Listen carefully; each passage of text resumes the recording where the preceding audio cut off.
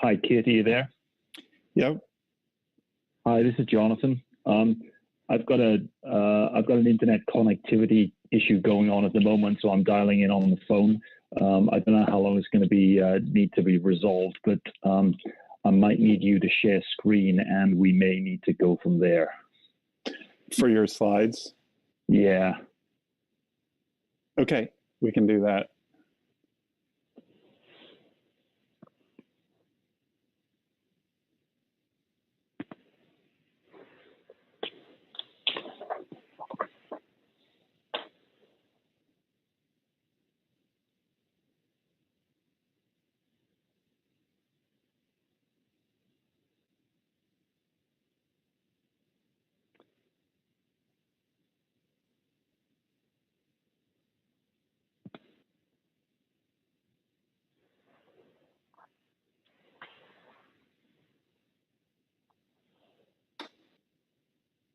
And Kit, I'll just take my lead from you whenever you want to kick off. I'll try and resolve this. It's a internet provider issue my end. I think nothing else on the RingCentral side.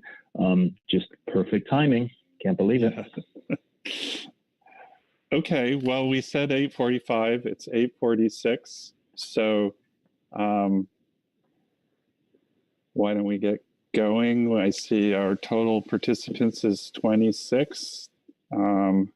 So I think almost everybody who's online is either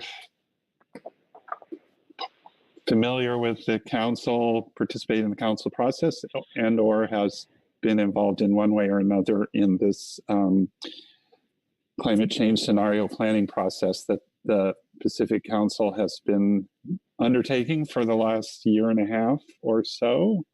I just am going to briefly introduce, just to note that this is a 2-day online workshop that's sponsored by the Pacific Fishery Management Council. I'm Kit Dahl. I staff the council's fishery ecosystem plan.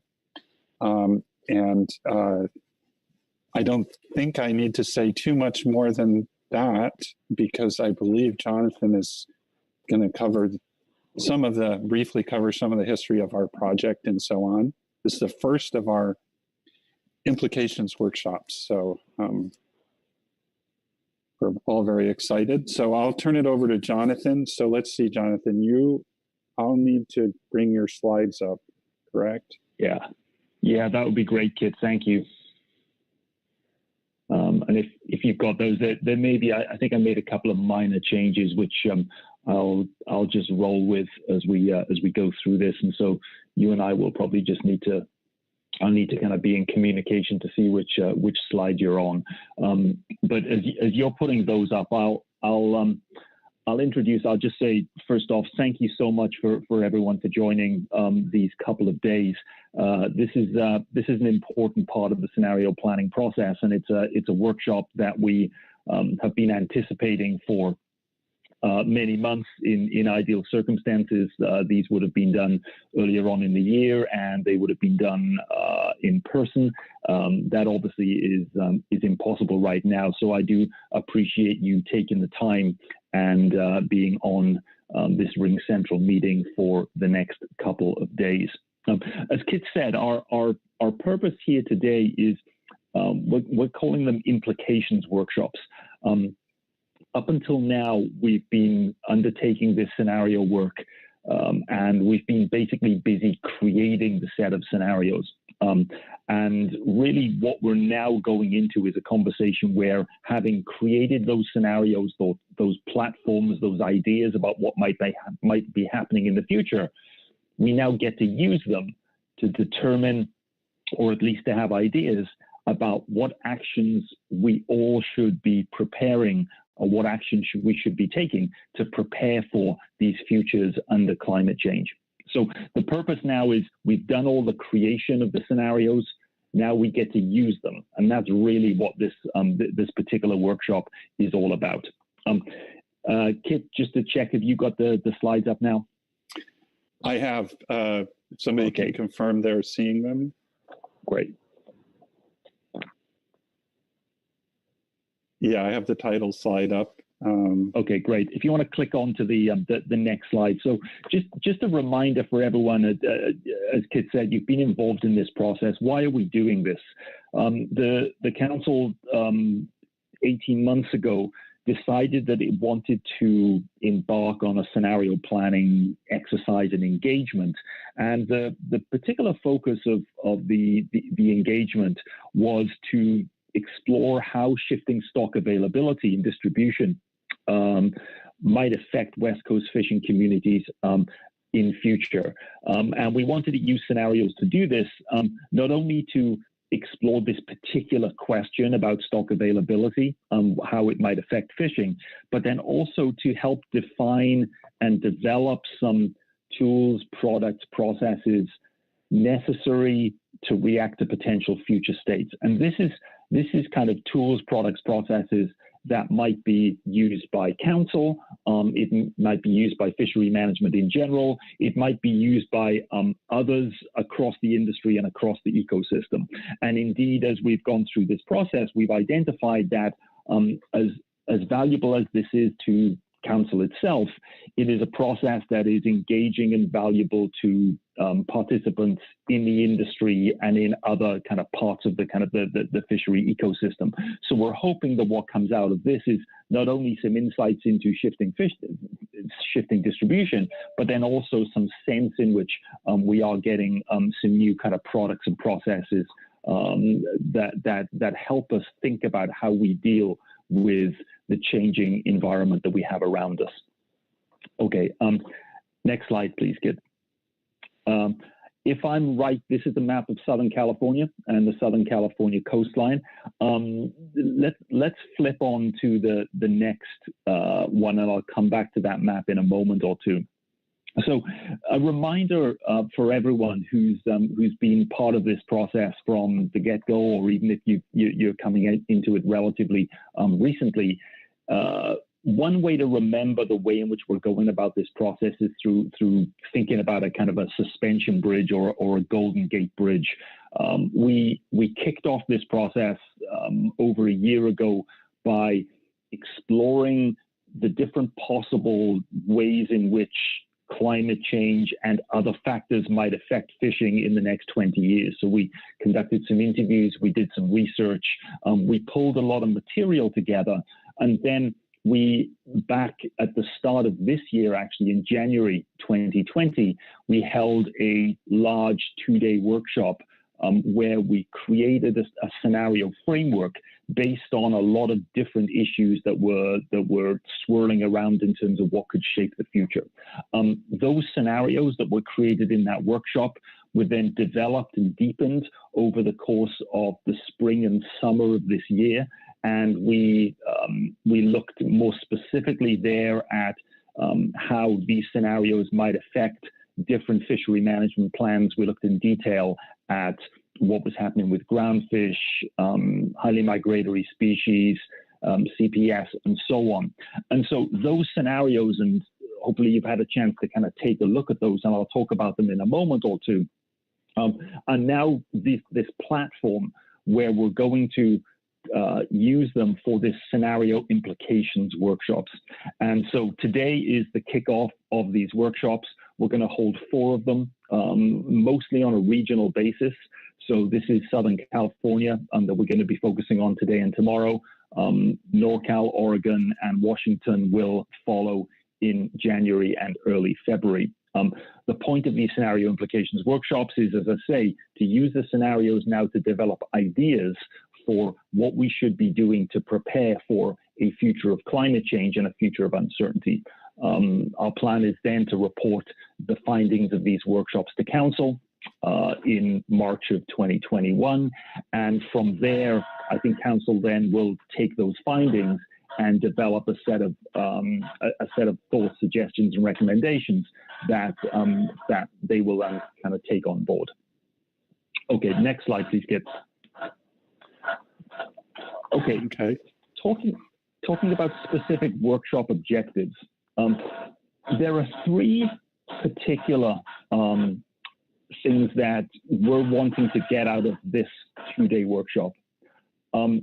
the first of these is that, as I mentioned, today and tomorrow is really about how these scenarios affect Southern California. And so the first objective is to identify and think about what are the particular storylines or what are the particular regional aspects that will really loom large in Southern California under each of these scenarios. So we'll be kind of painting a picture of Southern California in the sessions over the next couple of days. We will also identify the specific, what I would call implications or challenges and opportunities facing various stakeholders under these scenarios. So if you think about the work that we've done up until now on these scenarios, we've been fairly general in terms of, the following issues might happen.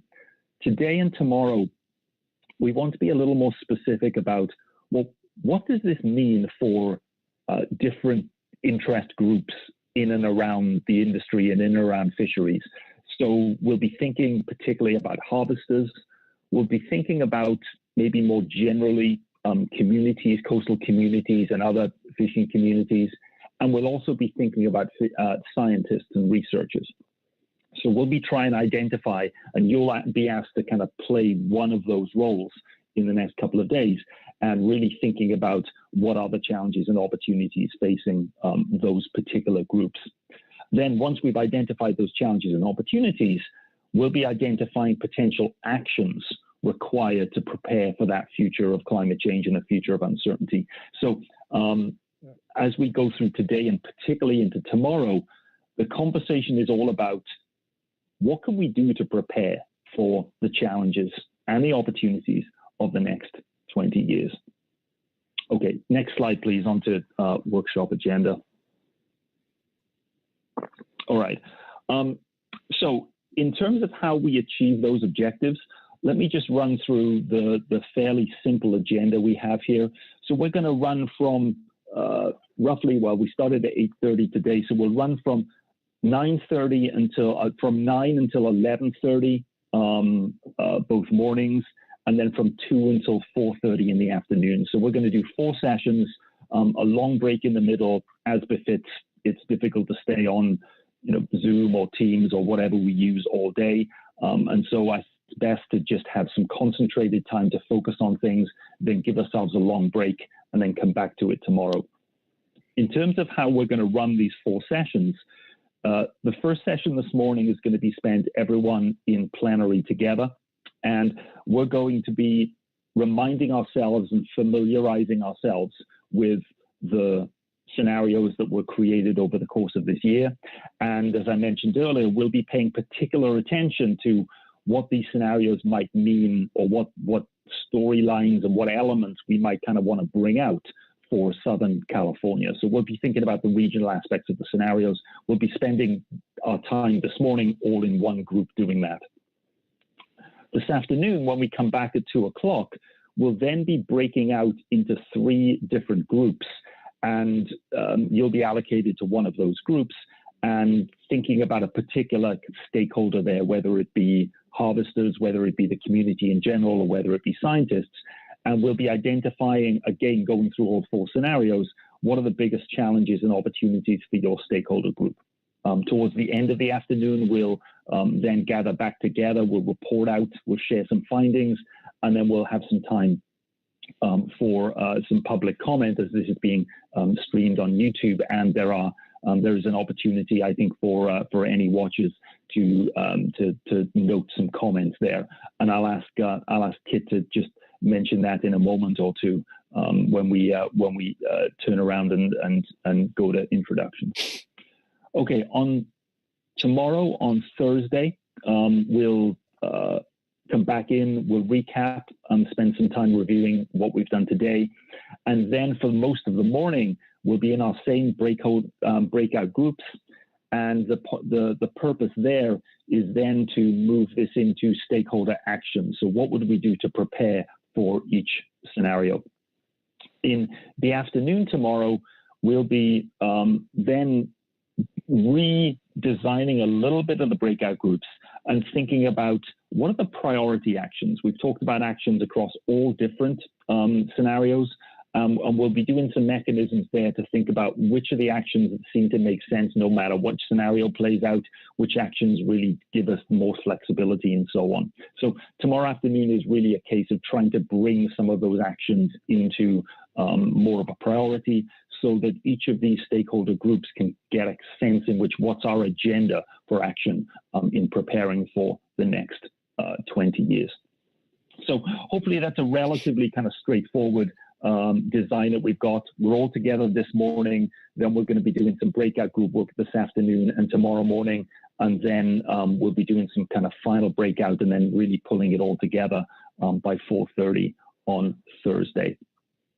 Okay, so with that, I am, because I'm on the phone at the moment, I'm going to try to reconnect and hopefully be able to do this in the next couple of minutes. I think my connectivity issue might have been solved. Kit, I wonder whether I could ask you at the moment to do the following. Could you just run the introduction section here? So what we'll probably do, what I'd like to do is just so everyone knows who else is on. We can see the participant list there.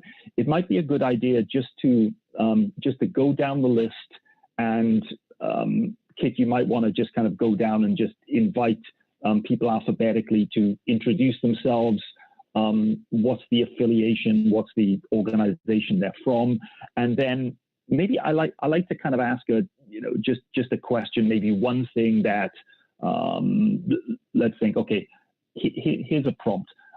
What's one thing you've learned over the past 9 months of COVID? And this could be something you've learned about yourself, about the world. Maybe it's a new skill that you've developed. Maybe it's something that you've learned about kind of the fishing industry, or maybe it's just something that you've kind of learned to do. So give us, when you're introducing yourself, your name, your affiliation, your organization, and then something you've learned over the past 9 months of COVID about yourself. I'll kind of kick this off with a very kind of mundane example. So I'm Jonathan Starr. I run a independent consulting organization called Scenario Insight. I've been working with Kit and the rest of the core team on this scenario planning work for over a year. And something I've learned plenty about myself, but maybe the skill that I've adopted more than anything else over the last 9 months is at the end of a long day of Zoom calls, I take myself off and I bought myself a dartboard. So I've been learning or relearning how to play darts. Throwing sharp objects at a board seems to be the right thing to do at times. So that's just a quick introduction from me. Kit, I'll hand it over to you maybe to go next and then go down the list. And what I'll try and do is reconnect and try and get on the internet connection rather than just on the phone. Kit, I'll hand it over to you for intros. Okay, that's not too hard. I tell you what, I'm going to stop sharing this screen, and if anybody, as you're introduced, if you feel like it, you want to turn your camera on when you're talking, so we can see you, that'd be great. No obligation there if you're shy or not dressed for it or whatever. So anyways, I'm going to stop sharing, and I'll down the list. So the first person I have is Stephen Stows. If you're ready, Steve.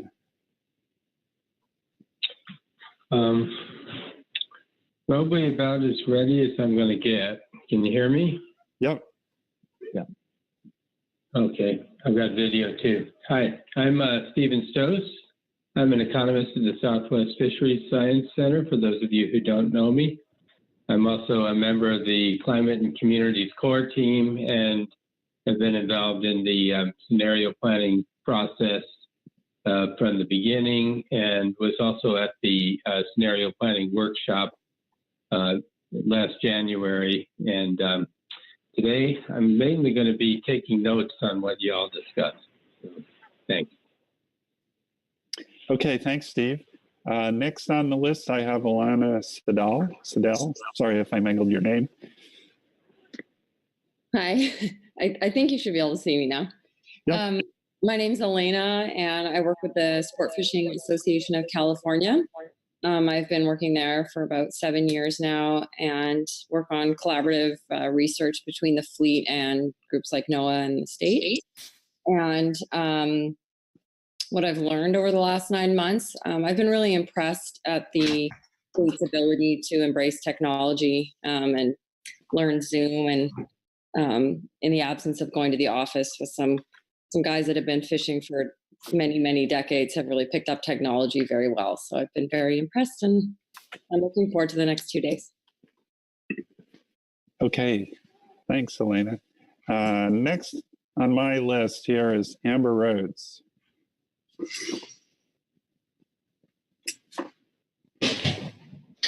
Hi, my name is Amber Rhodes. I work with the West Coast region of National Marine Fisheries Service. I am housed in the Sustainable Fisheries Division and focus mostly on highly migratory species issues. One thing I've learned during COVID, just before quarantine, my daughter was about 3 or 4 months. And so I've spent the last few months learning how to be home with a couple of children, mother to 2 of a 3 and a 1-year-old. I like kids. Early childhood skill sets are something I've been trying to hone. And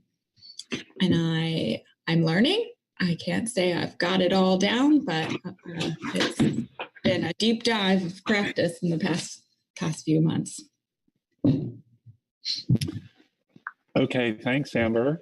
Let's see here. Next on my list, Barb Mueling. Hi, everyone. My name's Bob. I'm with UC Santa Cruz and NOAA Fisheries in La Jolla. Gosh, one thing I've learned during COVID is that too many snack breaks are never enough. Okay, thanks, Barb. Next, I have Cameron Spear.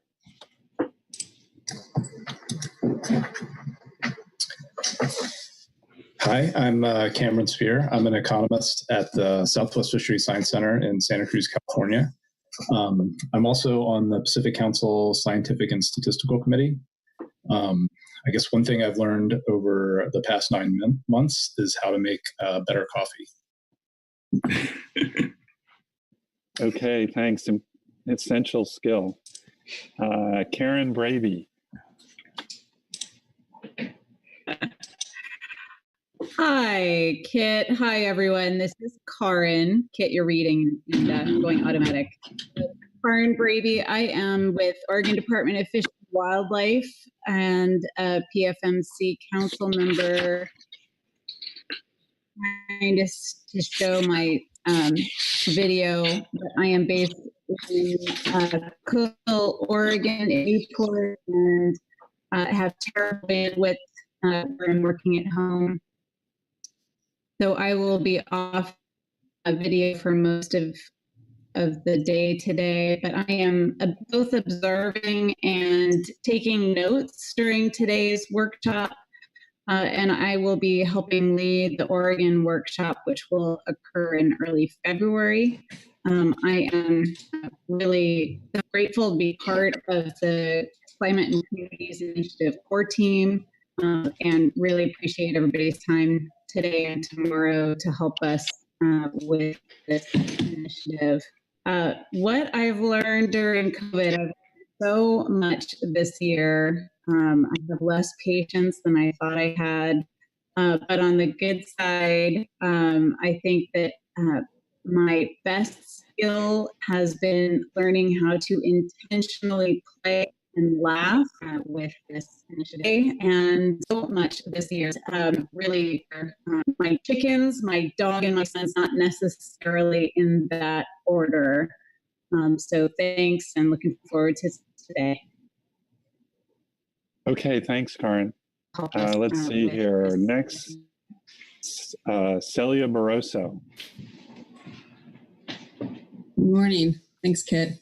I'm Celia Barroso. I work with Amber Rhodes in the Highly Migratory Species branch of the NOAA Fisheries West Coast Region Sustainable Fisheries Division. I'm also on the HMS management team at the council. Most recently, I've learned that I can make toddler arts and crafts because I'm usually very much unable to be creative in this fashion. But as of late, that's become a key activity. It's unfortunate that you don't have toddlers. Yes, I do it all just for me. Okay. Corey Ridings. Hi, good morning, everybody. Corey Ridings. I work for Ocean Conservancy in Santa Cruz. I am a member of the Climate Core team, and that's my involvement here.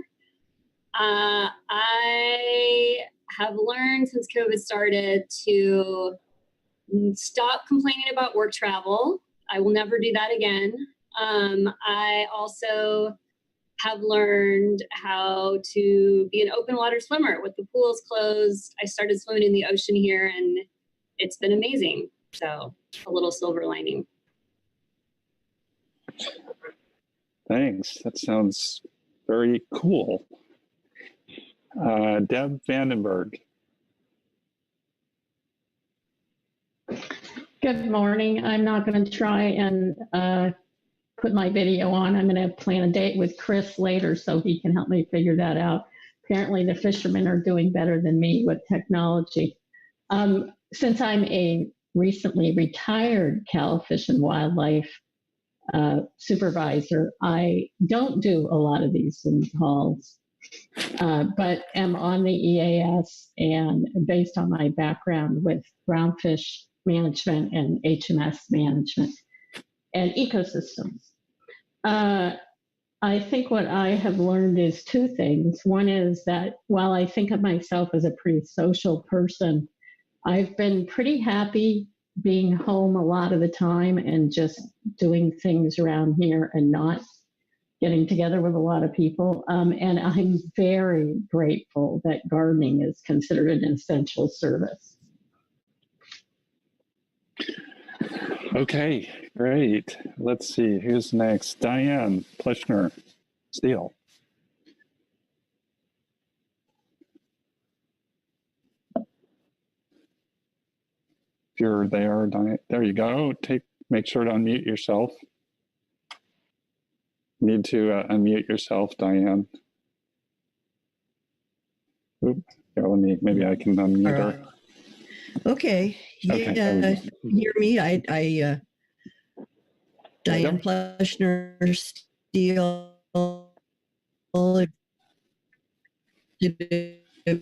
director of the California Wet Fish Producers, and also member of the Seed and Stable. So if you can hear me, I hope you can. We've been going through this challenging time. The industry's suffering. One is that the pigs really don't care. When I get over the top, I go out and watch our little piggies run around and be joyous and happy. And we've got 15 young ones now that are just about a month old, and they all escaped. And so I was driving out to the post office yesterday, and here's all 15 of them running down the driveway. Just, holy crap. But they came back. We did. I said, go home, and they all went scurrying back under the fence. So yeah, this is going to be an interesting exercise, and I really appreciate the opportunity to try to figure out how do we survive, given that we don't know a lot of what's coming. But I appreciate the council's interest in trying to come to some vision of what can we do in the face of climate change. It's going to be going to be a challenge. And I'm looking forward to what everybody else has to say. And thanks for the opportunity to do this. And I'm going to take my video off, which never showed up on my screen, but it's just as well. All right. That's it. Diane, thanks. And Kit, just to let you know, this is Jonathan. I'm back on, and thankfully on I've got a full kind of screen able to see now. So if you want me to take over the intros, I can do that, Kit. Sure. I'll let you take over. You can figure out where to start or pick up. All right. Well, I think I'm going to go down. So next on my list, Gary Burke. Next, please.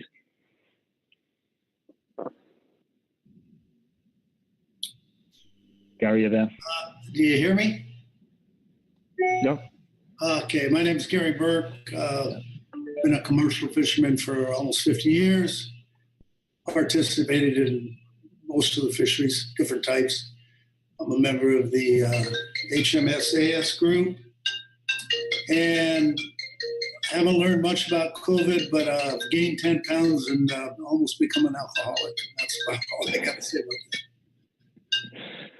Yeah, I know that experience. All right, thanks, Gary. All right, let's go to Greg Helms. Greg. Hi, everyone. Greg Helms. I work with Ocean Conservancy here in Southern California on California fisheries. Tag team with my colleague Corey Ridings, doing the federal fisheries. And I was part of the, I believe the original or the previous group that put together the scenario. So it's nice to see everybody again and continue this. What I've learned or been reminded of recently is that, you know, there are larger forces at work that can upend our best laid plans, whether you think of it as nature bats last or we're not entirely in control. It's the same thing. So we put up with these circumstances. You know, the weight game and consumption is something I've got to watch. So happy to be here. Look forward to the experience, and I'll go on mute. Great. Thanks, Greg. Jessica Watson, I've got next. Hi, this is Jessica Watson, and I'm with Oregon Department of Fish and Wildlife, as well as a member of the Ecosystem Working Group and the Highly Migratory Species Management Team. And I'm here to take notes today and tomorrow, so I'll be kind of in the background a bit. And what I have really come to learn and appreciate during these COVID times is being adaptable when your dog is barking or your partner walks across the screen, and all of those things that happen via these virtual meetings. All right. Thanks, Jessica. That's great. And also when you drop connectivity, which is my experience. Thanks for that. Jody Van, please. Jody. Hi there. I'm just trying to get my video started. I'm Jody Van Niekerk. I'm with the West Coast Region Observer Program. I myself have been an observer on longline vessels and drift gillnet vessels. Gary Burke has got one of the vessels that we're observing, so it's been interesting for me to see which way our fisheries will go, looking at the impact that climate change could have on them. Thank you. Great, thank you. John Ugoretz, please, next. Hi, John Ugoretz with California Department of Fish and Wildlife, and I'm a council member and on the core team for the Climate and Communities Initiative. And I have learned during COVID that there are a large number of service dogs that are raised in the California state prison system. And as someone who raises service dogs myself, I've benefited from the prisons being locked down due to COVID, and we just picked up a service dog puppy in training yesterday from Mule Creek State Prison. So Astro, the service dog, is on furlough again and has joined my family until he can go back to his inmate. Great. Thank you, John. Got your hands full there. That's great. Leslie Hando, next, please.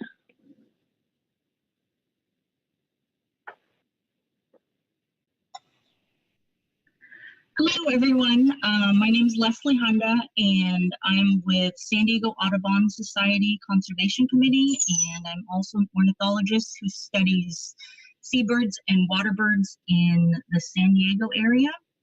I think the most important thing that I've learned during this time is that it's really important to stay flexible because we don't know what's going to happen tomorrow. So I think that's the most valuable lesson that I've learned. Thanks, Leslie. Appreciate it. Let's go to Liz Helmus. Hi, I'm Liz Helmers. I am with California Department of Fish and Wildlife, and I'm co-chair for the Highly Migratory Species Management Team for the Pacific Fishery Management Council. One thing I have learned during this whole adventure is how to deal with a 250-gallon aquarium when it cracks open in the middle of the night and starts dumping on your living room floor. So that is quite a fun experience, and I wish it on no one. Yeah, many a story to be told there, Liz. Okay, thank you for that. Let's go to Louis. Louis Zim next, please.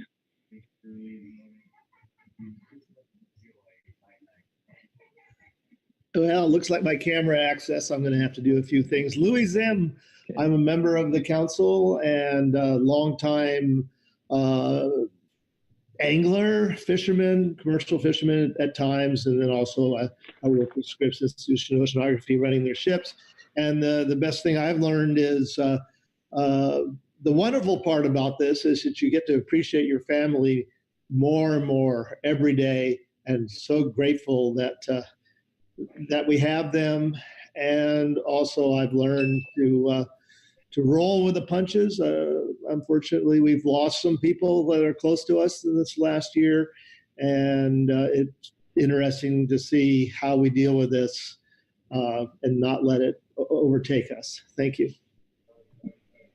Thanks, Lou. Thanks, Louis. Appreciate it. Let's go to Sarah. Sarah Schaufler next, please. Hi.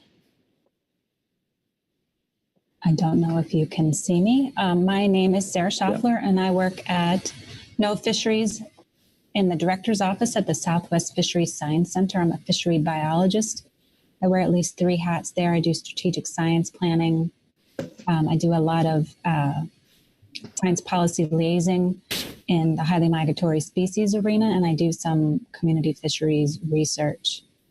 I've learned a ton of things over this past year, and one thing that's really been helpful is learning how to find joy and entertainment in a world that's become much more limited for our household.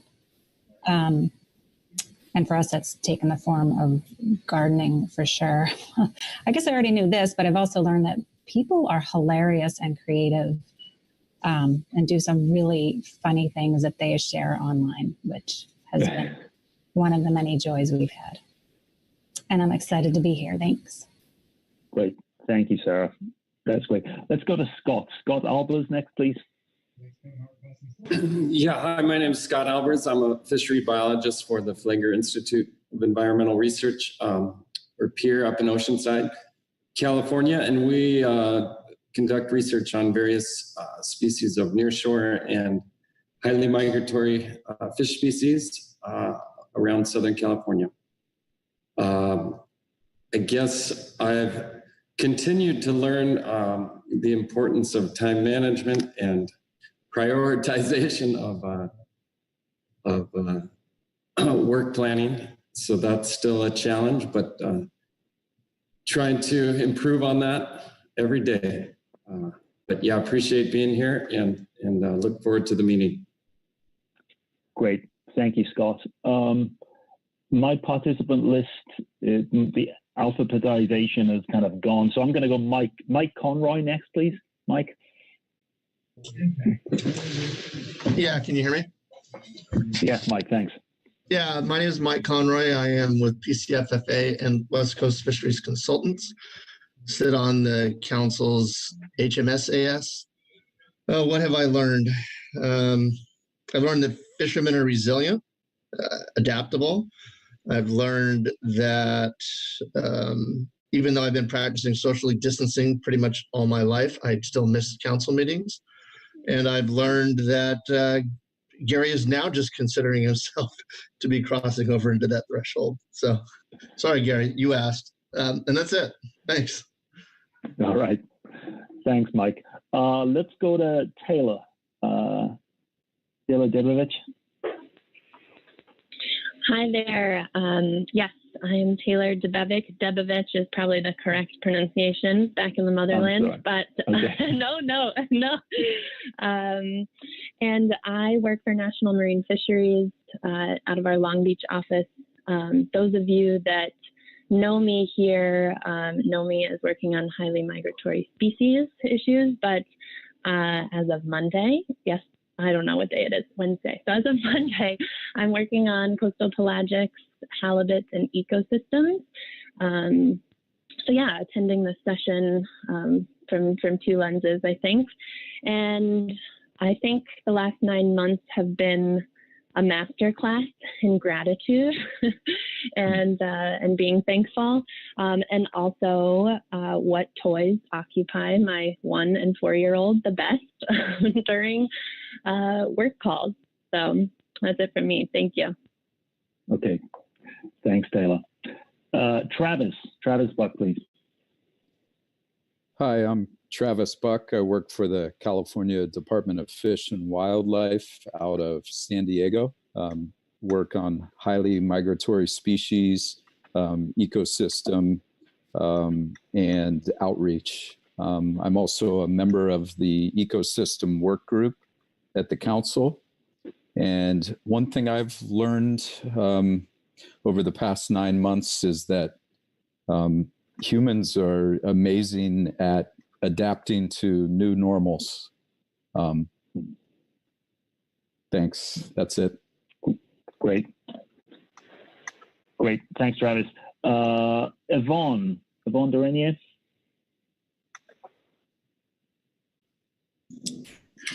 Hi, I'm Yvonne Duranier. I work for the National Marine Fisheries Service in Seattle. And so like Jessica, I'm a Northerner who's going to be here in the background taking notes and facilitating in parts.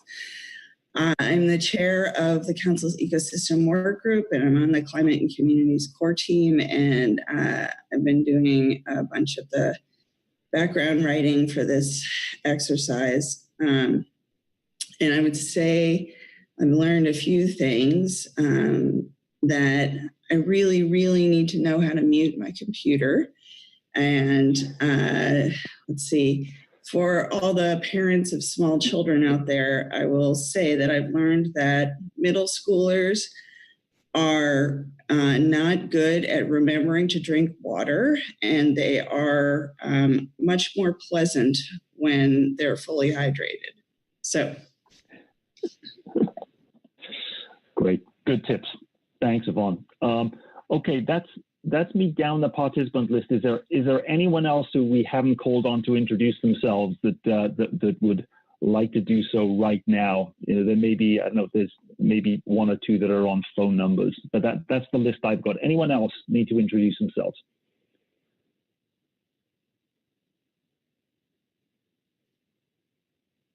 Okay. All right. Well, we'll move from here, and I'm now going to move to try and share my screen again. So let's see if we can just check on that.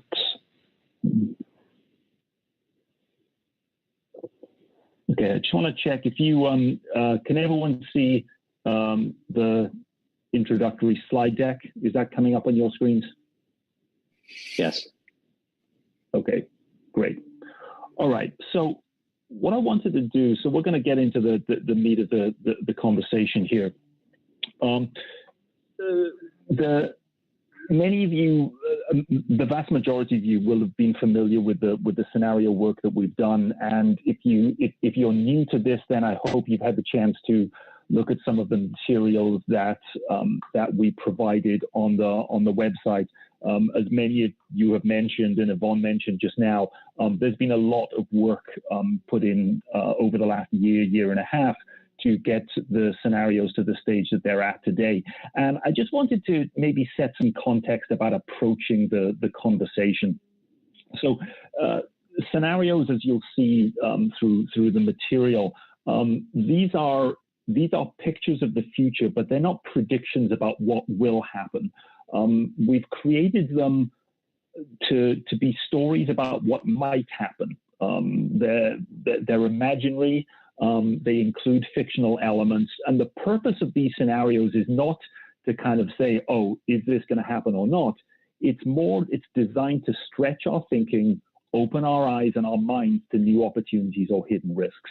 And so the focus of our conversation over these next 2 days is not so much critiquing will or will this not happen. It's asking ourselves, what if we see a situation like this emerge? How is it going to affect our work? How is it going to affect the fishing industry? What does it mean for fisheries management? We know, and I'm grateful for many of the comments that many of you have made about how things are out of our control. We know that the future is going to surprise us in some way or another.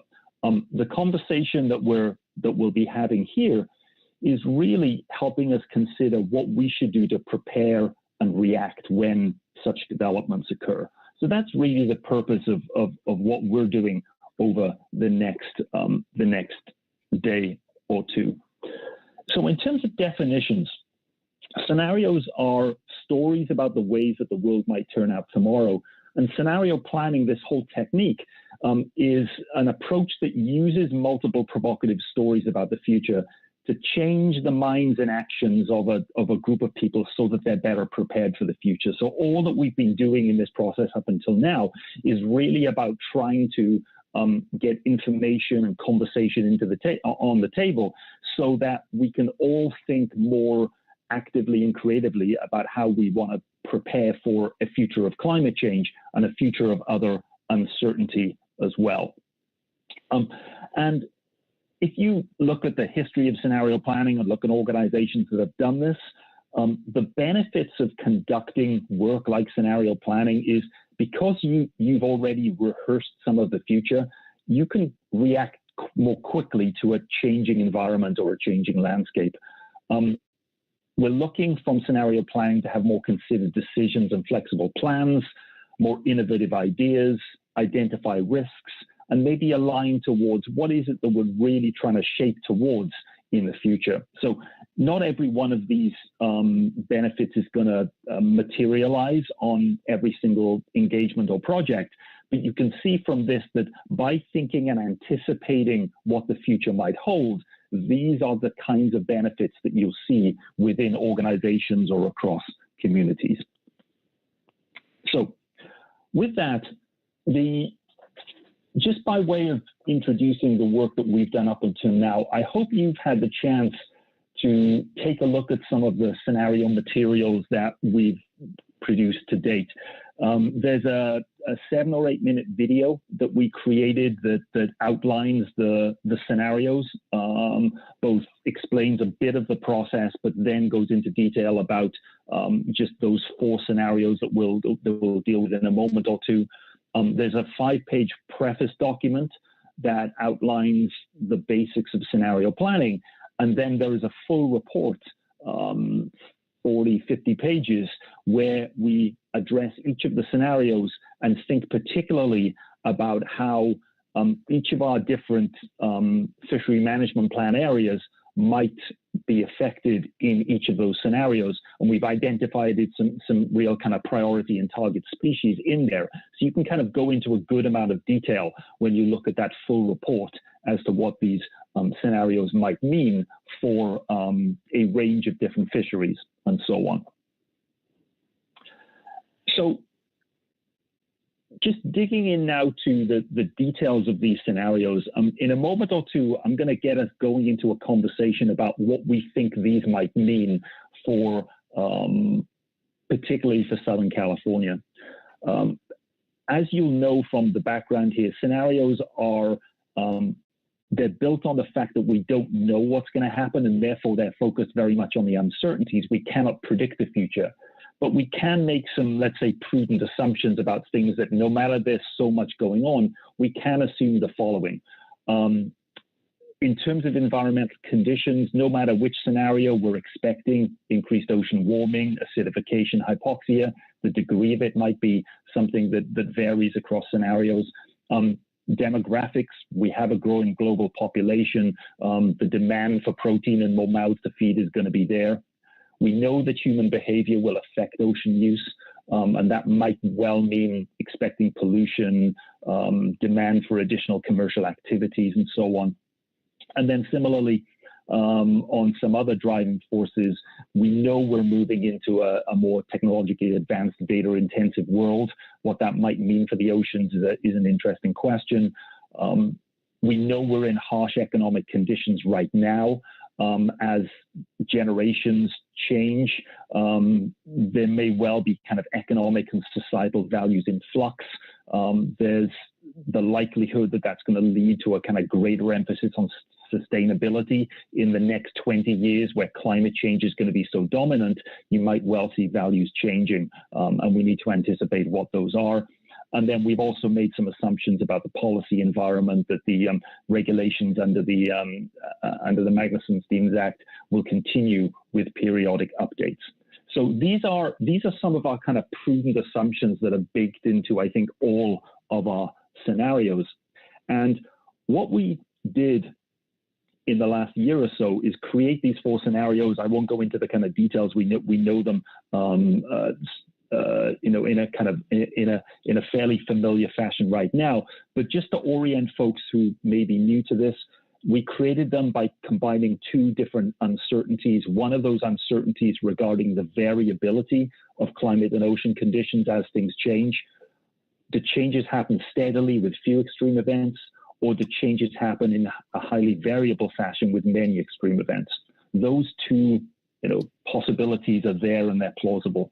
And then on the other uncertainty, what's the degree of kind of species abundance and availability? Are we going to see abundance and availability maintained or increased, or are we going to see abundance and availability of kind of key species decrease? You combine those 2 uncertainties together, and we're given these 4 scenarios that you've hopefully had the chance to kind of take a look at and look at in a fair amount of detail. Fortune and Favor, Blue Revolution, Hollowed Out, and Box of Chocolates, each of them telling a different story about how the future of West Coast fishing under climate change may well occur. So that's the basics of what we've done up until now. Today's conversation, or this morning's conversation, what we're going to do is talk about the regional aspects. So this morning, from now until 11:30, there's nothing more to do than just go through each of these scenarios in turn and just say, why is this scenario particularly relevant for Southern California? Okay, so we'll go through and we'll take our time to kind of to chat about this. What parts of the Southern California fishing system or coastal communities might be most affected in this particular scenario? And what specific storylines can you imagine happening in Southern California in this scenario? So what we're going to do is take, I think with the time we've got, we'll probably take about 20 minutes kind of per scenario here. We'll run through them. And I want you to keep these kind of core questions in mind. Okay, so this is our opportunity to take the broad kind of elements of the scenarios that we've got right now and think about how is this particularly relevant to Southern California. And obviously in future workshops, we'll be doing the same for Oregon and Washington and Northern California. But this morning, we really want to focus it very much on this question of Southern California. So hopefully you will have either to hand or you'll have it kind of in your mind there. Each of these scenarios, what exactly do they represent? Let me talk first about Fortune and Favor. Now, what I've picked out here is just a kind of some very, very kind of quick summary. So this is a scenario, this top left scenario. Climate and ocean conditions don't kind of vary wildly from year to year. They're coupled with abundant and accessible fish stock. So in some ways, this is a mostly benign world for ocean users. There's range shifts happening. Important target species do occur, maybe more widely, often appearing farther north than they do today. But maybe some of the biggest challenges in this are really around the industry economics. It's kind of the economics kind of turns on its head. Things like pandemics, cyber conflicts, trade wars. This is a tough international kind of trading environment. As a result of that, in this scenario, the U.S. fishing industry becomes less international, relies more on domestic demand. By 2040, because of these kind of, not so much because of the climate, but because of these kind of this turbulence in the economic environment, there's a renewed emphasis on buying local, exploring community-based approaches to fishery management. So what I'd like to do, if we have this kind of idea in our mind of fortune and favor being a kind of relatively benign sort of scenario, what ideas does this kind of instill in your mind about what this means for Southern California? What are the particular either storylines or what are the most relevant issues that you think are involved in fortune and favor and how they might affect Southern California? So what I'm going to do now is close down my screen sharing and maybe just go to a kind of a general conversation. Kit, I know you're going to take some notes on this, but the purpose of this kind of first exercise is mostly familiarization. It's just a chance for us all to chat about this particular scenario, fortune and favor, and think about why it might be particularly relevant for Southern California. So if you want to refer to any of the documents or any of the notes, please feel free to do so. So I'm going to stop sharing for now. Kit, are you okay for taking notes on this part of the conversation? Yeah, just a sec here, and let me share. Okay, so you should have our little note-taking sheet, and I'll do my best to capture what ideas come up. Okay, that's great. And I think what we'll do is I'll just invite anyone to kind of begin the conversation. If you've got a specific point, that's great. If you would just want to kind of open up and say, this scenario makes me think about the following regarding Southern California, that would be great. So Louis, I can see you're kicking off with a hand up, which is fantastic. So if people want to use the raise hand here to kind of get us going, that's terrific. Remember, this is really just about kind of starting to familiarize ourselves with what's going on. So Louis, over to you. What does fortune and favor feel like to you regarding Southern California? Well, this scenario, I think, is closest to our reality at this very moment, and probably for the next 2 or 3 years. I'm not sure that it goes all the way out to 20, but we've got a situation with rebuilding stocks, and somehow it seems like our fisheries have stabilized.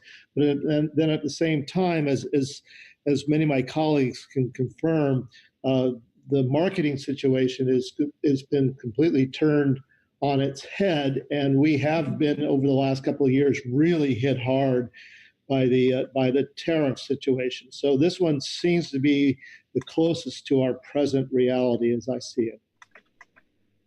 Okay. Great.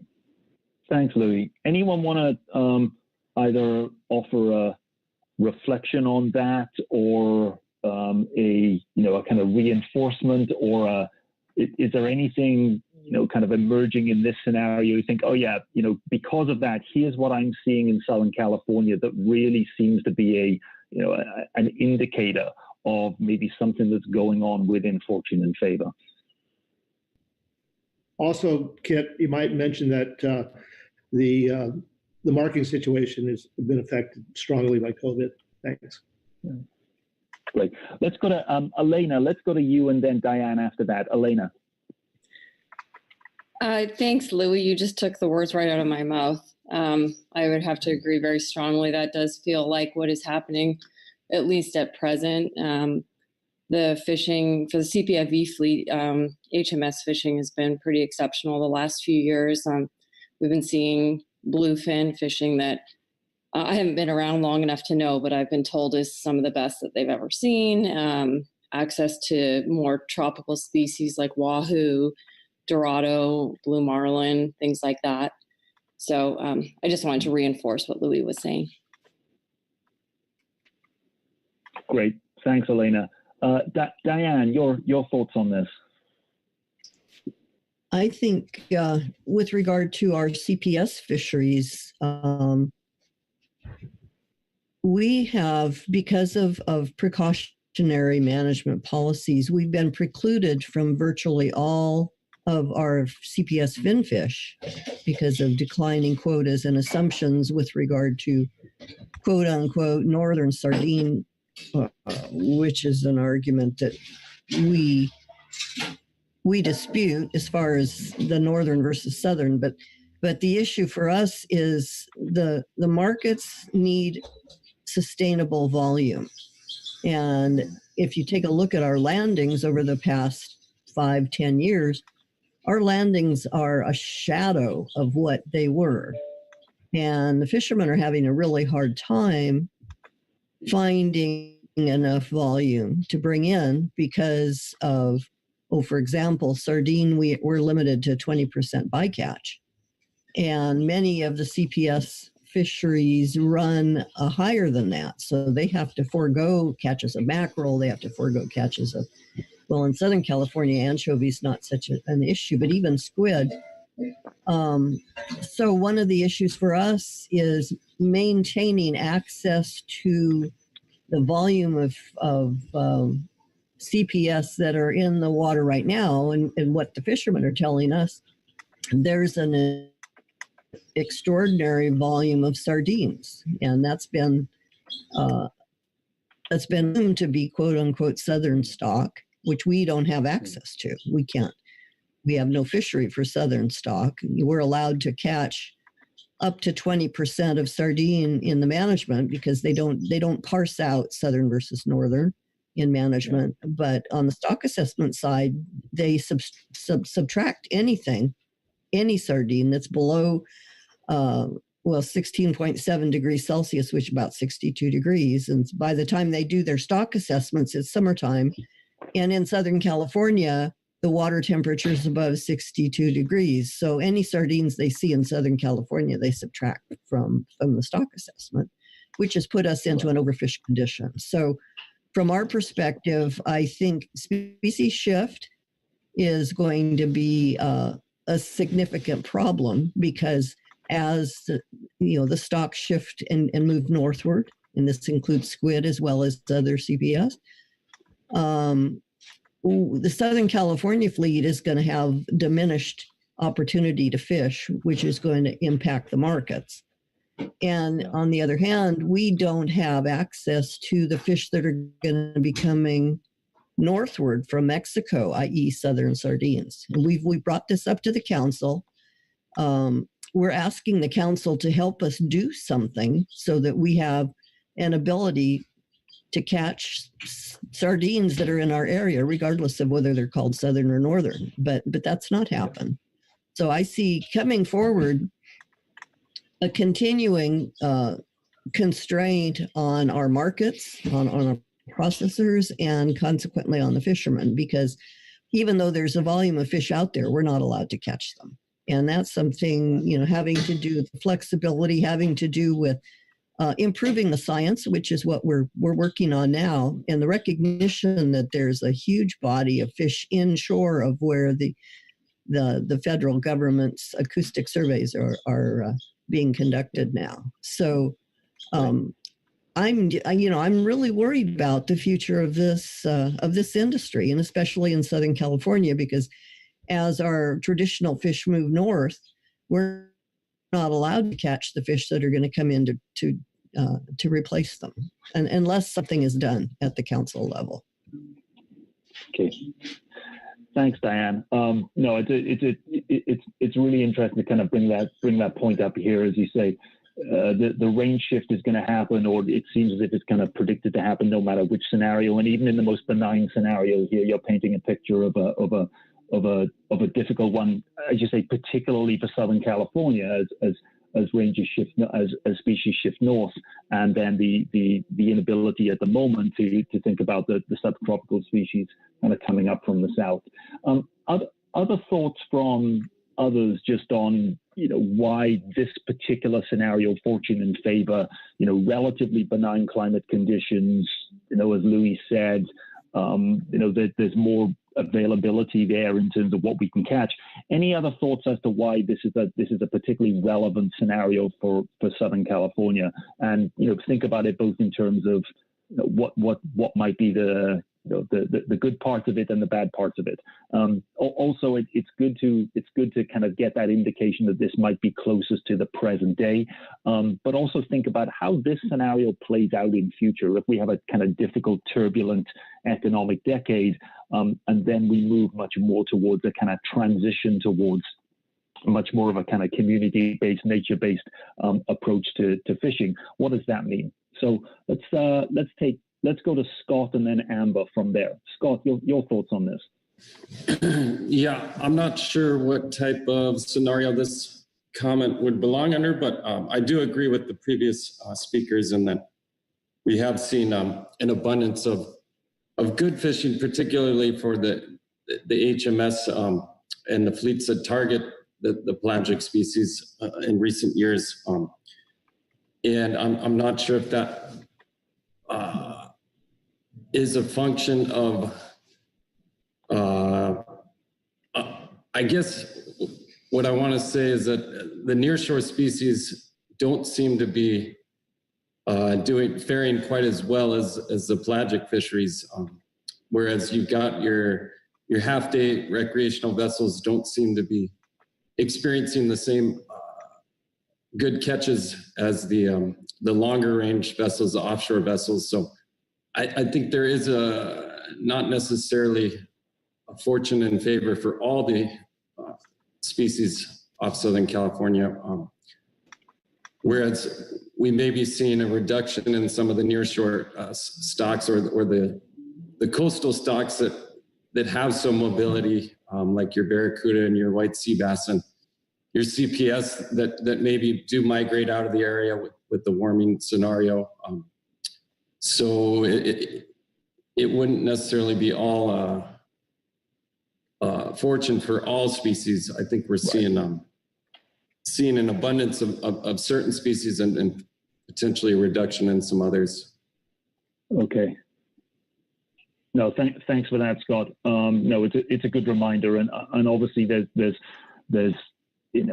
different kind of complexities in this, and we are telling a kind of relatively simplistic story here. But you're right to remind us that there could be sort of difficulties for some even within this one. Amber, you want to come in on this?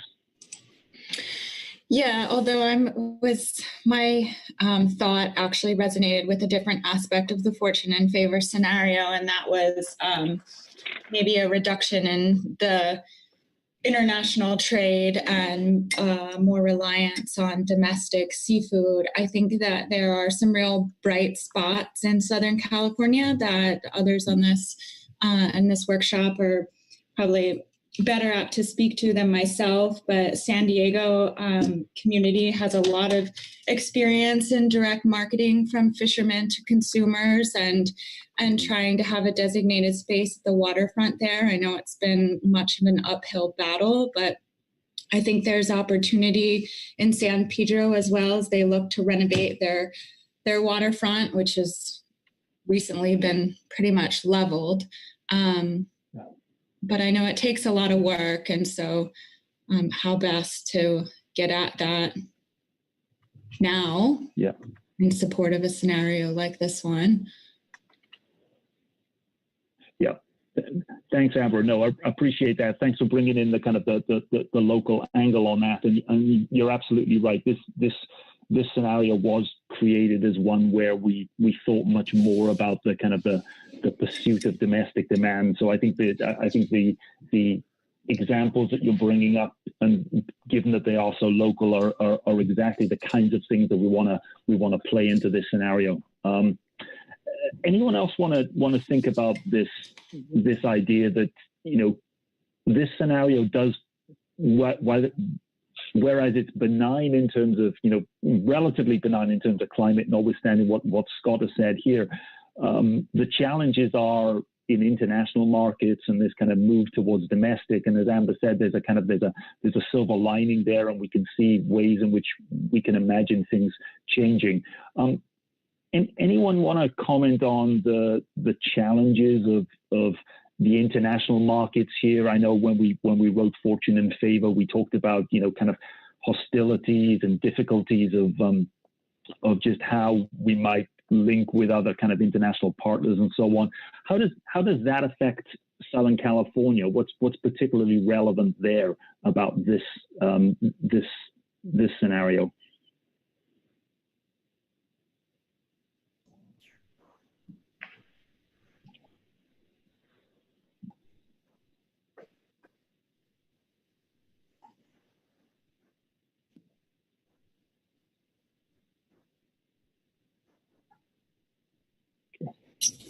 Or let me take a different crack at this, because I want to spend maybe just 5 more minutes on this one and then move on to another scenario.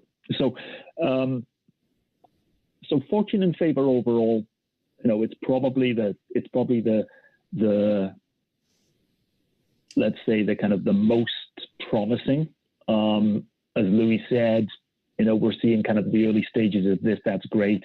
Amber's identified that there are ways in which we can see already some activity that moves us towards, you know, kind of catering for more domestic demand.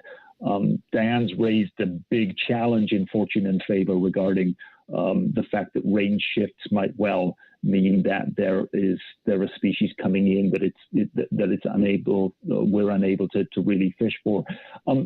Where do we land in Southern California on Fortune and Favor? Is this a scenario, given all the others, that you think, yeah, you know, we can definitely cope, you know, kind of communities and the fishing industry can cope with a Fortune and Favor? We take that one. Or are there particular, you know, concerns that you have? How would you really think kind of generally about Fortune and Favor in Southern California? We've heard, you know, a range of different viewpoints up until now. What else might you bring into this kind of this equation that you think is particularly relevant for this part of the world? Diane, got your hand up. Let's go Louis and then Diane. Thank you, Jonathan. I really appreciate what Scott brought up about the different fleets in our CPFV fleet and how they've been challenged. With our CPFV fleet having to go farther offshore and actually not fishing the coast as much, it makes for more challenges with keeping the equipment tip-top shape. It makes for more challenges with regulation. Some vessels may be only limited to 20 miles offshore, so they have to upgrade the regulation. There are various zones that these boats are regulated for. They may have to update the regulation. And then since we had a tragedy of a fire in an associated vessel, not a fishing vessel, but a diving vessel, we're going to look at a lot more regulation. And so it's going to be a very big challenge for the fleet. Even though there's opportunities here, there's going to be some boats that are just going to have to fall out. There is not the money to build new vessels. So we have to find a way to bring our vessels up to the standard to meet this challenge without losing these vessels. So this is a very big economic challenge. Fuel prices really affect this. If we have to run 40, 50 miles offshore every day, it's a lot more fuel. We have to charge a lot more to the people. And then, of course, we have this whole social distancing problem that we're working with here on the COVID. and we have to limit the amount of people on board. So a lot of challenges here for our fleet. Okay. Thanks, Louis, and we'll certainly talk more about challenges in this scenario and others as we go through the conversations. Let's go. So Dan, we've heard from you. I'm going to come back to you. Let's go, Mike Conroy, then Sarah, and then to Diane. Mike, over to you next.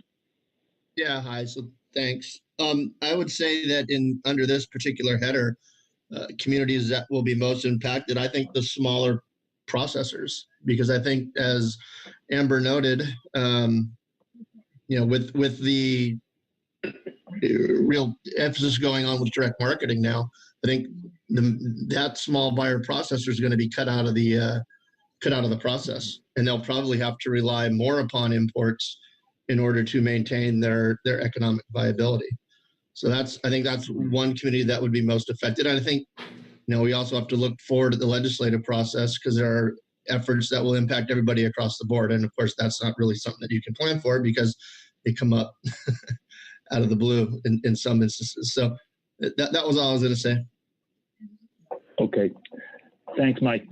Great ad. Sarah, over to you. Hey, in this one, I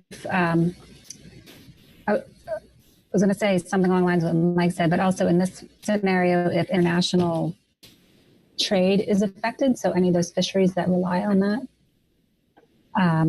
that are dependent on that, so specifically our spiny lobster industry, and I know we have some fisheries where we export a product and it gets processed and some of it's sent back. So those, and then along the lines of what Mike said, if those small-scale processors have to rely on imports, if international markets are interrupted, then that's not going to help those small-scale processors. Yeah, no, it makes it it makes it much trickier. Absolutely. Thanks, Sarah, for that. Diane, you want to come in? Thank you, Jonathan. Even the large processors are going to be impacted if they don't have access to the fish. And there's a paragraph on page 10. Greater abundance and diversity have led to an increased catch of weak stock fisheries, and fishermen are frustrated by resulting limits in the catch of target species. But while an ecosystem-based perspective in fisheries management constrains catch in individual fisheries, catches across all fisheries increase. And the council has been striving for quote unquote ecosystem-based management for a while, and the MSA does also. But the problem is that we're not managing, for example, CPS could be managed as a complex and not as individual species. And that's the problem we're facing right now is, even though you talk about ecosystem-based management, you're managing, and each individual stock has its own quota without considering the forage fish complex as a whole. And so if they're, I think if the council were able to adopt a more flexible approach that would consider, allocating a total catch limit over the complex, and then the fishermen and the markets could access the fish that are abundant at the time in our waters, especially in Southern California, and then also more of an emphasis on collaborating with the industry to improve the science, because there's a huge volume, as I say, in Southern California especially, of fish in the waters that are not even being accounted for in stock assessments because they're inshore of the NOAA surveys. So, I think the two things that I would recommend is more flexibility in management, more support for experimental fisheries that could be developed on these stocks that come up from Mexico, so that at least there's something coming across the docks that the fishermen can catch and the markets can process, and that keeps the doors open. Great. Hopefully we can get to that at some point. Thanks, Dan. And we'll definitely get onto that when we kind of think about actions that really could be taken by a range of different players. Amber, Amber, I've noticed you've got your hand up. Do you want to come in on this? And I know we've got Scott and Greg who just also. But Amber, anything from you? I think maybe. Can you hear me? Okay. Yes. Okay. I think I'm going to hang back on my comments for right now, and maybe put my hand up again in a minute. See if we can continue this thread. Okay, just to let you know, I'm going to take these few comments and then I'm going to try and move on to a different scenario. So if there is anything, I'll ask you just as I'm wrapping up Fortune in Favor, and then we can go to the next scenario from there. But before that, let's go to Greg. Why don't you come in on this? Let's go Greg, Scott, and then Sarah. Sure. Yeah, just maybe to state the obvious, it's hard not to notice that even here in the most benign scenario, you're getting a whole lot of challenges and concerns raised. Noting that we're already seeing some of these impacts, and they're already starting to push at marketing and science and international concerns that and other types of concerns that are a big deal. So it's We're already in it here at the most the benign scenario. Secondly, I sense there's an agreement. I certainly share it that Southern California is probably positioned to be in a pretty good place in terms of the give and take of species availability, species moving up from the south, and so on. It seems like the opportunity is here geographically to have a lot of options, which is a good thing to have. And I also wanted to just reflect on the eating local piece, the local marketing. It seems to me that Southern California is maybe a extra prominent place based on weather and other things, where you've got a lot of communities out pier and jetty fishing, extremely small fishing that happens. It's in the category of recreational fishing, but really it's subsistence or dietary supplementation fishing. And these are folks, and that's an activity that, if we invest in it, if we notice it, it could be a real driver for, a real jumping off point for the community's greater acceptance and emphasis on eating locally and taking advantage of what the local marine ecosystem provides. So it's sort of already happening, but I don't know if we're as plugged into seeing that happening and taking advantage of that and using that as a marketing driver for folks getting off the imported seafood emphasis that they have into more diversity in that. So it's definitely a call out for pier and jetty fishing and those who are already on the leading edge. Great, thanks, Greg. Let's go to Scott and Sarah, and then I want to move us on to another scenario. So Scott, Sarah, let's wrap up Fortune in Favor. Yeah, this goes right in line with what Greg just said, and I do agree that there's Southern California is in a good spot for direct and local marketing, but there's still a long way to go towards improving the flexibility in permitting and legislation to engage in these direct and local markets. So I do think that is a challenge that still needs to be addressed before this direct and local marketing can really take off. That's it. Great. Thank you, Scott. Sarah, to you. Hi, I was thinking back again about, I think there was a phrase in the material you sent out that international relationships may be fractured.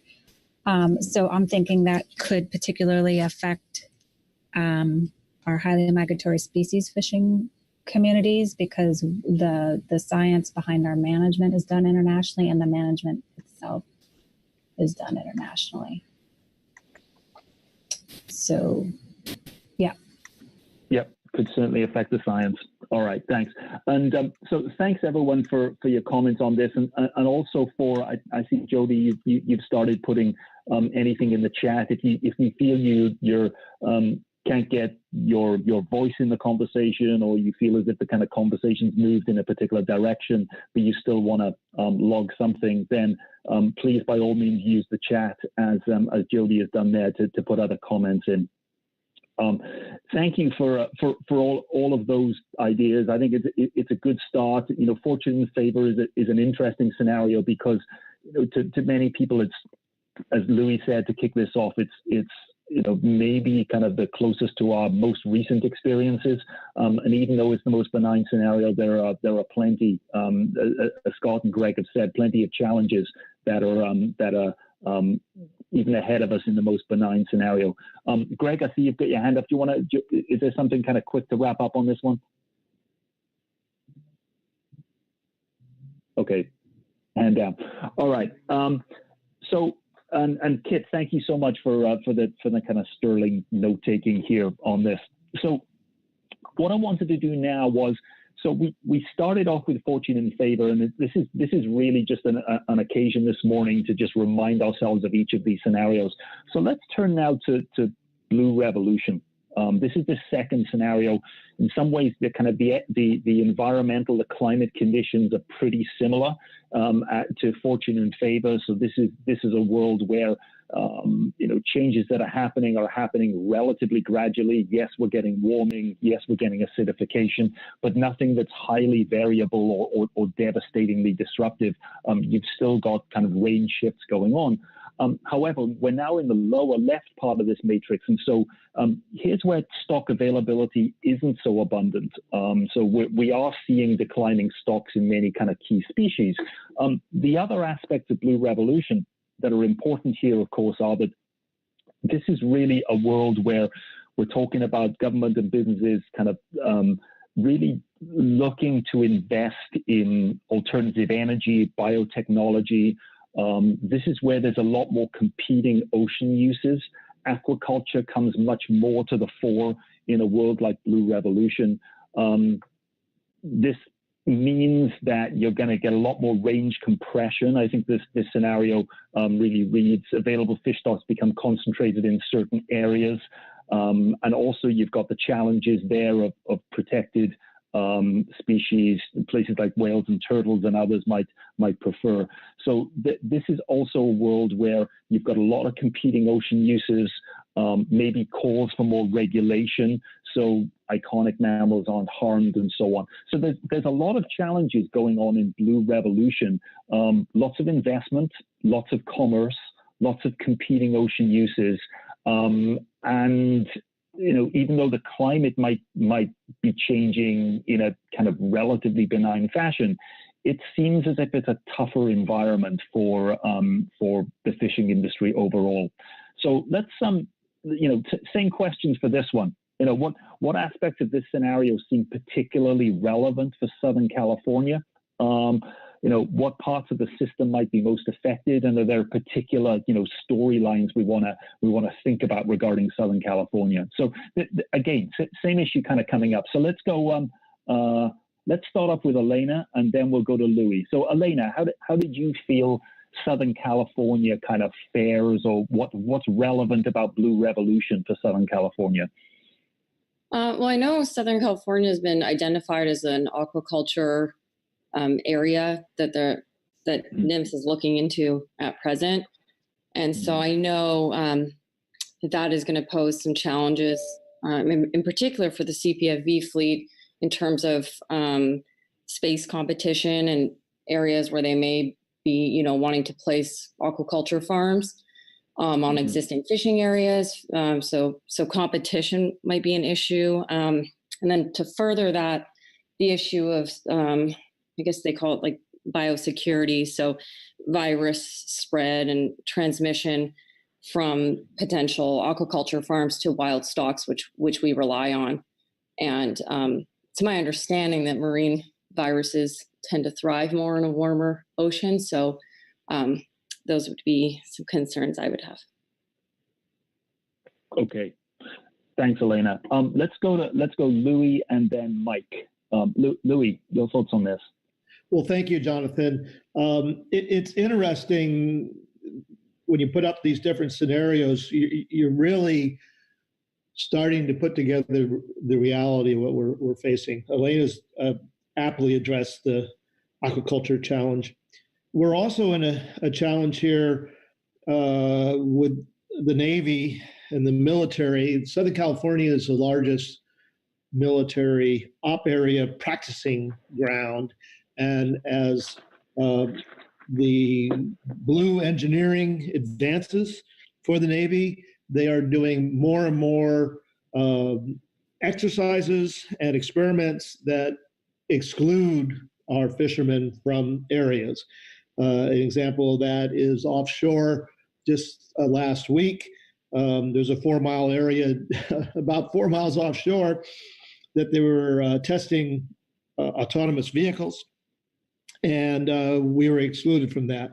Same time, out at San Clemente Island, our primary bluefin tuna fishing area, we are regularly excluded. So as you see this blue revolution happening here for commerce and for the non-military economy, you also see it for the military economy, and that's really a challenge for us. Okay, thanks, Louis. Mike, thoughts on Blue Revolution? How does Southern California fare in this one? Yeah, well, thanks for that, Jonathan. I guess it all depends on where we define the demarcation line between Northern and Southern California. Clearly, the commercial fleets will be as impacted with these aquaculture opportunity areas, especially within the Southern California Bight. But then when we're talking about offshore renewable energy, those are the way that the infrastructure is designed to be utilized off the West Coast. Those will be de facto closures because they're floating and there'll be no fishing in and around those. So, there's right now a 730 square mile wind farm proposed off Central California by Morro Bay, which, given how long the state is, my guess that would be defined as Southern California, since there's no Central California work group on this. So, then also, what other types of renewable energy will we start seeing? Wave energy pop up? Will we see currents? And then, we don't know what the ecosystem impacts of those will be. So those are all things that we need to find out before these things go into the water so that we can best plan for them. Yeah. Thanks, Mike, for that. And I think you're right. We're for the purposes of this conversation, I think we'd ideally thought, okay, Southern California Bight, Point Conception being the kind of the boundary. However, there's no kind of hard and fast rules. If when we talk in Northern California, if things are raised about Morro Bay and so on, we'll kind of take it there. So in some ways, it's really just a kind of a general sense in what's going on. But you're right to raise it in terms of maybe aquaculture more in Southern California Bight, whereas Central California might be affected a little more by the alternative energy installations. Can I just follow up real quick? Yeah, sure. Yeah, that makes sense. I do know that there are many fishermen in the Southern California Bight that fish off of Morro Bay, so there'll be impacts that way. And there are also wind farm projects proposed within the Bight up on the northern edge of the Bight. So it's not just a Central California thing. We have proposed projects off Vandenberg and off Halama. Yeah. Okay, great. Let's go Amber, Deb, and then Diane. Amber, over to you. Okay, this is Amber. So I have two topics. I was kind of thinking along a storyline under this scenario, although I think there could be application and fortune in favor as well. But you mentioned marine mammals under this scenario and potentially more concern for their status. Marine mammals and sea turtles are very constraining species for highly migratory species fisheries.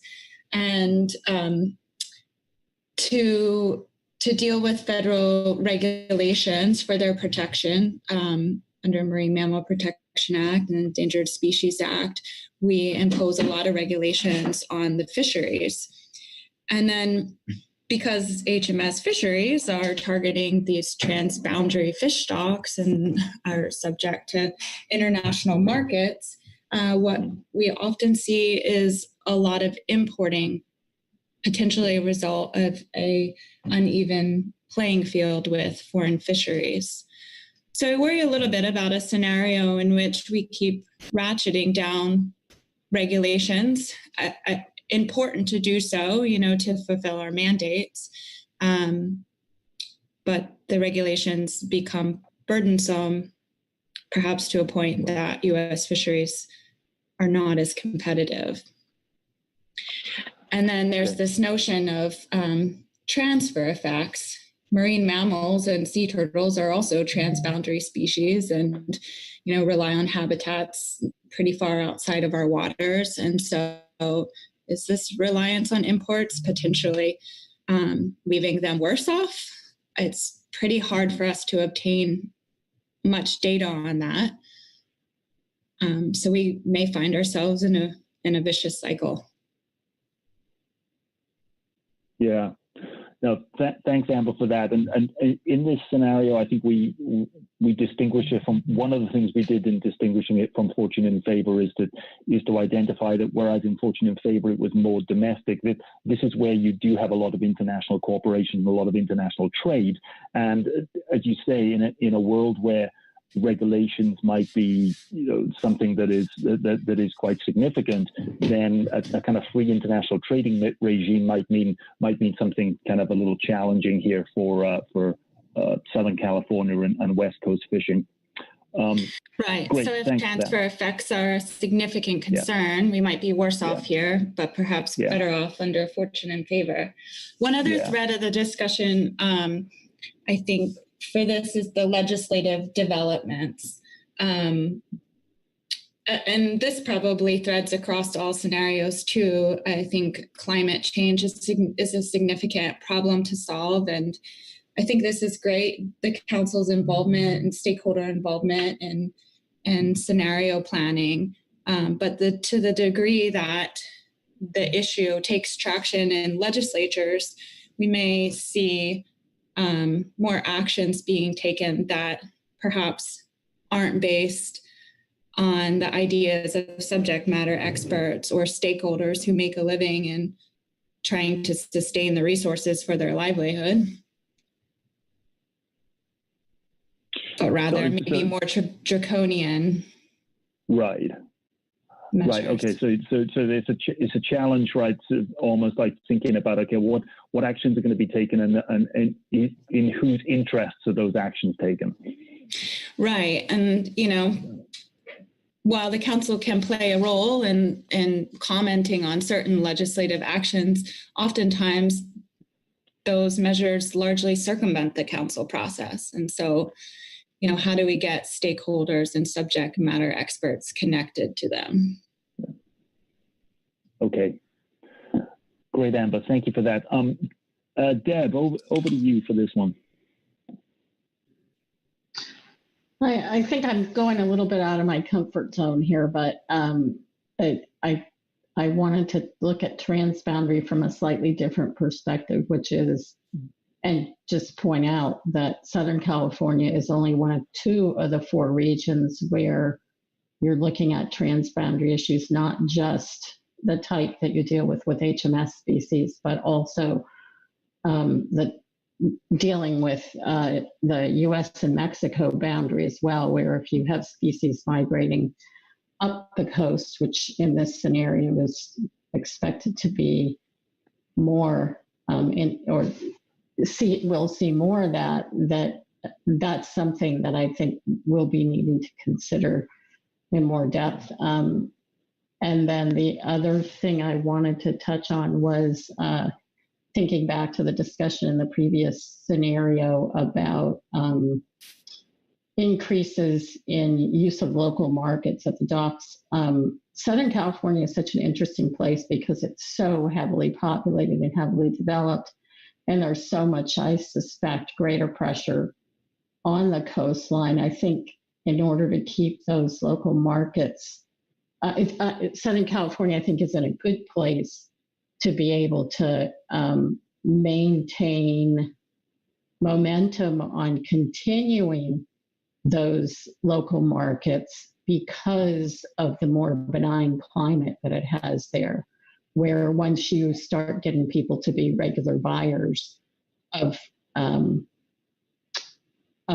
seafood at their local markets, they're not going to be so inclined to forgo that in winter months when the weather gets worse and it's more work to go down to those markets and that kind of thing. So I'm just kind of looking at it from those perspectives, and I'm probably way out on a limb here, but I figured I'd add my 2 cents. No, that's helpful. Thanks. No, it's good, and it links back very much to the points we were raising in Fortune and Favor there as well, in terms of what exactly happens to kind of consumer behavior in all of this. Great.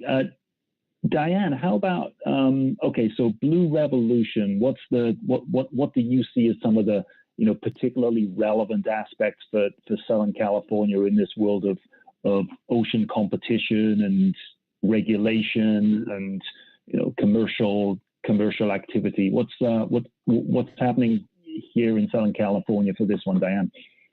To me, it's going to be even worse than Fortune and Favor in terms of maintaining consistency of supply.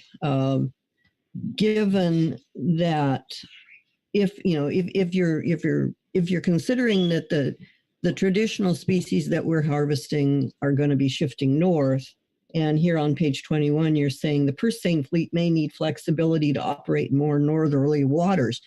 We do have a mobile fleet. The problem is we have no access to be able to land in Oregon or Washington without state permits, because our federal CPS permits are not recognized there. So the fleet will not be able to go into those waters, and there is no option at this point to get state limited entry permits because they're closed. And I know some of our guys have tried to do that and were denied. So that's going to leave our place-based processing facilities in a world of hurt. And already we're starting to see challenges in San Pedro especially. We have a situation brewing here where Berth 73 is now at risk. LA Harbor, the port has put a moratorium on transit berthing permits. And so we have guys that want to come in and offload there in our, what they call the 40 Thieves there, which is a traditional San Pedro offloading place. And then they're not able to get berthing. So the challenges are going to be huge, and it's going to depend on, again, a lot more flexibility from not only the council, but also having the states being able to allow these guys to come in and offload. And then we're going to need support from our local harbor to maintain the infrastructure. So it's because once we've lost the offloading and the processing facilities in a port, it's gone. And I think in Southern California, especially with all of the local pressures from other entities, whether it's offshore wind or if it's container shipping or aquaculture or whatever, the competition for access to the port area is going to be increasingly it's going to be serious. And so how do we maintain the tradition? And that, San Pedro has been historically one of the largest fishing ports, not only in California, but in the entire West Coast. And that's at risk now. And it's going to be at further risk going forward under this scenario. Okay. Great. Thanks, Dan, for that. Let's go, Sarah. Get your hand up on this one. Yeah, I think Diane covered it, but I just wanted to, I guess, reiterate that if interest in commercial fishing falls away and there's less commercial fishing, that it will mean probably less input into infrastructure for commercial fishing, especially as there's competition for other uses and access for ports with the other Blue Revolution sort of industries, so wind and aquaculture, whatever. I'm sure they'll need to use ports for something. And then the more we lose this infrastructure, the more we're going to lose traditional fishing knowledge. So the faster it'll go away. On the other hand, referring back to fortune and favor, that sounds like there's more interest in local fishing. So that might support more investments in infrastructure. Mm-hmm. Yeah. So in many ways, we're painting pictures here where there's, you could see vicious or virtuous cycles kind of playing out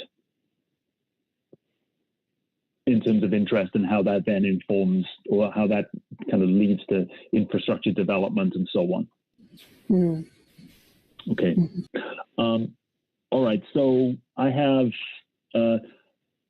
Louis, you've just put your hand up again, and I know Amber and Deb, you've still got hands up. So Louis, let's go to you, and then Deb, Amber. Well, they brought up a good point just now about the loss of facilities. However, it can also go the other way in the sense that a blue revolution with increased aquaculture. I was thinking about the Ventura situation, where Ventura is strongly favoring having mussel farms offshore so that they get more commercial traffic into the harbor, and then the Army Corps of Engineers would be more likely to dredge it. We may have the same situation here in San Diego, where we could be bringing in more product from aquaculture, which could go either way. It could displace traditional fisheries, or it could actually make for more landing operations with better cranes and such like that. So it could go both ways. Right. Now, thanks, Louis. And one of the things that we'll do this afternoon in our conversations is think not only about the challenges, but about what are the kind of silver linings or the alternate opportunities in there. So I think it's a great reminder about that. Okay, one final comment on Blue Revolution, and I don't want to give everyone a 5-minute break before we tackle the last two scenarios of the morning. So Diane, any final thoughts just on Blue Revolution? Yeah, thank you. And I have two things actually, because one of them I forgot to mention squid, and you've got a scenario here for squid. And if we lose access to squid, we've lost our industry. But I also have Bruce here who's on the telephone, and he would like to say something. Can you hear me? Yes, Bruce. Yeah, I think Southern California has a lot bigger small boat fleet than a lot of other places. And my personal opinion is that the technology for powering vessels and those sorts of things will start small rather than large. And we actually in Southern California. Hey, Bruce, you're coming in a little faint there. I'm sorry. Come over here. Still speak into my microphone. Here, I'll just come talk. Okay, I'll talk over here. Because you're not connected on this phone. Okay. Anyhow, that Southern California's small boat fleet and just the way we're set up wind-wise to the islands, that we can get to the islands in small boats. We have safe harbor, and as technology changes and we're more reliant on whether it's wind or electricity, this place will favor those sorts of technologies, whereas other places on the coast where you don't have safe harbor close to the grounds are going to be a lot more difficult. So I think as far as technology changes in powering our vessels, that Southern California is going to be really a fairly ideal place. The wind is almost always coming off our beam. Right. So, so in terms of that, Bruce, you think that kind of wind technology or wind farms are going to be, this is a kind of very kind of promising and popular environment for that kind of installation? I'm not sure about the wind farms, but just the technology of fishermen actually accessing the grounds. The whole point of us going California is supposed to get off of fossil fuels by what, 2030 or something? And the only way we're going to do that is with electricity and wind. So those are going to be what power our boats. And to me, it's like a critical thing that we can't ignore the fact that we burn as much fuel as we do, but Southern California is fairly ideally suited to take up those technologies. Got it. Okay, so you're talking more about the kind of the electrification of boats and so on. You know, in terms of where we get that electricity from is another question. But as you say, the adoption of these new technologies, you can imagine Southern California being kind of, you know, one of the first movers around that. Yeah. Okay, great. Thank you. All right. Thanks everyone for that. We've got through a couple of our scenarios. What I want to do is just so I have it at 10:35. Let's just give ourselves a 5-minute break. Kind of stay on the line. Just go on mute or off video, and we'll come back at 10:40. And I want to cover off the last two scenarios in the same manner here. Remember, this is just refamiliarizing ourselves with these. We'll talk about hollowed out, probably the most difficult of the lot, and then box of chocolates. So we'll get those done between 10:40 and 11:30, and then we'll kind of get into instructions about how we're going to run the breakout groups that we'll come back to this afternoon. So let's give ourselves a 5-minute break, and then we'll restart this conversation at 10:40 on the next scenario, hollowed out. So thanks a lot for all your comments here. This is great. Kit, again, thanks very much for note-taking, and see you in 5 minutes.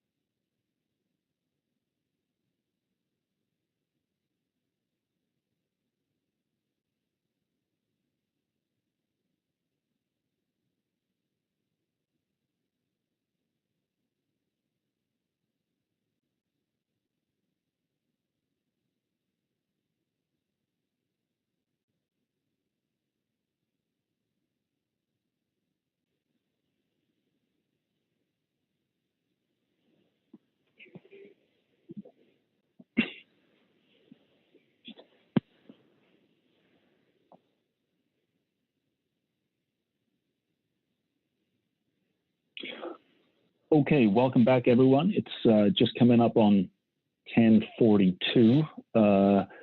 So as I mentioned just before the short break there, we're going to cover off the last couple of scenarios. Same deal, just thinking about the regional aspects.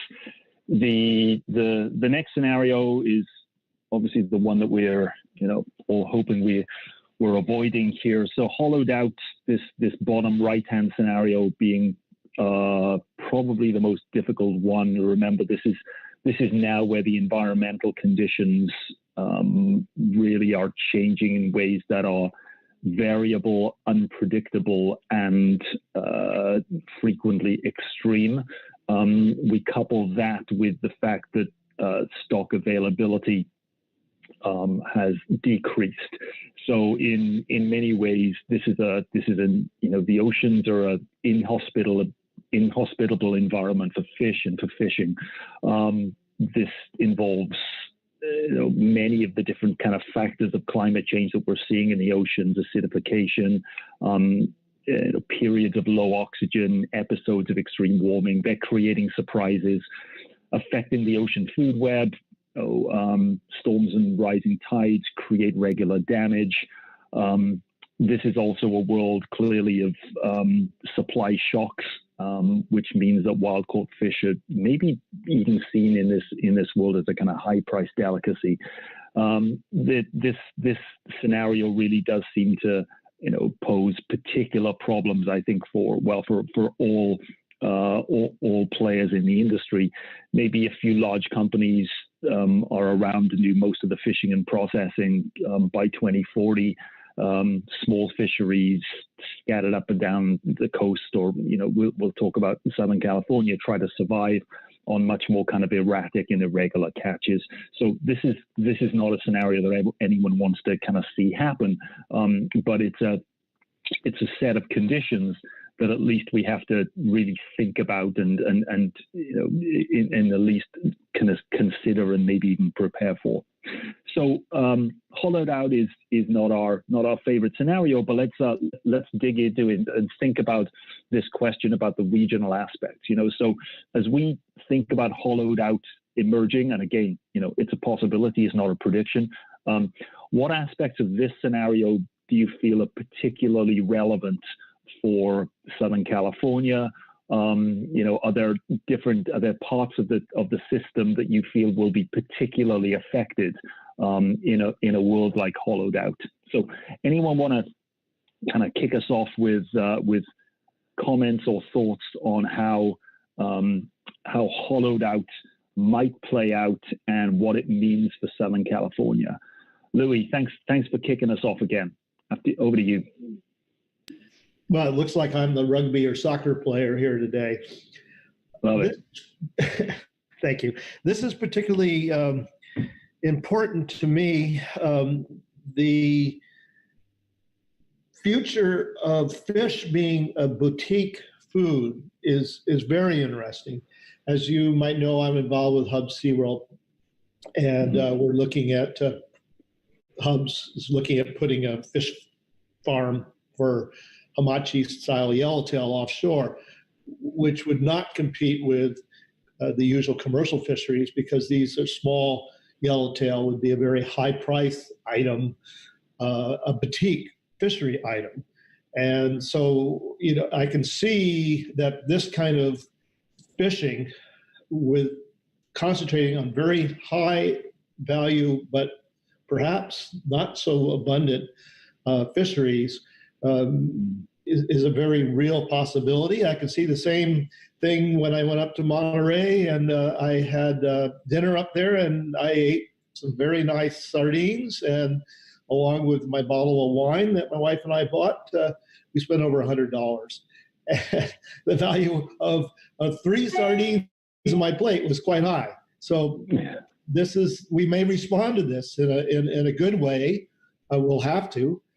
Now, as far as the CPFVs, I see this very difficult, because we have to have some pretty exceptional catches to bring people out to pay for the fuel and the increasing regulation. So for the CPFV fisheries, this is a pretty grim scenario. Yeah. Great. Thanks, Louis, for that. Yeah, and it's good to think about the as you say, the potential upside, and we will come back to a lot of that when we're thinking about our different stakeholder groups this afternoon. Diane, what's your view of Southern California in a world like hollowed out? Why, in what ways is this particularly relevant? Well, in terms of our traditional wet fish industry and fleet, we have for a century produced the majority of seafood, commercial seafood in the state of California. And a lot of that's been driven out of San Pedro and Terminal Island. I don't see that the volume fisheries, even though they are among the most fuel efficient in the entire world, and we've got that documented, I don't think they could survive on the amount of fish that would be allowed to be caught. Unless there was some volume, whether it be from, restriction or loosening of the restrictions of being able to access fish that come north from, the subtropics. If we don't have our volume, we're not going to be able to survive to keep the market doors open and keep the boats on the water. And squid in particular is the economic driver of this industry now. It didn't used to be, but it's become that because we've had restrictions on everything else. So I don't see a future for the wet fish industry as we know it. And with that in mind, Berth 73, which has been traditionally, the centerpiece of San Pedro, and we're now at risk of losing, would be gone. So we would not see a fishing industry that, the one we have now is in jeopardy. And if hollowed out became a reality, I don't, we would lose our fishing infrastructure, I know, in San Pedro. Yeah. And it would be a very sad thing. Yeah. Thanks for that, Diane. Anyone else want to come in on hollowed out here, either because of here's a particular kind of Southern California angle on what we're talking about, or anything that's written in the detailed scenarios that you think are that's particularly worth stressing. Obviously, as Diane said, this is a particularly challenging scenario. Louis outlined a couple of kind of possibilities here. Barb, yeah, interested in your view on this, and then we'll go to Elena. So Barb, on this. Sure. I mean, I agree with what's been said so far. It occurs to me that the only markets that might survive are those that are very, very adaptable and could deal with different species, like say a higher end restaurant market could deal with different species and changing availability of species. Perhaps the traditional markets that say want X tons of squid or sardine would be much less able to adapt, as I guess Diane's been saying. Mm-hmm. Yeah, and it sounds, Barb, as if that's obviously gonna need almost changes in consumer tastes as well. For certain, yeah. Which I know there's been moves in that direction, but as we heard at the in-person workshop, the average American consumer still thinks of fish in terms of salmon, tuna, and other, I guess. Yeah. Yep. Got it. Thank you. Let's go Elena and then Corey on this one. Elena. Yeah, I think this scenario could be, could almost eliminate the CPFV fleet, just given that what the anglers tend to do is they watch the fish reports so closely, and then they're motivated to ride these boats based on catch. And if catch is declining, they're less likely to ride these boats. And a lot of them are motivated by, catching a certain volume of fish. And if that's decreasing, then ridership will decrease.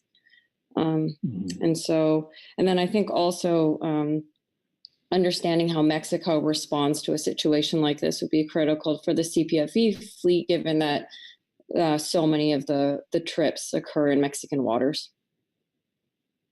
Right. Right. Yep. Great point. Thank you for that. Corey Ridings. Yeah, thanks, Jonathan. This is a comment on Hollowed Out and also I think a little bit on Blue Revolution, but something I think that may be particular to Southern California based on just the population density is the combination of the gentrification that's happening up and down the coast. But that I think that's going to be sort of an extra level of pressure in Southern California because there's just that many more people there. So that coupled with changing consumer tastes that are outlined, especially in Hollowed Out, things like moving to more plant-based diets or having sort of, fake meat become more of a mainstream item for more consumers. All of that, and then have the additional pressure of having actual sea level rise is going to put, I think, just overall more pressure on at least the commercial fishing industry as it is today. Yeah. Yeah. Thanks, Corey. So as you say, we can look at the environmental factors as one set of challenges, and when we bring in some of the kind of the socioeconomic and sociocultural things of this one, gentrification and other kind of changing tastes, that almost poses another layer of difficulty on this scenario. Yeah, and I think this is probably something that may be true for, say, Puget Sound as well, and then maybe the San Francisco area, but the rest of the coast probably isn't going to be affected as much as, say, the Southern California area. Yeah. Great, thank you, Mike. Your thoughts on Hollowed Out and how it affects Southern California. Yeah, thanks for that. And just want to first start off by fully concurring with what Corey just said. I think that's one of the reasons why, the fishermen in Southern California have not been as negatively impacted by COVID as fisheries elsewhere, is because of the densely populated areas and the ability to direct market took off really quickly. So we were able to continue to provide, seafood consumers in California with fresh off the boat fish. But the one thing I wanted to talk about here, and I think this is something that really extends across all of the scenarios, in the document that you provided, and I'm just going to read this: most commercial fishermen could not see the benefits of staying in the game. Well, before you can get in the game, you've got to become a commercial fisherman. And I'm, attracting new folks into the commercial and even the recreational fisheries, the CPFE fleets, is difficult. And, given what this scenario is, based upon public attitude conditions, how many people are going to be ready, willing, and able to jump into such to an industry that's so uncertain. So, even if there are ample fish stocks around to catch, if there's nobody to go catch them, then how does that impact things? So that's, and I think, we hear graying of the fleets and what an issue it is, and it's true that it is. So, it does, in my humble opinion, it's something that goes across all of the scenarios, but is really going to be brought into focus during this one. Yeah. Yeah, no, it's a good reminder, Mike, that this challenge of, as you say, attracting new folk in is going to be one that no matter which scenario, it's so incredibly, I guess, just kind of focused and acute in Hollowed Out. It's difficult to imagine how it kind of plays out, but that's going to be part of the challenge, I think, as we think this afternoon and into tomorrow about what exactly can happen, or what could we do if we felt as if we were moving into these kinds of situations, and what moves or what radical things might be needed there. It's a good reminder. Okay. Barb and Corey, I see you've still got hands up on this, and more than happy to kind of take additional thoughts or questions on this, and then we're going to move on. So, Barb, another thought on hollowed out? Just a very brief one, but I suppose I was thinking that one of the aspects that might be particularly relevant for Southern California is, at the moment, HMS contribute a reasonable amount to some of the commercial and recreational fisheries. And in this hollowed out scenario, we seem to be talking about pretty much bad conditions, but also very variable conditions. And so for things that, say, migrate into the California current, thinking albacore and bluefin and other species like that, or even sometimes some stocks of sardine, there's a potential for that to have, I guess, a particular effect on Southern California. Great, thank you. Just to see a couple of other things, Travis, I'll come to you. Thank you for that. I'll come to you in a moment. A couple of comments there, Leslie said in the chat around, in this scenario, you could imagine the possibility of fishing certain species to extinction as not only the climate change conditions then kind of get reinforced with more competition from fishermen who are kind of really looking for that erratic catch. Louis, interesting kind of question there about what exactly is the kind of rationale for then talking to a bank or a financial institution into kind of financing fleets. So that may well, Louis, we'll come to that, I think, in our kind of challenges, opportunities, and actions as we go into our kind of smaller groups with that. Travis, love to get your thoughts on hollowed out and what you feel are possible ways in which this affects Southern California.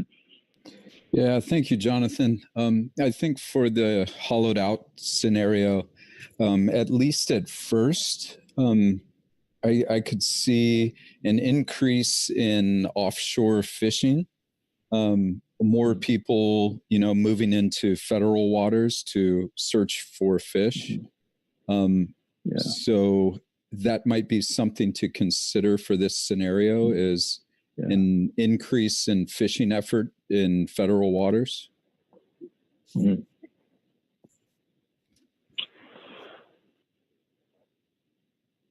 Right. So and that being that's basically driven by we've got to go further out. We're looking for availability, and so it kind of almost in the short term it changes almost the balance and the dynamic of the location of the fishing.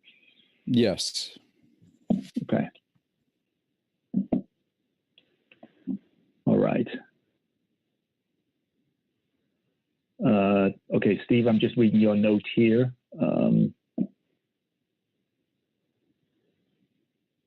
Yeah, if the local availability becomes less predictable, higher prices, and local catch declines. Interesting. Yeah. Yeah. So very much the kind of the economics kind of playing out here, and that this is something where less predictability could well, this is back to this kind of high end angle that Louis kicked off talking about there. Leslie, I've got your note kind of coming up if everyone else is reading the chat here. I know I'd mentioned earlier around, the kind of the increased competition. You'd also mentioned wildlife as well. Yeah, so this is not a good scenario for anyone. As you say, the forage for marine mammals and marine wildlife is gonna be affected in this one as well. Okay, appreciate all of that. Any final thoughts on hollowed out? It's a scenario that I know that we're probably not looking forward to really kind of delving into, but it's necessary to do so. And as we think about what those possibilities are, as we go through the conversation today and tomorrow, we'll want to think about, well, how can we do our best to prevent things from happening here, or if we are in really difficult situations, what new ideas or radical ideas might kind of come to the fore. So that's really where we'll kind of continue the conversation with hollowed out. Travis, I see you've still got your hand up. Is there another point you want to make there? No, I'm sorry about that, Jonathan. That's okay, no problem. No, just want to check on that. All right, Kit, thanks for doing that. Let's go to our fourth and final scenario. So remember, this morning is really all about kind of refamiliarizing ourselves with these before we go into our smaller groups of conversations where we can get into kind of more detail around some of the implications for stakeholders. So our fourth scenario here, box of chocolates, as we kind of roll around this matrix. So now we have we still have the environmental conditions that are surprising, extreme, unpredictable, and variable. So those kinds of conditions, climate change is creating a much more variable set of conditions within our oceans. Ecological surprises, as I think is the quote that we is the term that we used very much in the document around this.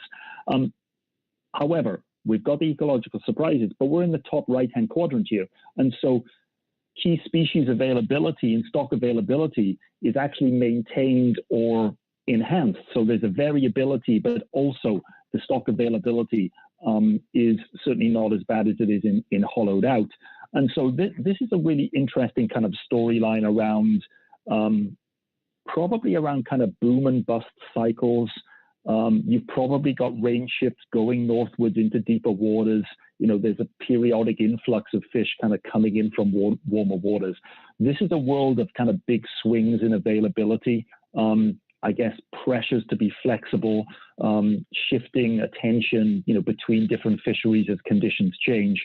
And then it's also a world, I think, where we paint the picture of technology being incredibly important for fishermen, for scientists, for managers, helping them assess the conditions and then also make decisions as a result of that.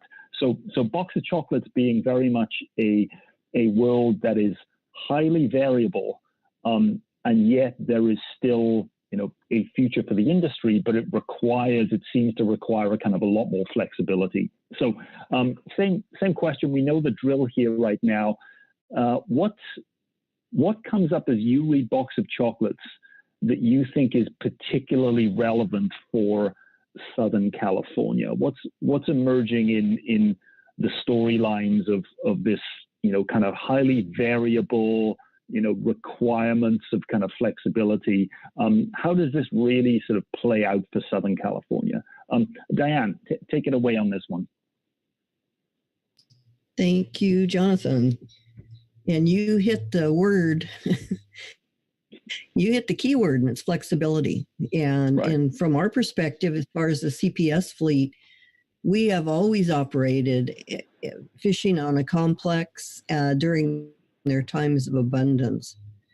And so this is going to be, I think, a challenge for the council, but also an opportunity to start really thinking in terms of real ecosystem-based management and managing the CPS forage fish complex as a complex. And this is also going to be a challenge for us to somehow figure out a way to have access to the southern stocks that migrate up from Mexico, i.e. southern stock sardines, which we've already approached the council about. Yeah. Being creative. How do we get there from here? And relying on industry to help in doing the necessary research. Bruce had said something too that I think, I put my hand up right at the very end of the last one, but this is appropriate for all of these. Given what we think we know about climate change and the blob, et cetera, there's going to be a tendency to push the productive waters right up against the coastline. You know, so that's going to be giving us an opportunity, both recreational, commercial, to be fishing not offshore but near shore, and that's going to mean we're going to have to really dedicate ourselves to doing the assessments near shore where the fish are, and not offshore where the NOAA acoustic trawl surveys are going. One thing that I didn't mention earlier, and you highlighted here, but it's appropriate for all of these scenarios in climate changes. We're learning, that the incidence of harmful algal blooms and the occurrence of DA is amplified during increased ocean acidification and this whole global warming scenario. So one of the things that and that's going to affect some fisheries more than others. Indigenous crab has been one of those fisheries that's identified at high risk because the megalopia have been shown to be impacted by OA. So I guess keyword flexibility. The council needs to figure out a way to allow the fisheries to go from one to another. And then in a real ecosystem, a construct that considers complexes of stocks and managing as complexes instead of individual fishery units. Great, thanks, Diane, for that. Any other thoughts, Elena? What's on your mind as you think about box of chocolates for Southern California? I like the name, and I also I was thinking in terms of being able to respond, like Diane was just saying, being flexible and being able to respond quickly to really high variability. And I think this is relevant in terms of modernizing data collection, so it's more real time, so we can react more quickly, or so managers can react more quickly. So I was thinking about the electronic logbooks that we have switched over to in the last several years, instead of a year or so lag and data collection. We can, it's within a few days now. So projects like that, I think, would be more and more relevant and more important, so that we can react to these extreme events more quickly and make management decisions, not over several years, but maybe over several months. Great. Thanks, Elena. Yeah, the real-time information, very much a feature of where we might end up going with this scenario. Jody, we've got a comment from you, which I will read in a moment or two. Louis, why don't you come in on this one for now, and then we'll go to the chat comments. So Louis. Thank you, Jonathan. I'm particularly interested in this as to in commercial fisheries, the design of vessels.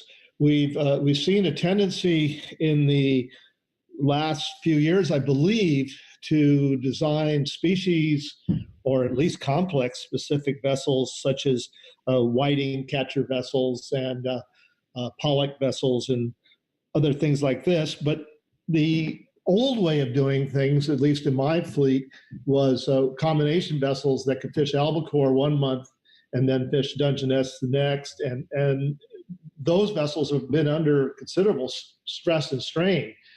This scenario might really favor the design of a vessel that would have good fuel efficiency, but at the same time be able to switch fisheries quickly.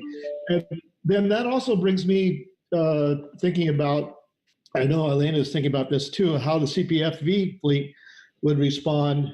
And we have seen this in the past of a couple bad years where fleets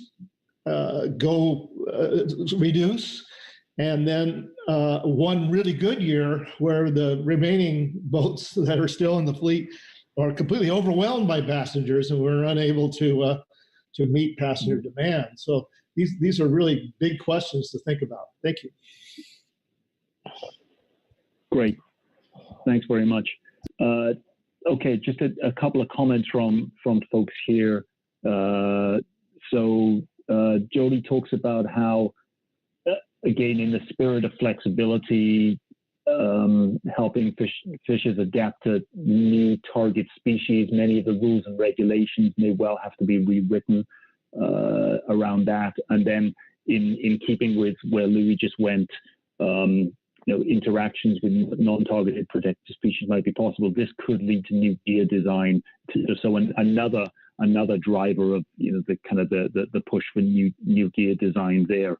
To look, Leslie, difficulty and challenging in monitoring populations if fish are using different geographical areas. collaboration being kind of key here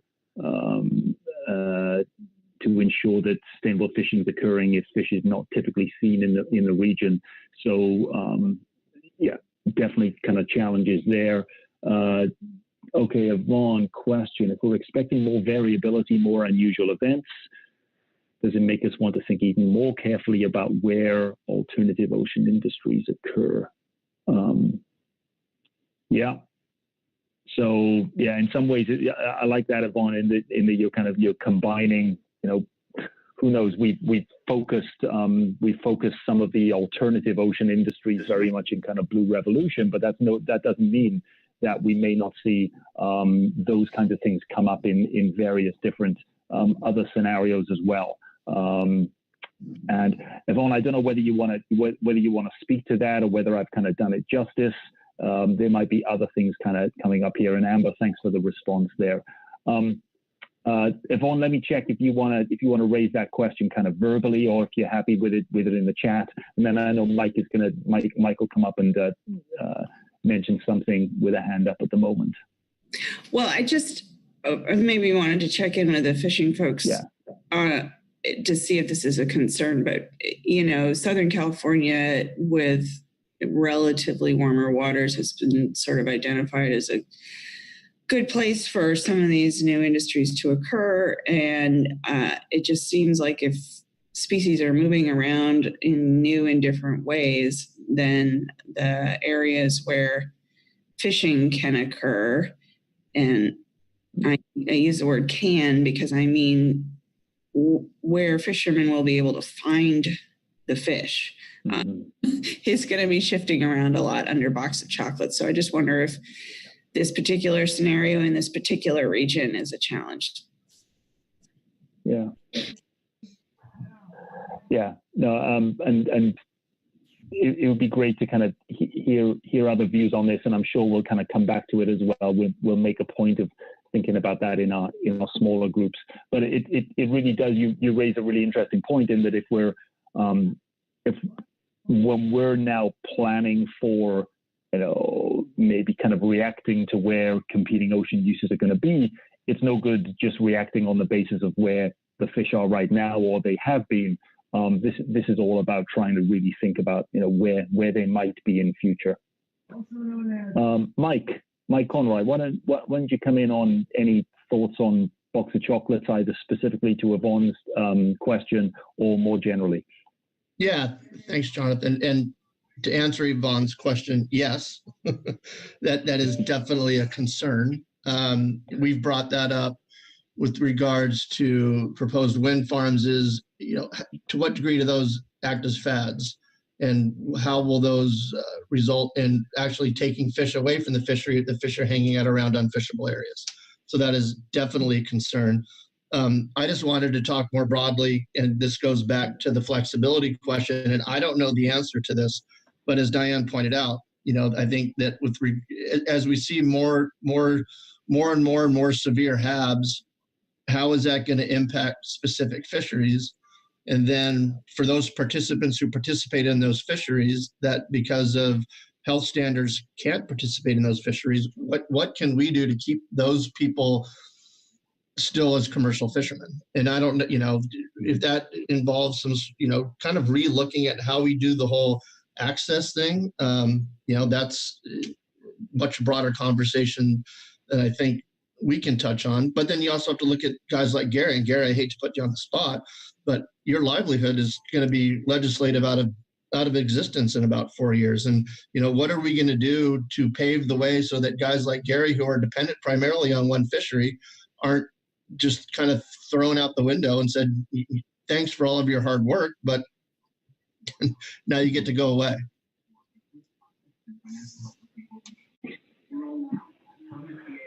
Thanks, Mike. Gary, you want to respond to that? Sure. I mean, on all these situations, what I see is the commercial fishing industry has been dying for 20 years. Regulations, age of the boats. Like they said, somebody brought up earlier, there's no young people coming in. Why would they, with everything that's going on against them? And that is going to be a problem down the line. Especially in California, permits are limited. So when you have a situation like this where you might have boom or bust each year, you can't just you jump into another fishery because you don't have that permit. So only the guys that have it, and then they have to switch. And switching gears is expensive. If you don't have that equipment to go catch it, it's something you can't do right away. And especially in the bite I see every year is so different that, it's hard to predict what's going to happen. It's just all the scenarios for the commercial fishing, I think, like Diane says, is going to be difficult and then at the council level, you see it takes 2 years to even make a recommendation. Something's going to have to change to where you're going to be able to do it quickly. So that's my thoughts. Yeah. Thank you, Gary. Really appreciate that. And it's great to get that perspective of look, these scenarios are, they're painting different pictures, but most of them are still painting pictures of a commercial fishing industry under challenge. And one of the things that I hope is going to come out of these conversations is, in some ways everyone there's a realization of that, but then also a kind of a willingness to say, well, what will it take? What will it take, and what are some of those ideas that need to be out there to make sure that the industry can thrive in the future. All right, let's have a look. We've got a few minutes left. Amber, your thoughts on box of chocolates? I just, one of Gary's comments just spurred a thought.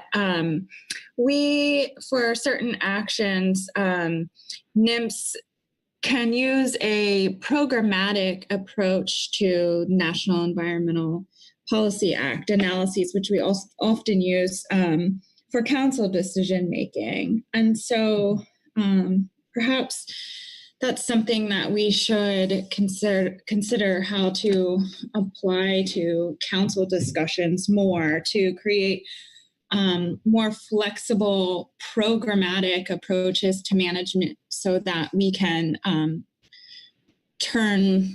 do more in-season action type management in fisheries, like turn levers on and off.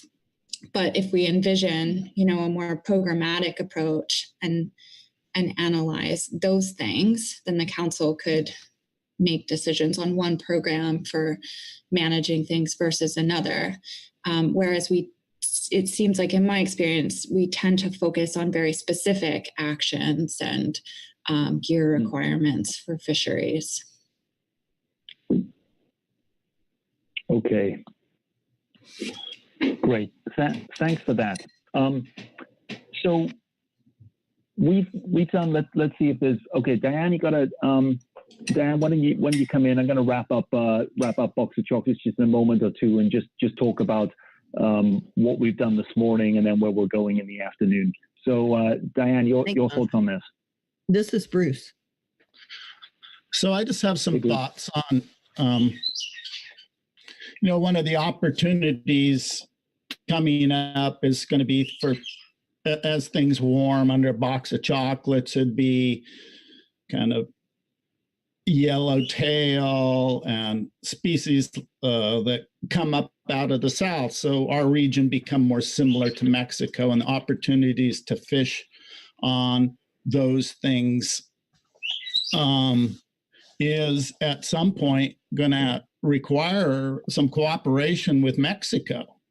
That the species that are look to me to be opportunities for people to get in that aren't already restricted out of business are kind of highly migratory things. They're not super dependable, but people will fish for things like mahi and yellowtail, but all those things are transboundary. So anyhow, that's maybe more consistent with later with our recommendation section, but I think it's important that we need to get better cooperation.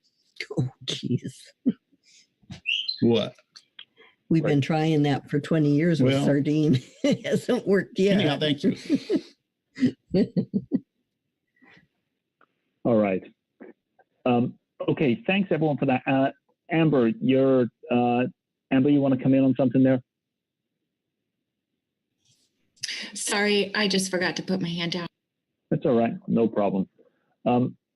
Okay, everyone. So we've spent this morning just refamiliarizing ourselves with the 4 scenarios and trying to really kind of paint a picture of what each of them means in turn for Southern California, whether that be because of the way in which aquaculture might develop, or the particular challenges and the species that are here, the interaction with Mexico, the fact that the ability to fish for things that are moving north.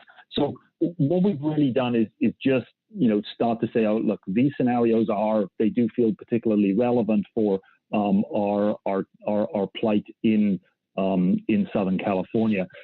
This afternoon, we're gonna change the dynamic here in that we're still gonna ask you to think about these scenarios, but you'll be doing that in smaller groups. What we're gonna do is divide, and we'll give you more instructions of this when we reconvene at 2 o'clock, but we'll be dividing into 3, let's call them stakeholder groups. So your job in that stakeholder group is really to think about the challenges and the opportunities of that scenario from the point of view of that group of people that you're either part of or representing. As I said earlier, there's a group that's going to be looking, predominantly harvesters. There's going to be a group that's looking at fishery science and research, and there's going to be a group looking at just the overall kind of consequences and needs of the community, and that could be anything from kind of coastal communities, NGOs, other kind of players in the industry. So that's where we're going this afternoon. We're going to look at these scenarios and think about the particular challenges and opportunities.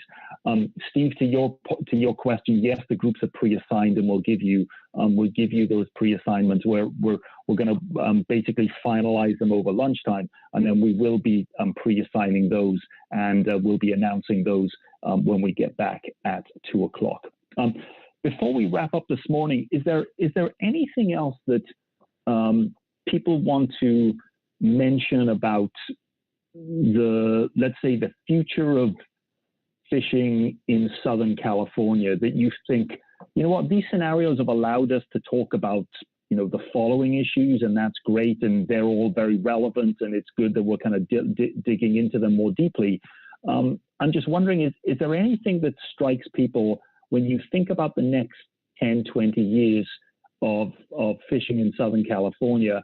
What haven't we talked about this morning that you feel, still might be very relevant for us to address at some point or other? What are you struck by the fact that we haven't really talked about and you feel might be relevant for the years ahead? Anything kind of come up for you on that? Diane.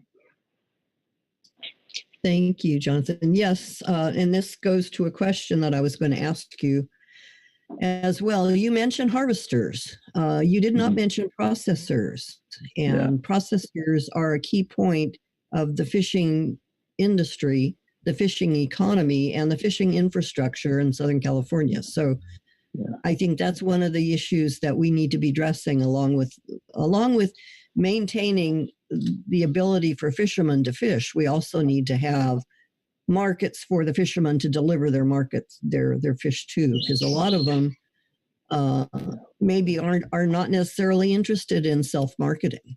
I know some are, but a lot of them would just rather go fish, because there's, when you're dealing with self-marketing, you're dealing with a whole lot of stuff that isn't involved with fishing. So I think one of the key issues we need to talk about is how do we maintain infrastructure? How do we maintain processing capability? And those are both at risk in Southern California, especially. Yeah. Thanks, Diane. Yeah, in our original design of this, and we can definitely find a way to do that. We had identified harvesters, processors, and a kind of third group as the main breakouts, just because of who we've got in the makeup of this group.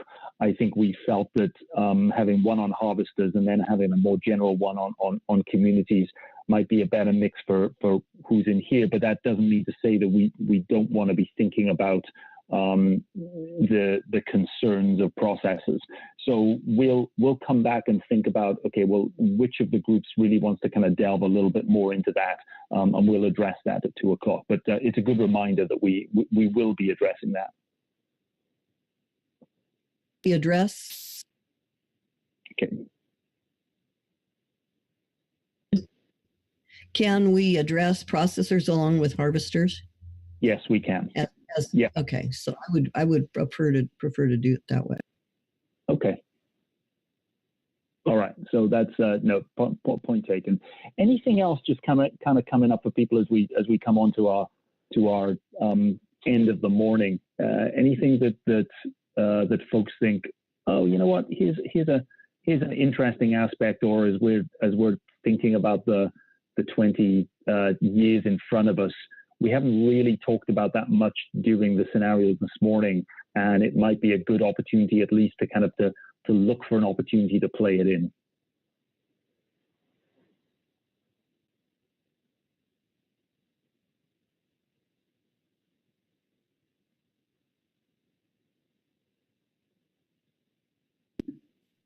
Okay.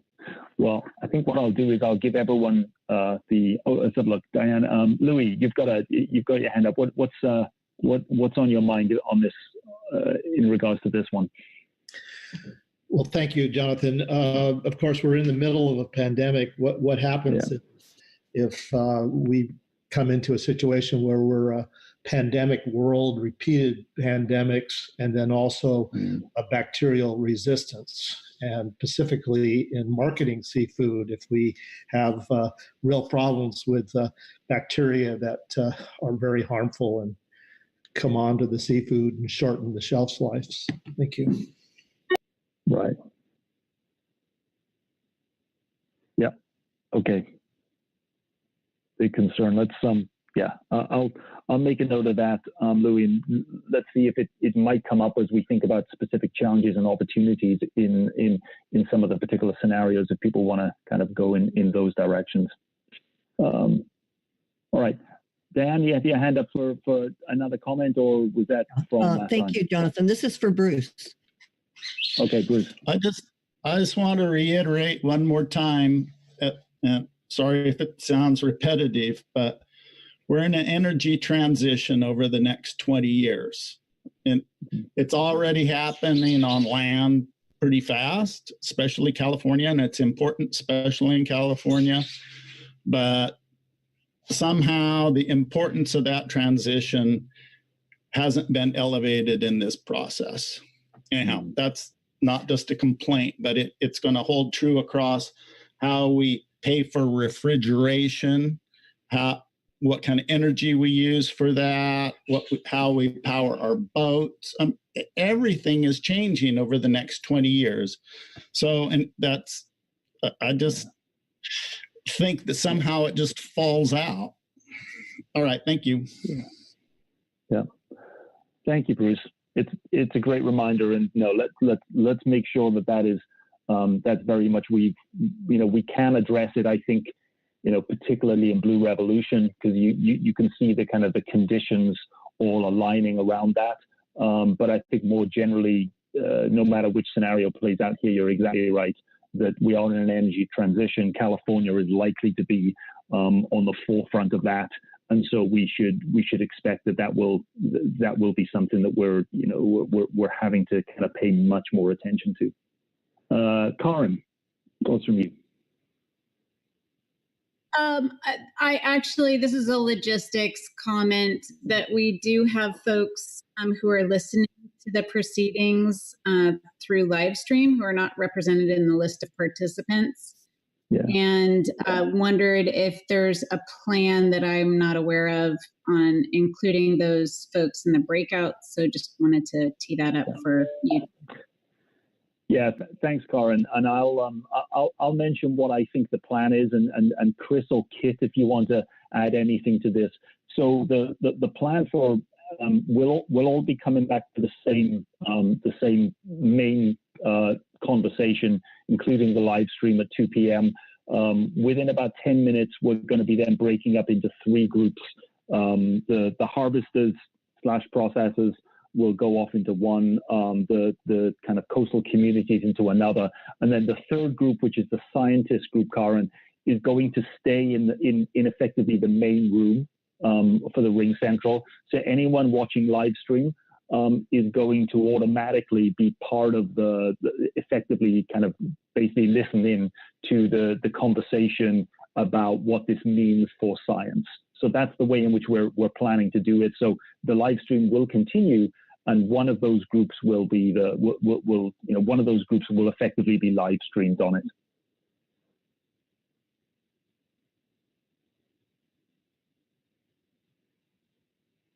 Okay, Kit, Chris, anything to add on that?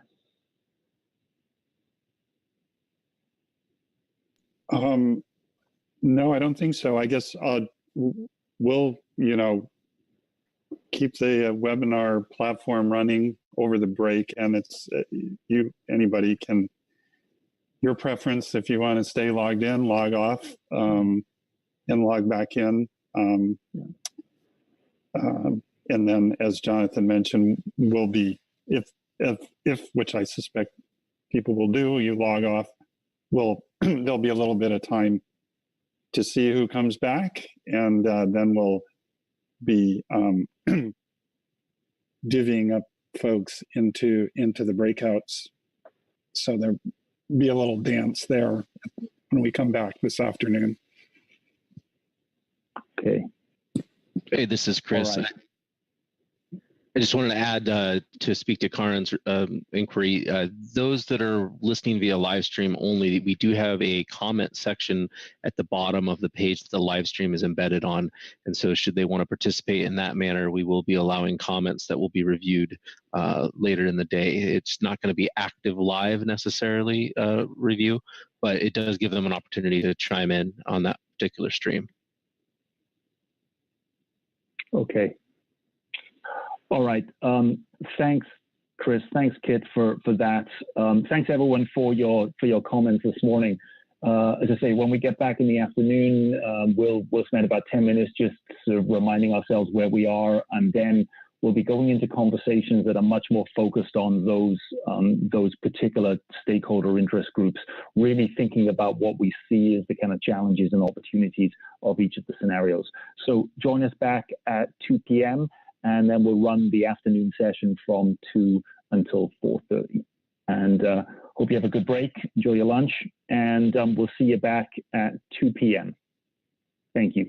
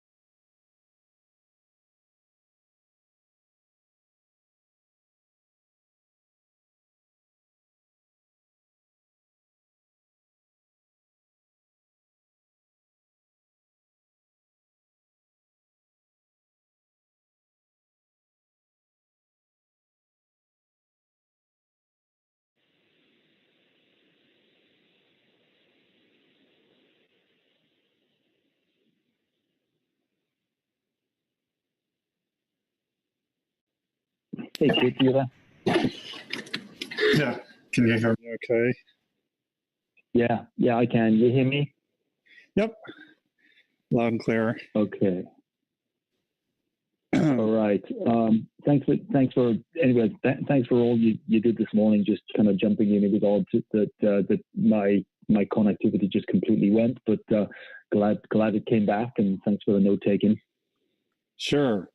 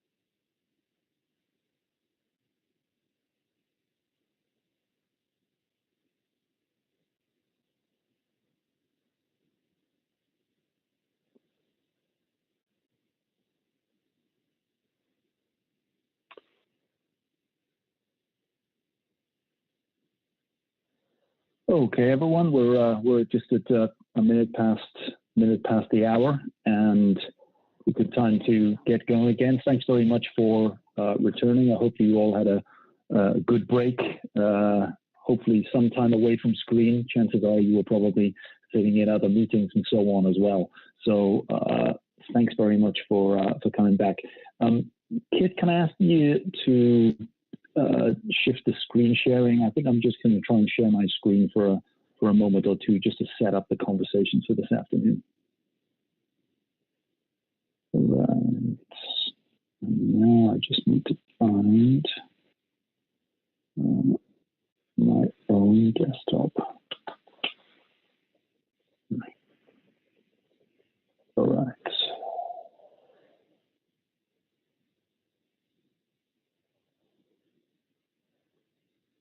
Okay, everyone. All right, hopefully you'll see the agenda up on screen there. So just a reminder, we spent this morning familiarizing ourselves with these 4 scenarios. We talked about how they might be particularly relevant to aspects of our lives and on our work in Southern California. This afternoon, we're going to move into more focused conversations, and we're going to have 3 breakout groups. And they're going to be focused on the particular challenges and opportunities that we see in each of these scenarios. So in many ways, we've already begun many of these conversations this morning. When we talk about scenarios, we're both telling stories and we're also kind of highlighting what we see as particular difficulties or maybe even upsides to these scenarios. So in some ways, it's a way of kind of getting back into these conversations, but we want you to provide much more of a focus than just a kind of catch-all conversation. So with that in mind, we're going to now hold 3 breakout conversations for the majority of the afternoon, focused on the issues that particularly matter to, and I identified earlier on, harvesters, coastal community scientists. Now, to Dan's point, we haven't got processes on here. So what I might suggest is that if you want in parts of your conversation, and I would encourage the facilitators of each of the groups and the note takers to probe there on, hey, what about processes? Even if you're in the harvester group, ask about processes. Even if you're in the coastal communities group, ask about processes, and so on. So the point here is that you are going to be allocated to one of these groups, and I want you to think most specifically around, what does this kind of world mean for me if I'm a harvester? what does this kind of world mean for me if I'm a scientist? What does this kind of world mean for me if I'm, another part of coastal communities? This might be someone who's in charge of a local council or an NGO or, any kind of part of the overall ecosystem that maybe isn't captured by kind of harvesters or scientists. And the point is that what we're trying to do now is to really dig down into what this means for each of these different groups. These implications, we're seeing them in two ways. So, one of the ways is that we're asking, what will you, if you're in the harvester group or the communities group or the scientist group, what will you be most concerned about in each of the scenarios? So clearly that's a conversation about, here's what I see as the biggest challenges, and don't be afraid to be as specific as you need to be in these. We've had general conversations. I'd encourage you to be specific about these. You might think about particular instances. Obviously, for something like Hollowed Out, maybe the dominant conversation there is going to be about challenges. But in addition, for each of the scenarios, let's think about what the silver linings are, or what's happening that provides a potential upside to harvesters, community scientists. So we want you to balance these conversations. If you're thinking about what the future of a particular scenario is for scientists, then think about what's challenging, but also think about where the opportunities are. It's the next 20 years, given everything else is going on. What could you see as some of those different possibilities? So the idea here being that we're going to run through, or in your breakout groups, you're going to run through about 20, 25 minutes per scenario. And you'll have a facilitator, you'll have a note taker. They will run the conversation. I'm going to be facilitating one. There's going to be two others in the other breakout groups. And then the point is, let's go through, as we did this morning, each of these scenarios in turn. But now, instead of just a general conversation, we want you to focus very much on, okay, I'm in this world thinking about myself as a harvester, or I'm in this world thinking about myself as a scientist. What are the particular challenges and opportunities that face me in Fortune and Favor, that face me in Blue Revolution, that face me in Hollowed Out, that face me in Box of Chocolates? So in many ways, it's an opportunity to kind of get a little more focused, get a little deeper into the conversation. The one final thing I'll say, and then I'll hand over to Kit to allocate us into groups, is this is the first of two conversations you'll have in this smaller breakout.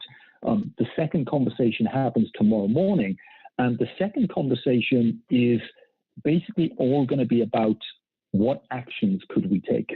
What actions could we take to prepare now?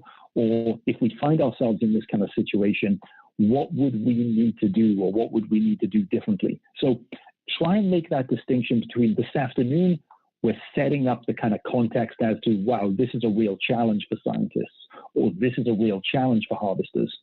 Tomorrow morning is a conversation that's more around, hey, faced with that challenge, here's what we should do about it, or here's how we should prepare for it, or indeed, if it's an opportunity, exactly the same. So this afternoon, don't worry if you don't get into, and I know there's a kind of force of gravity around really trying to get into actions.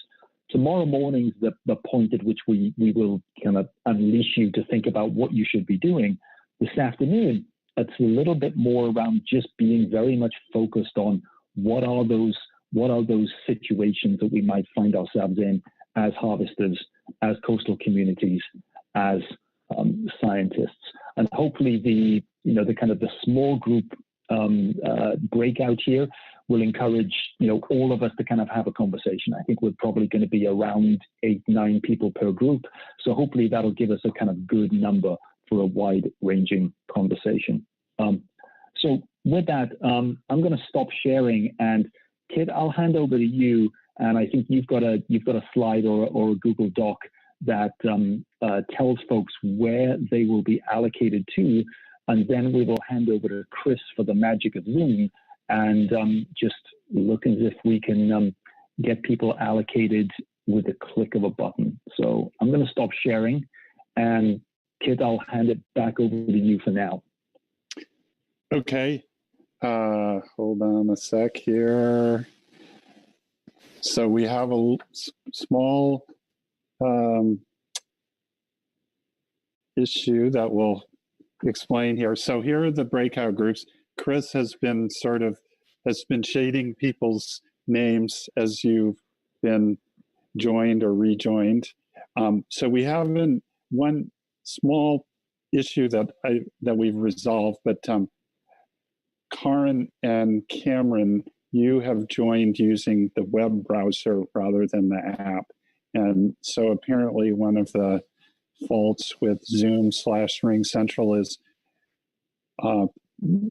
we can't assign you to a breakout group. So you will be assigned to the scientist groups that's staying in the main room. You'll still be able to be there.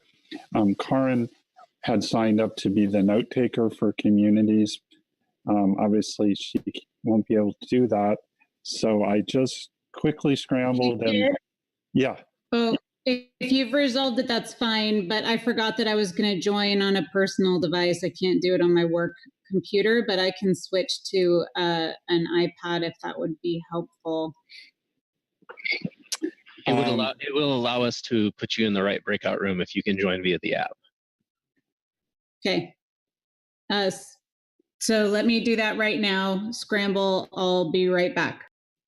Okay. We'll just hang out for a couple seconds before. Yeah. Yes. Dr. Stowe. By the way, I'm borrowing one of my son's laptops, so I'm on a personal device. So I don't necessarily need to be tied to the main discussion. It'll be more convenient to have Karen on the science as the science note taker and me do another one. We could do that also. Okay. Well, let's stick with our plan here.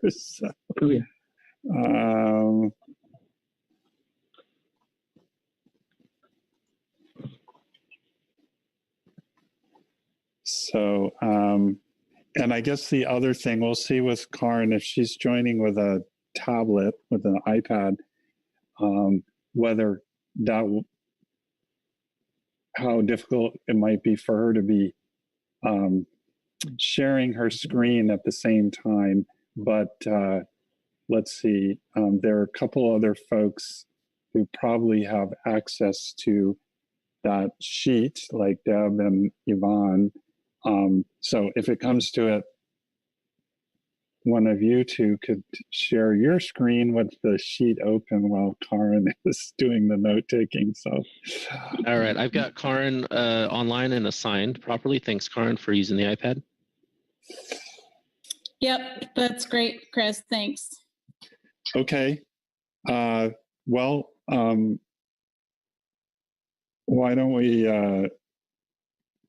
you press a button, Chris, and we'll see what happens. All right, just to give everybody a heads up, the way that this is going to work is when I open the rooms, it's going to briefly remove you from the RingCentral meeting. It'll almost look like you got kicked out, and then it'll rejoin you automatically. So don't freak out, just give it a second, and it should rejoin you by default. Once you're in the breakout rooms, you all have the ability to move back, exit the room, and move back to the main session, should you need to. That'll give you the ability to communicate. The chat function still works across all rooms. And finally, when we do decide to close this and bring everybody back to the main session, there will be a little timer that'll give you 15 seconds heads up before it automatically brings you back. So you won't have to do anything manually. Chris, With that, thanks for that. Let's, Chris, can I mention one thing to Jonathan?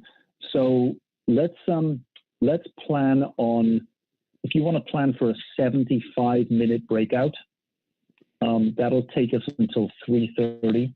So for the facilitators and the note takers, 75 minutes, that'll give you slightly under 20 minutes per scenario as you go through all four.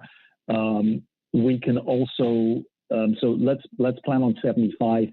If people need more time, we can definitely go to 3:45 to 90 minutes.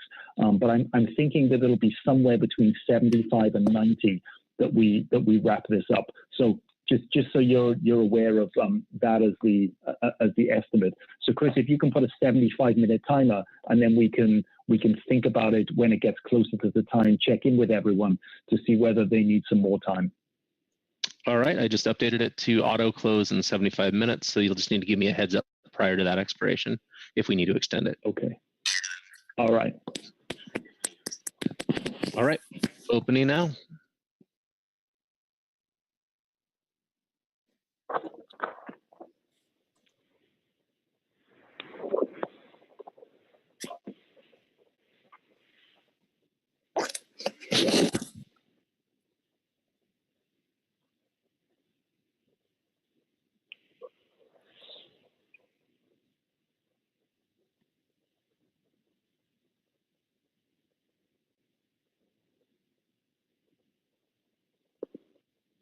So Jonathan, when we get down to 9 participants in this session, that should mean that everyone has been reallocated. Okay. Let me get the gallery view.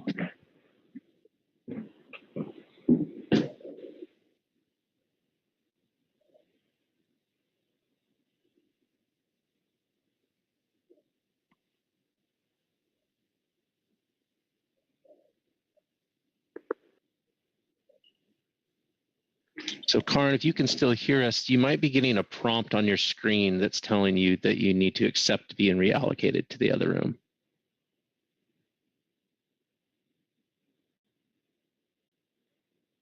There she goes. Perfect. Okay.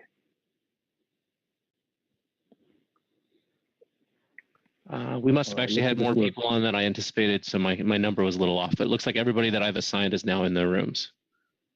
Okay. All right. That sounds good. And we have, if anyone's watching on Gallery View, Chris, you're on. We have the live stream on ours as well. And Steve, you're on as well. So I think what we'll do, so let me set this up. And Steve, if I can ask you, as we go through this, if you can share your screen, Steve, as the note taker, and then if you go to the breakout group 2 on the Google Docs, you'll see the template that we want to use for the worksheets in there. So Steve, if I can ask you to do that. What I'm going to do is just a moment or two just to give everyone a chance to just review the scenario work again, reflect on this morning. If we can, we're going to get the slides up from the notes that Kit took this morning, just to remind us of, okay, what were the issues that were kind of coming up for Fortune in Favor in the first instance, and then we'll go through each of them. And Steve, I'll ask you to kind of bring that up in a moment or two. Let me know if there's a problem with that. But the idea here is that what we want to do in the same way as we did this morning is when we're having the conversation, let's just try and get those notes up on screen as we're kind of going through so people can kind of register what's being said.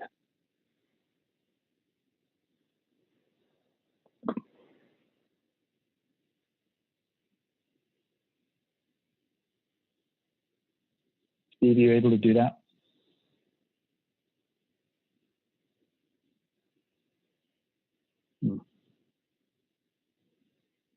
Jonathan, can you tell me again what you want me to do? Yeah, sure. So Steve, you were given the link to the Google to the sheets. Sorry, to the worksheets. Do you recall that? Yeah, I've got the worksheet ready. I thought you were talking about the notes from this morning, though. Oh, you know what? Okay, in that Google folder, those notes from the worksheets will be there. Can you access those? If you can't, don't worry. What I can do is probably I might be able to share them myself in the first instance. Yeah, you want me to just test drive showing the breakout notes? Yeah, sure. And I don't know how to share on Ring Central because I never used it before.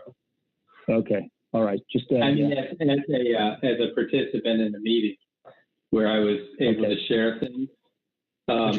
Would you like me to help? Yeah, that'd be great. Great. So you said you're using your son's laptop, so you're using the native RingCentral application? That is correct. Okay, at the bottom center of your screen is a green button that says share with an up arrow. Okay. You're going to click that, and then it's going to pop up and prompt you to ask you what you would like to share, whether it's the entire screen, an application, so on and so forth. You will highlight it by clicking on it once and then hit share in the lower right-hand corner, and it should go live. Okay, I'm just sharing my screen. I'm going to put the notes up. Again. Perfect. That's the best way to do it. All right. And we are seeing your screen now, and we have the Google Drive open. Yeah. Okay, let's find those notes. Oh, there we go. Is that good? Okay. You know, this is fine. What I think we'll do, Steve, is let's put those up. And so what we'll do in our conversation here is basically go through each of these in turn and think about, well, what is it that is particularly relevant for fishery scientists, researchers in Southern California for each of these scenarios. Remember, this is about both challenges and opportunities, and we'll go through scenario by scenario. So if you remember our first scenario, fortune and favor, we've had a chance to review it earlier on this morning. This is the kind of most benign, in many ways, kind of climate scenario. It doesn't mean to say that things aren't changing, but it does mean that what we are seeing is that there is still a good amount of kind of species and stock availability, and the changes that are occurring are happening at a relatively kind of gradual level. In addition to that, this is a scenario where there is a lot of turbulence kind of economically and industry-wide. So in this world, we've got trade hostility, we've got challenges because of cybersecurity conflicts, pandemics, and so on, which really does kind of turn the industry in many ways upside down, encouraging much more of a local aspect to the industry overall. So I guess, we can think about the social science part of this. We can think about the kind of the scientific part of this. As you, as scientists, imagine a future like fortune and favor, and you may think this is either more or less likely. I'm actually not concerned about the probability at this stage. I'm trying to, I'd love you to kind of just give me a sense in which, in fortune and favor, what will scientists almost see as the biggest challenges? What will fishery scientists see and be most concerned about in a world like fortune and favor? And obviously we're going to be asking these questions of all the scenarios, but of a kind of relatively decent scenario here, what are scientists going to be worried about? What are they going to be most concerned about? Anyone want to kick us off with the conversation around this? And if you want to, yeah. Before we get into this, can you kindly orient me to the color scheme as we go through these scenarios? Yeah. So, the color scheme there, the green color scheme that you've got your cursor on right now, Steve, that is fortune and favor. So you've got it there as the kind of top left-hand box. So that's what you've got in there. That's the fortune and favor one. And then we'll kind of go through. So they are colored according to the different scenarios. You can see on the screen that we're seeing at the moment, the top right is going to be box of chocolates. That's the one in red. And then if you scroll down in your application, you'll see that bottom left is going to be the Blue Revolution, and then the bottom right is going to be hollowed out. Cool. Make sense? Yeah. Okay. All right. Okay, everyone. Let's kick it off then, and now we're trying to think about, well, what is it that scientists are going to be concerned with in a world like fortune and favor? So remember, it's not a great scenario. We know there are challenges, but it's certainly not as bad as some of the others.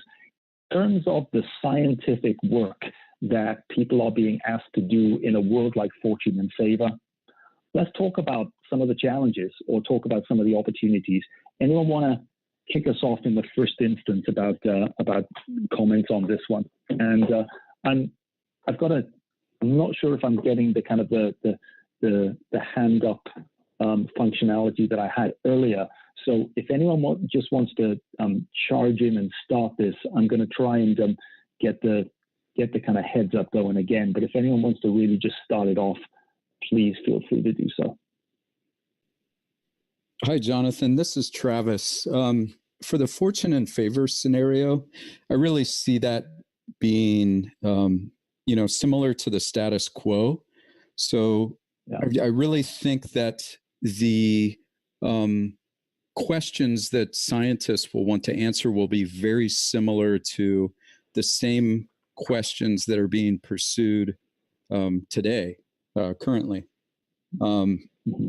Better essential fisheries information for assessments, early indications of harmful algal blooms, things of that nature.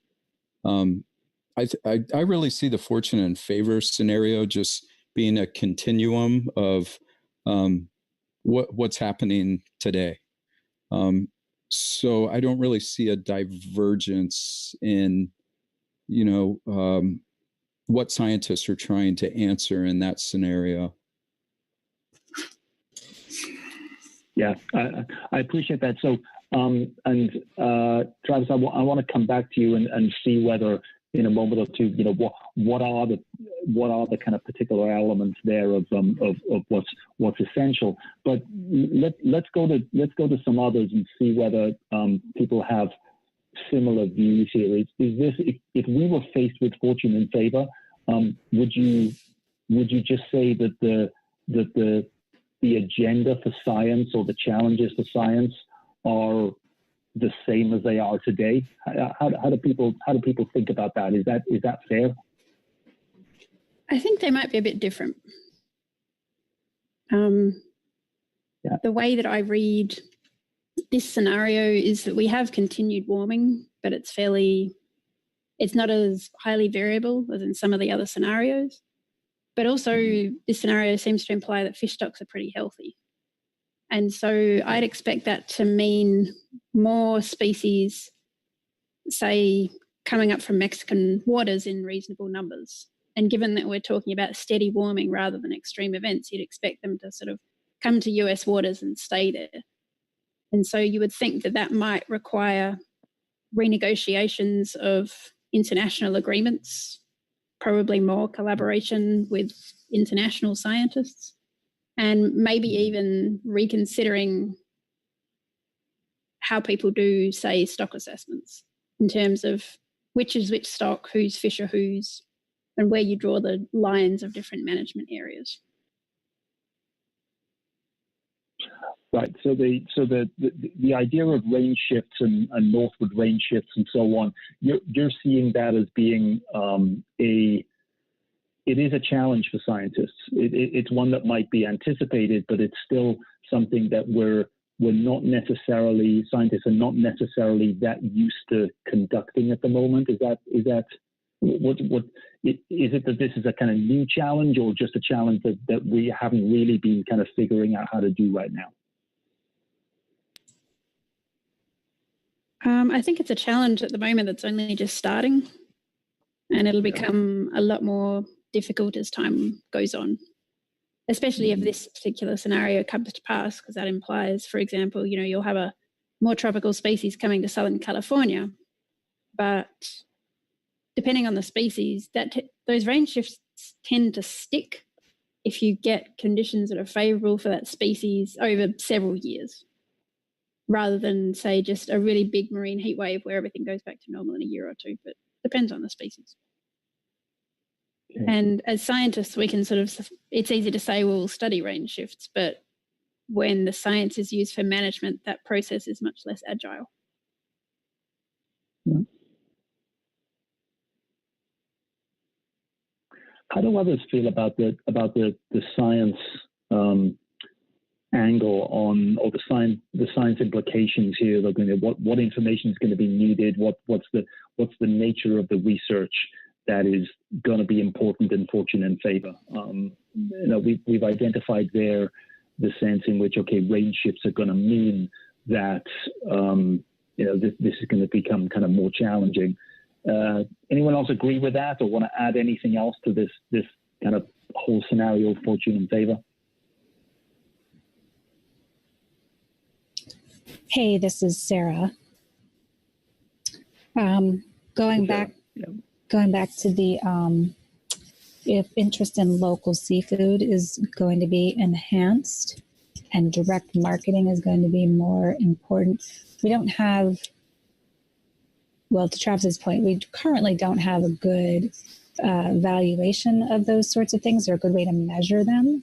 And that's a concern to some of us. But if those become more important, it'll be that lack of knowledge will be even more conspicuous and challenging to deal with in making policies and regulations and understanding the impacts on communities.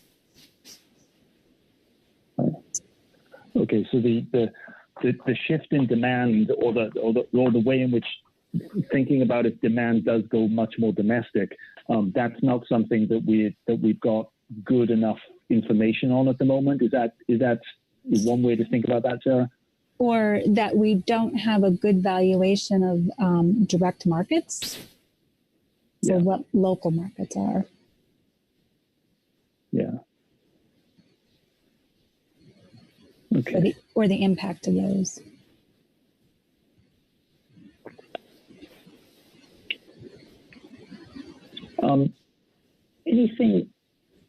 Anything else?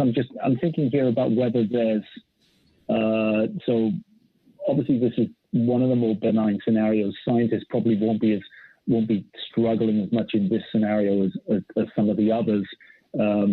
Things are taking time to change. They are changing. They're taking time to change.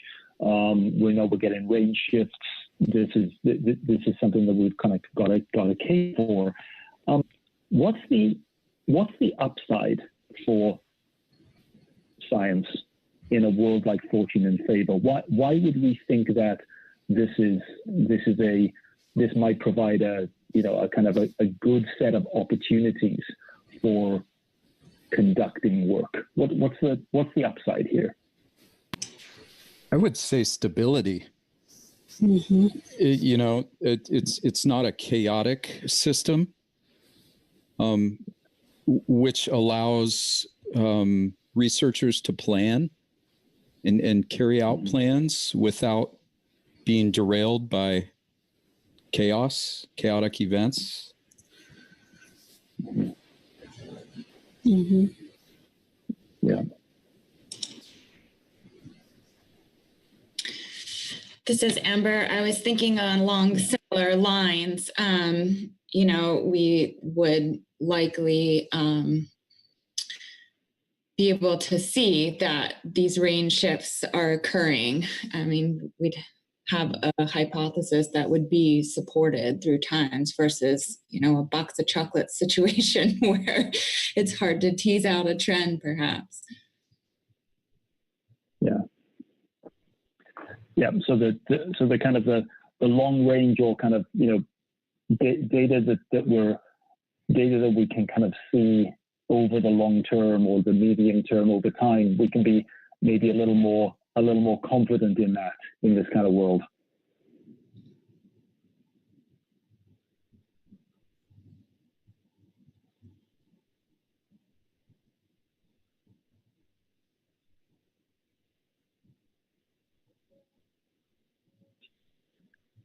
Anything? I'm just thinking if there's anything else in fortune and favor. So we talked a little bit about domestic demand, kind of range shifts, hostility in international markets. This also describes a world ultimately where we're talking about more kind of sustainable solutions, community-based fisheries, and so on. If we're thinking this is a world where we're transitioning to a very different style of fishing, what role does science play in that? Are there particular challenges or opportunities? I'm just thinking here about the way in which this scenario is described as being, and I'm just trying to quote a couple of pieces here in Fortune and Favor, but we've got the kind of the sense in which by 2040 national policy promoted communal cooperative approaches, community-focused fishing, processing and marketing, investment in new monitoring technology. So there's a way in which the industry is changing in Fortune and Favor. What's either the challenge or the role of science to play in helping industry transition in this way?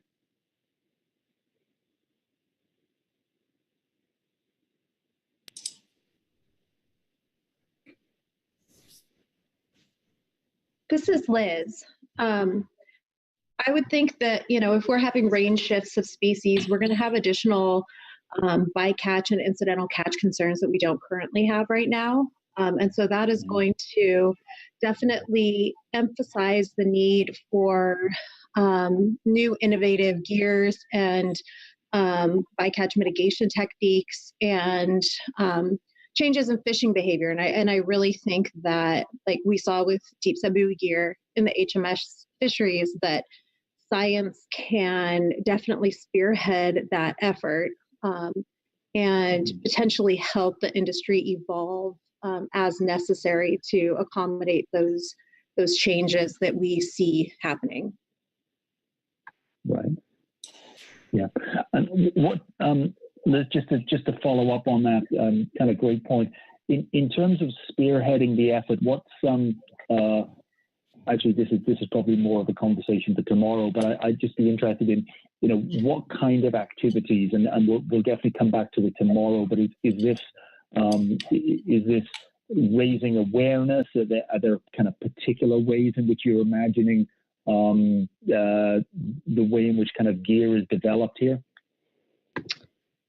I think I was largely thinking of using science, using the information that we do have on species behavior, on oceanic conditions and whatnot, and using those in conjunction with technology to further our ability to fish in a more productive and less detrimental way.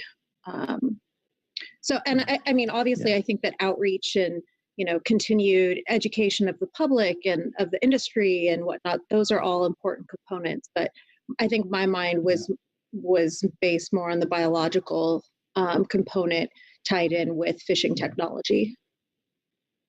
Okay. Helpful. Thank you. Okay, so I want to move us on in a moment or two to think about the other scenarios. The Fortune and Favor in some ways is, as was originally stated by Travis there, maybe there isn't a great deal of change. Questions similar interest to today. We know that range shifts will mean that there may well be some different challenges in here.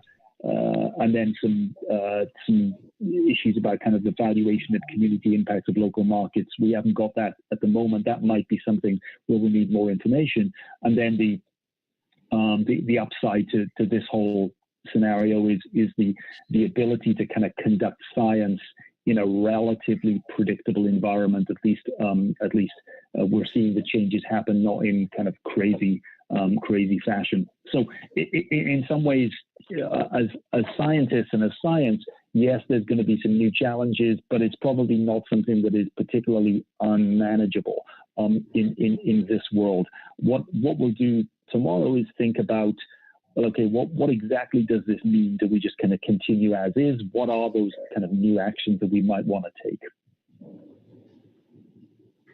All right. So with that, let's move on maybe to a more a different scenario, and maybe one that has kind of a little more radical change. Steve, I'm going to ask you to scroll down, if that's okay, in this worksheet into the second scenario, the Blue Revolution, and then we'll kind of do the same order here as we did this morning. So I know I'm seeing your screen at the moment still on Fortune and Favor on the top half of that. So if there's a possibility of scrolling down, Steve, that would be great. Okay, perfect. All right. So remember, Blue Revolution is a world where, again, the climate side of things might be it's changing, but it might not be changing in a crazy fashion. This is really more of a world where we are seeing fish stocks depleted, and we're seeing a lot more kind of competition for ocean uses, which is causing a number of different knock-on effects. Remember, we talked about a number of those this morning, whether this be aquaculture, whether this be alternative energy, and so on. So as fishery scientists, what kind of challenges does a world like Blue Revolution pose for you? What are you going to have to be dealing with that maybe you haven't dealt with up until now? What makes Blue Revolution a more challenging or more difficult, or possibly a kind of more, I don't know, interesting world to have to navigate for scientists? What's in your mind there? I want to kick us off. This is Liz. I'll chime in. Thanks, Liz. I'm thinking that what really would be a challenge is that so much of the science that we use now may not be applicable any longer. If we're looking at competing ocean uses and looking at how those uses affect wild stocks, migration patterns, as I think Elena had mentioned earlier, viruses between farmed fish versus wild stocks, that sort of thing. We don't know what it's going to look like. We can't necessarily rely on the knowledge that we currently have. And so that's going to make things more challenging in the long run. Mm-hmm. Jonathan, this is Steve. I don't know if I'm allowed to be a note taker and a participant, but of course you are, Steve. Yeah. So my response to Liz is that a more optimistic look is that if current science becomes obsolete, there's more demand for new science to fill in the knowledge gaps. Right. I would almost see a shift to aquaculture science, the science of marine culture. Yep. Right.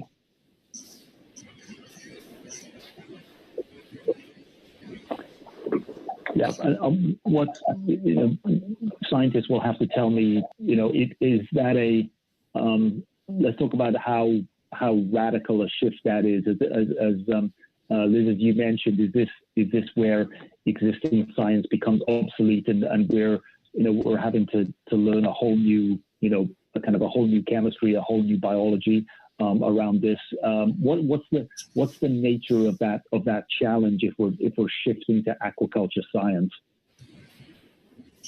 I don't think current science becomes obsolete, because while we may need to develop our scientific understanding of the different components of aquaculture, we're not completely replacing all wild fish with all farmed fish. So there's still the component of wild stocks and how those interplay with the environment and with our fisheries and with the aquaculture. So I see those two things kind of go hand in hand.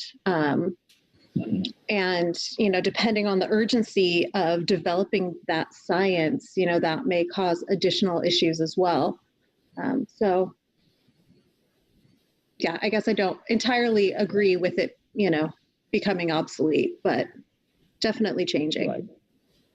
I think I guess maybe, sorry, I'm just trying to capture your point, Liz. So are you saying it's not obsolete, but it's not applicable to management because the issues have changed, or how would you state it? Not that it's not applicable. I think that in moving forward and developing management, developing the way we deal with this, it's going to we're going to have to relearn the things we think we already know, I guess is maybe a better way of saying it. We think we know how a particular species, you know, migrates, but that may change. And sorry, I thought I heard somebody. Hey, yeah, this is Sarah. There'll be new interactions and processes which we aren't yet familiar with, and we'll need new expertise. For example, experts in the impacts of aquaculture, both on the species, the wild capture species themselves, and the fisheries, the wild capture fisheries. For example, I mean, I'm sure wind and other blue revolution technologies will have,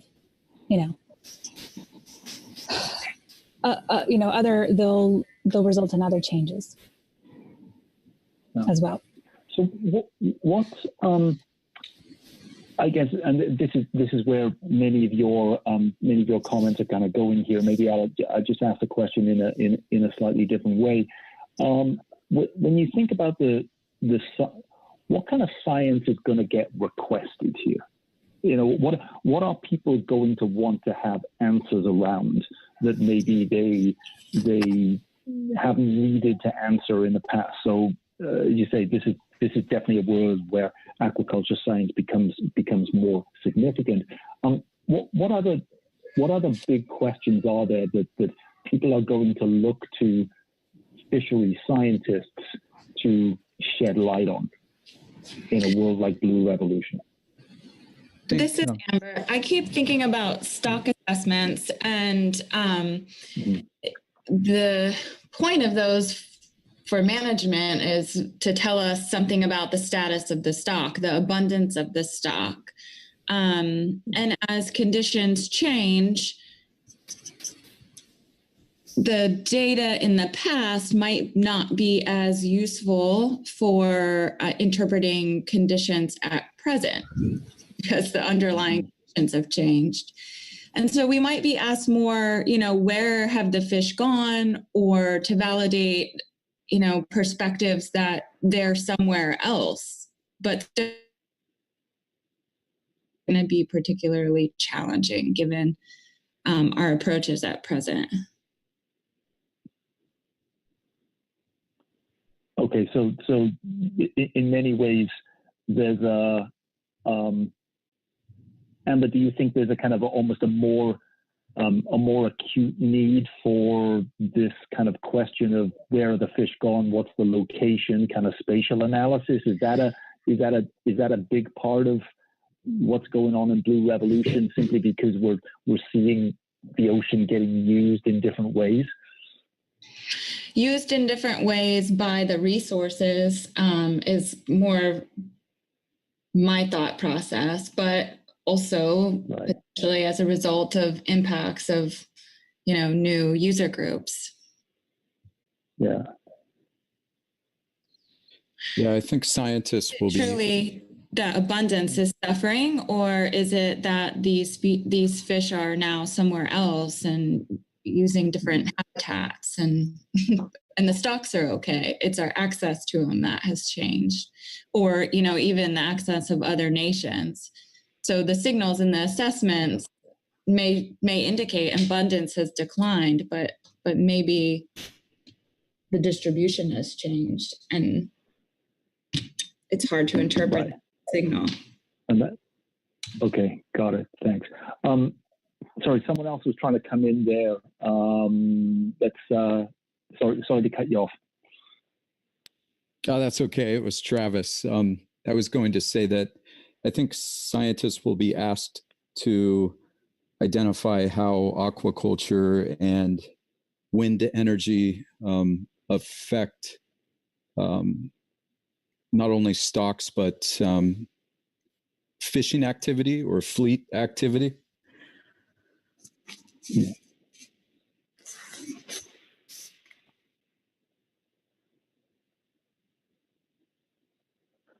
Okay, so and Travis, do you see that as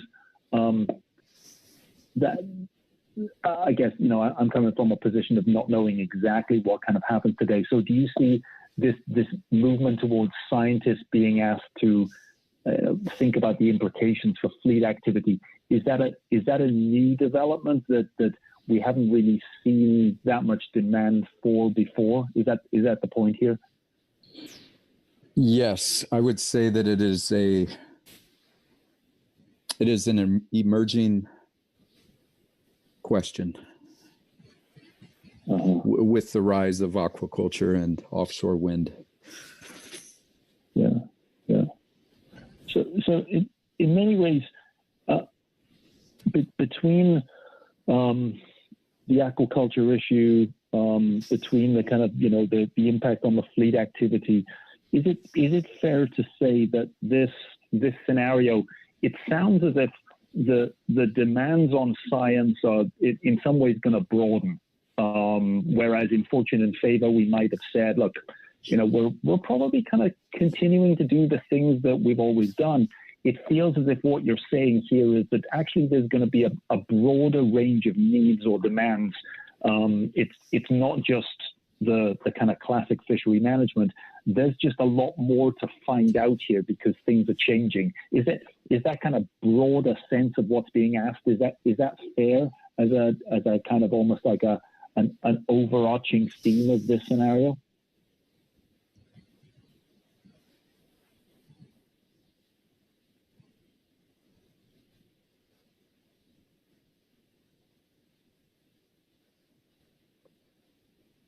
I think that's fair. I don't know what others think, but would tend to agree. Yes, and specifically related to these new technologies because they're new, so we're not familiar with their impacts yet.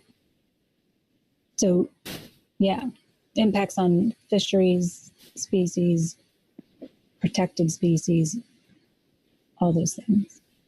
So yeah, they'll broaden because we're not familiar with these and we haven't done a ton of research on their impacts on our various arenas yet. Right. Yeah. What's the upside of this scenario for science? As was mentioned earlier, in some ways it kind of it could well drive demand for new science. Clearly, there's lots of challenges because this does get broadened. What's the upside to science? What makes you feel, this could be a very kind of promising or propitious environment for the work that we do? Why does this one give you hope? This is Amber. I think the notion of greater international coordination, cast in a positive light. Perhaps there's more information sharing, really in the interest of science and understanding our world, as opposed to positioning around what we know about the environment and where individual countries, stand to gain. Right.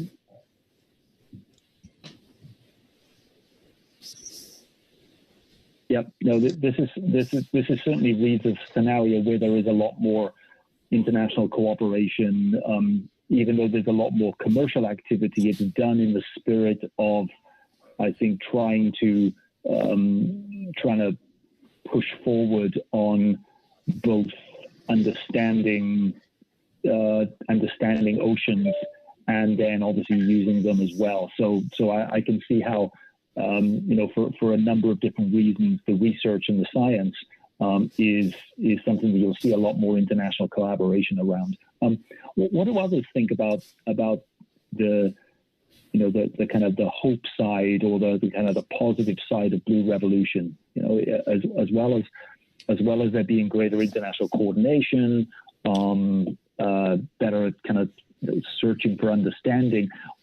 is there anything kind of specifically that you think, yeah, this is why science is probably in a good place to deal with blue revolution?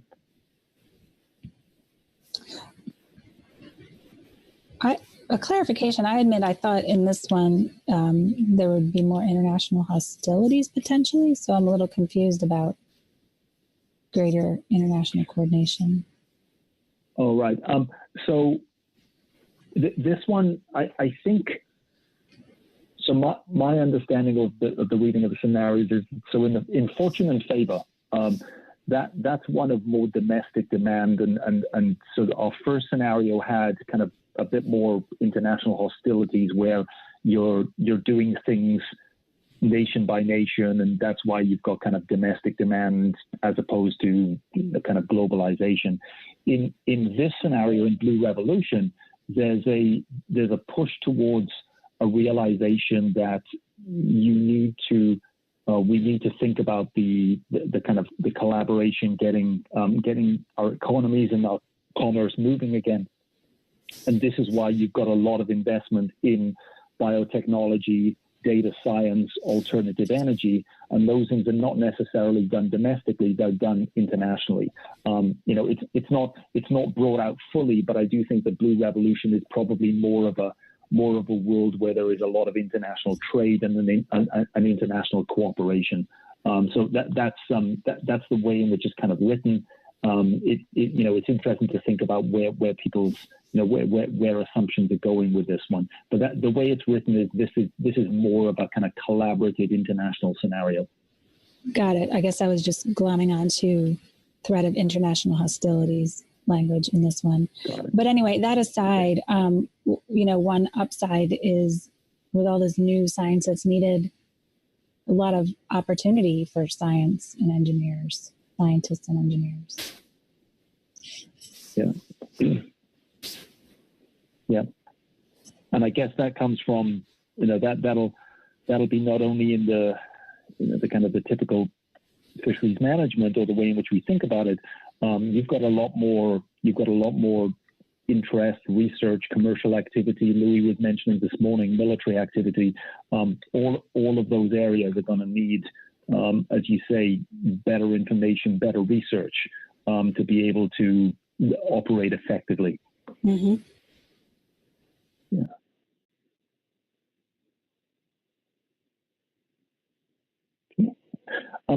Anything else come up for folks in this one? I'm also noticing that in this scenario, clearly, whereas the Fortune and Favor, we talked a lot about range shifts. This scenario also spells out the possibility of range compression, and then the idea of there being more regulation of protected species and so on. Is that what does that mean to science? Is there anything, if we think that there's going to be more range compression, there's going to be more concern over whether fishing grounds are going to be impacting protected species and so on. Does that mean anything different for science, or is that no? Actually, that science is kind of already dealing with that and taking care of it right now. How does range compression affect science?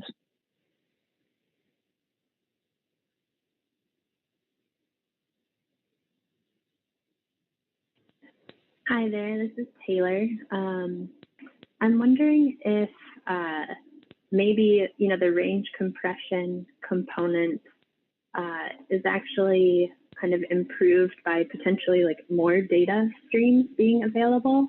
So if you have different uses in the ocean kind of populating different areas, the data that those uses are creating and collecting and managing, shared amongst scientists, could actually improve and refine our management and regulations. So maybe science would have more insights just due to more data being available from different avenues that aren't currently collected or managed. Yeah. Thanks, Taylor. No, I think it's certainly the case. Obviously, some of the other scenarios also mention the importance of data, but I think it's becoming clearer in a world like this where you do have a lot of competing ocean uses, you do have a lot of potential conflicts. Then one way, or possibly one of the only ways to resolve this, is through the provision of better information. And that's certainly the optimistic side of this, to really think about what it is that kind of data can do to be able to kind of create a more effective management environment. Anyone else want to come in on whether it be range compression, whether it be alternative uses? We talked a lot about how the scientific needs are going to broaden in a scenario like this. We've also talked about how the way in which we've always kind of gone about things in the past, it might be challenged in a world like Blue Revolution, because we're just uncertain of so many different things. Anything else strike you as being either a challenge or a potential upside for scientists in this particular world? We know that scientists are going to be busy because they're going to be asked to, create a lot of information and analyze a lot of information. What else strikes you as being, something that you might have to do differently? If aquaculture is able to successfully raise certain species that are considered overfished, suppressed stocks, compacted stocks, that might actually have the opposite effect and provide a little relief for scientists being pressured to deliver answers on how that stock might be doing in the wild. Mm-hmm. Yeah. One issue that we haven't discussed either is that if there's more competing uses in the ocean, that may affect scientists' ability to do data collection. So the easiest to visualize example of that would be, you can't drive one of the big NOAA ships through a big offshore energy array. And so to the extent that we can't do data collection in the same way or at the same time, that's going to cause a break in some of our long time series of information, and scientists are going to have to figure out how to adjust for that and how to do data collection differently. Yeah. Yeah. No, that's a great point. It's it all comes down again, as you say, to competing ocean uses, and that's a direct impact on the way in which we conduct science today, and how we might need to think about it in future.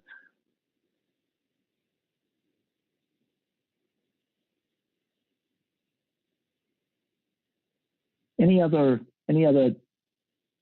implications here in terms of painting pictures of what science might mean in a Blue Revolution world of more competition, more commerce, greater demands?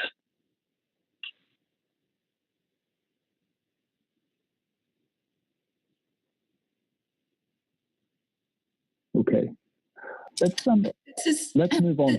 Steve, thanks. Anyone want to come in on this? This is Amber. We did raise the notion of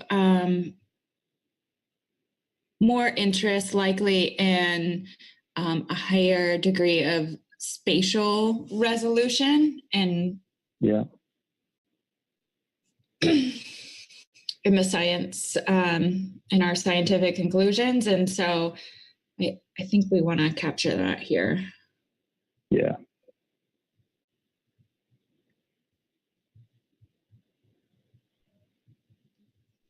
Yep. No, that's great. I know it was mentioned earlier, but thanks. Thanks very much, Amber. Yeah, we want to have that one in there. And Steve, I know your cursor is over question 2. I think we've kind of gone back and forth here on challenges and opportunities. It's not a difficult thing for us to just kind of parse out what we see as on the upside and the downside of this. So appreciate that. Let's turn to science in a world like hollowed out. Now we'll remember this from our conversations this morning. This is our world where climate change is significantly affecting the food web. Most stocks are suffering.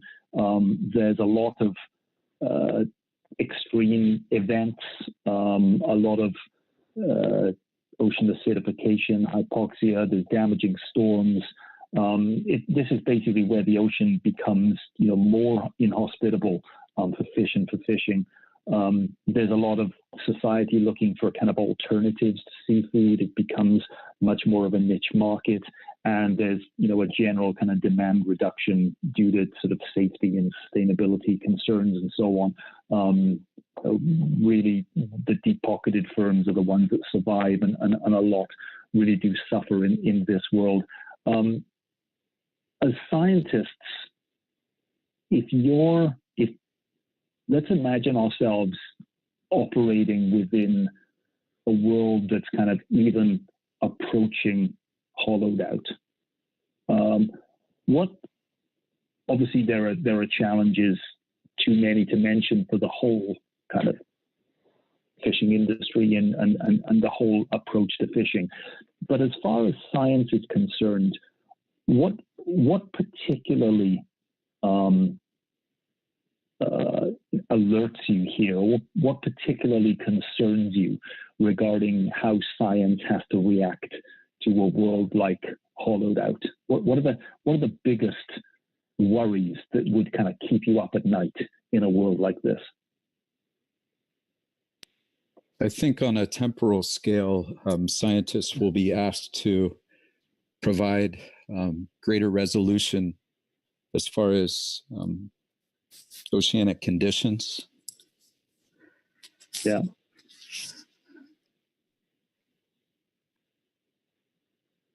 So what's that? In trickier environments, people are going to want more precision. Is that the idea? Yes, exactly.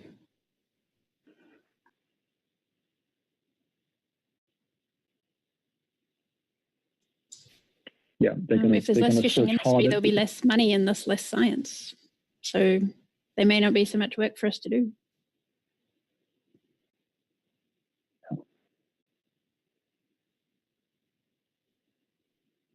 Yeah, so in many ways those two initial comments are so interesting in that in one way, facing difficult conditions, one reaction is, okay, we need to, science could come to our rescue. We need to find out more specifically and at higher resolution where things are. The other reaction might be, good information, we just can't afford to provide that information anymore. We've got to cut costs, and science could be one of the things that goes. Are both of those arguments kind of valid? Does one kind of loom larger over another, or is there another angle on how science gets affected by a world like hollowed out? How do people feel about it?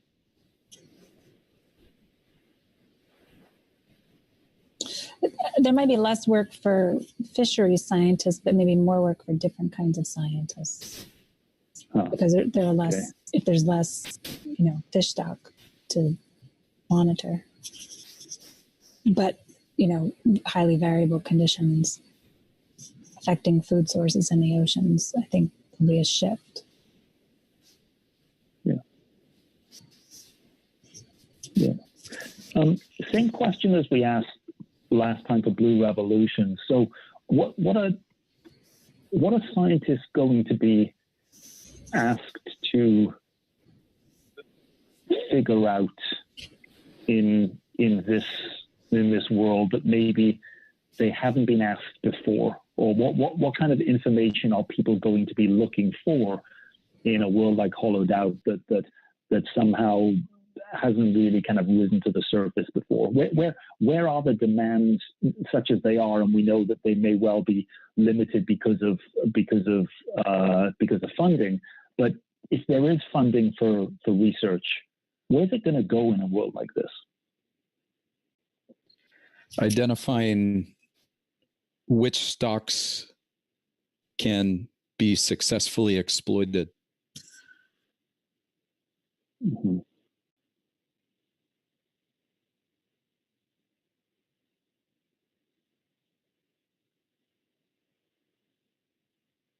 Right. So this in many ways, people might see science here very much as, look, we know there are not many ways in which we can break even in a world like this, but we've really got to find the ones that allow us at least a chance of survival. And that's the purpose of science in this. As you say, it's about the exploitation and saying, okay, how do you keep the industry alive? Yes, exactly.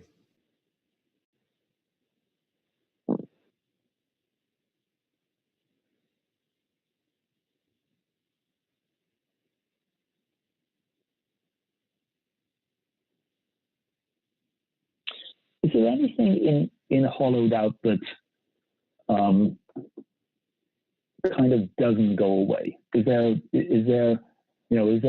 a situation here where there's always going to be some science happening? Let's assume that that there's funding, whether it be kind of governments, whether it be others. There is some funding. So what science remains, even in a really difficult scenario like this? Can you imagine still being, part of the way in which science and research is conducted? What stays, even in the most difficult of scenarios?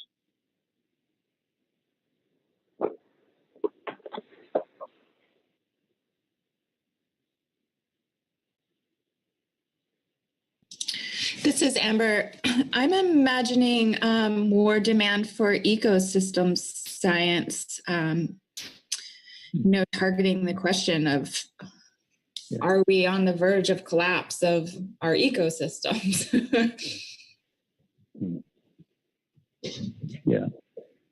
Right. And that kind of ties into the first bullet as well. With so much day-to-day variability, there's going to be questions of, where are we currently?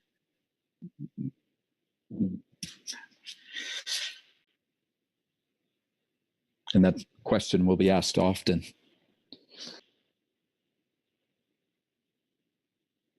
Right. Amber, back to your point about ecosystem science. Does in some ways the issue around where are we currently is clearly important to situate us to say, okay, what conditions, what on earth are these conditions that we're seeing now, and they may change. When you talk about a kind of more demand for ecosystem science, where does that take us? Is it about more information about what's happening in the here and now, or is there a different kind of form of demand?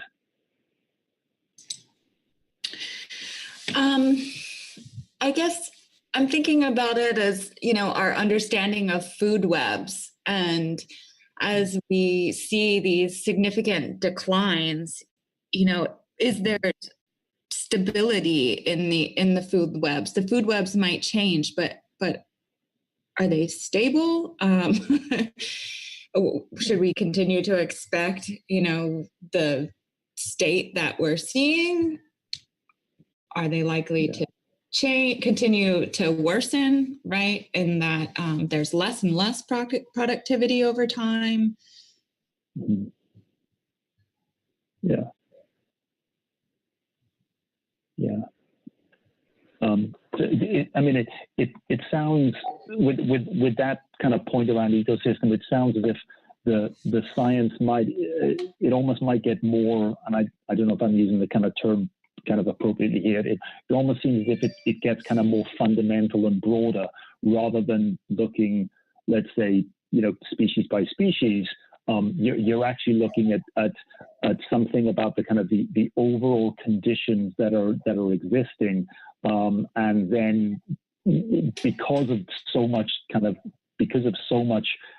uncertainty and variability, it's really hard to do things on a kind of stock by stock or a species by species basis, and that's where the ecosystem kind of element comes in. Is that fair, Amber? Yes, I think that's exactly right. Things are getting so dire on a stock by stock level that we're forced to look at this big picture, even though, effort that's realized, the importance of that is realized now. Much of the management continues on a species by species basis, but I think managers will just become so exasperated that, the question will really become, what is going on with this ocean and what is really reasonable for us to expect? But and that's interesting because our management system isn't totally set up for that. And I know we've been trying to shift towards that, but certainly management and science in our agency is set up on species by species management and science. And even, gear types and their impacts, right? So, Sure. Area closures. And so sometimes it's even more specific than species by species, but we'll need to figure out how we'd be the most flexible, right? Not just, okay, maybe we have different setup for closures or more flexibility in and out of different gear types, but perhaps fisheries and altogether. How do we move people from targeting one species to another to try to keep folks solvent? Yeah. And all stocks, the food web as sustainable as possible. So that seems like a big investment in economics expertise will be important here. Yeah, I think that's a good point, Sarah. And I see Steve is capturing that one. Yeah, Steve, I thought you'd definitely try and capture that one. But my ears perked up. Okay. All right. Very good. Anything else there on hollowed out? It's very good kind of push there towards the kind of ecosystem theme in a world where it just gets a little crazier to do anything species by species. I want to move on in a moment or two just to scroll up, and we'll go to our final scenario, box of chocolates. But is there anything else as you look down the comments there that Steve has put in, asking for kind of greater resolution? Clearly, this might well be a world of less funding, therefore less support for science. It might be that there might be a kind of a variation in demand, less for fishery scientists, maybe more work for others. If there is research, it's on stocks that can be easily kind of exploited, and then the demand for ecosystem science. Anything else as you look down that list of comments that everyone have made and suggestions that Steve has captured? Anything else to mention for hollowed out?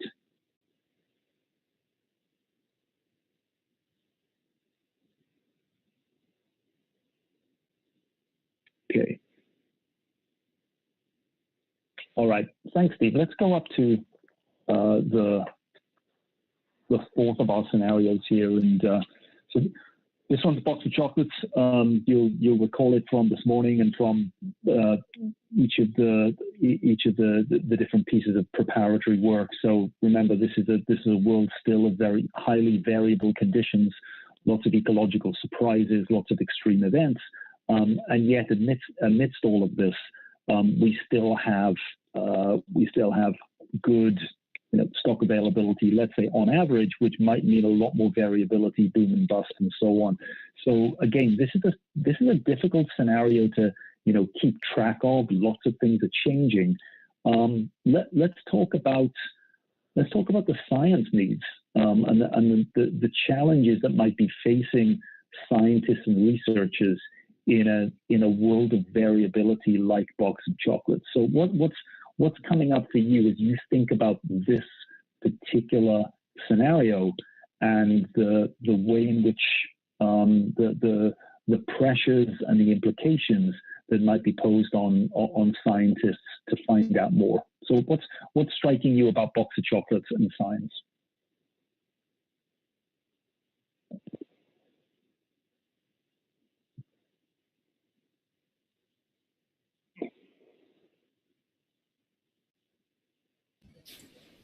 You might think that it's going to be difficult for science and management to be anything other than reactive. If you can't really predict what's going to happen, you're always just going to be reacting to extreme events. It's always difficult. Mm-hmm.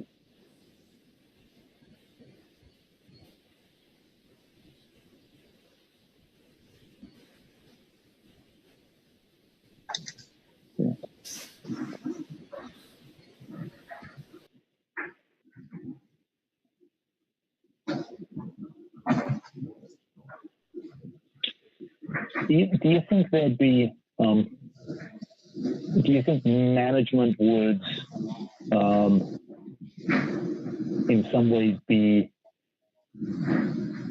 would they be more comfortable with fewer predictions in a world like this, simply because predictions are deemed to be less valuable?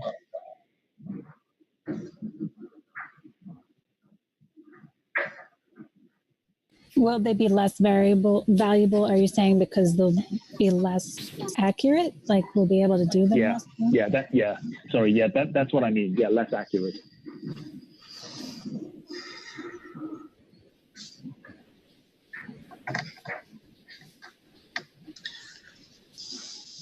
I think related to that, Jonathan, a challenge for scientists might be, I guess what I'm calling kind of risk communication. Managers want point estimates of things. Scientists are actually fairly good at sort of describing variability, but that often gets lost, I think, in the management process when we're looking for one number. And so I think what you're suggesting with sort of fewer predictions, maybe instead of giving point estimates, it might be better to give sort of brackets around what's possible. And so I think a lot of that is a communication issue, kind of for scientists to figure out what's most useful for making decisions in a variable world. Yeah. This point is really resonating with me, Cameron. This is Amber. As we had a suite of probabilistic framework assessments in HMS in highly migratory species for highly migratory species stocks this year, and it really baffled us as managers in terms of what are these assessments saying about whether something's overfished or overfishing. We're looking for that point estimate. Are we over? Are we under? What is it? And really we're faced with this probability. But I think, if we're expecting change going forward, this approach makes a lot of sense. And understanding how to interpret what goes into those assessments. And there's, multiple models, but what are they each telling us about what we might expect, and then how we're weighting them to get this probability. There's a lot of layers there for managers to understand if we're going to be making use of this information. Yeah. What you're both saying resonates tremendously with me. What Cameron said about risk communication being even more important. I can see that. Yeah. hey, Steve, can we make that point about the kind of the challenges of communicating risk, or the challenges of risk communication here? I know that you've got the more specific point about the kind of the probabilistic range, but just so we can kind of refer to it a little bit later.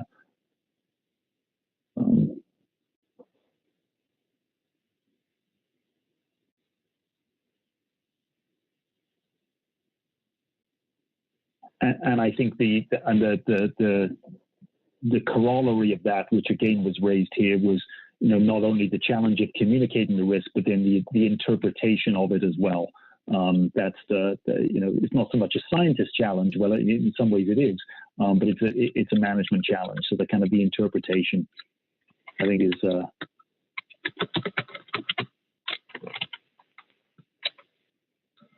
Is that good? Thank you.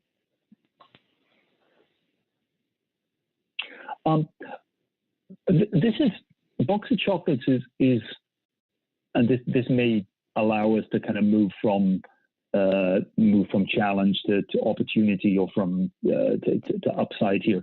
Box of Chocolates is also characterized, I think, by where we talked a lot about data.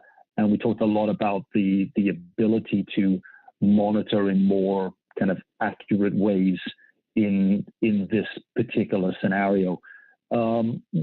Anything strike you? What are both either the challenges or the opportunities for science in a world where there is the availability of more sensing and monitoring technology? How does science change if we find ourselves in a world where it just becomes more prevalent to be able to monitor what's going on in the oceans?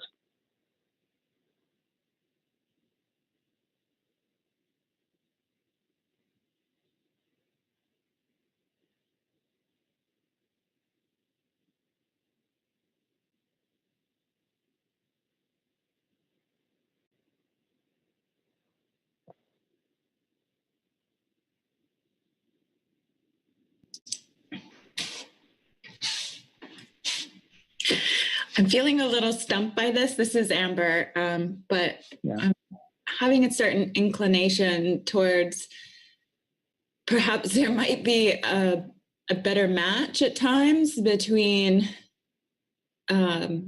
user groups, perspective, and what the scientific reports or conclusions may be, if it's based more on monitoring what is.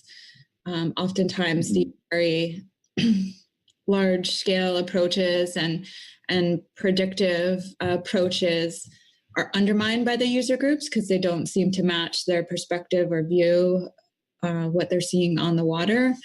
And that can create some gaps. Right. Yeah. So the provision of kind of real-time information and extensive real-time information might well have the positive effect, as you say, of kind of connecting and resonating more with user groups.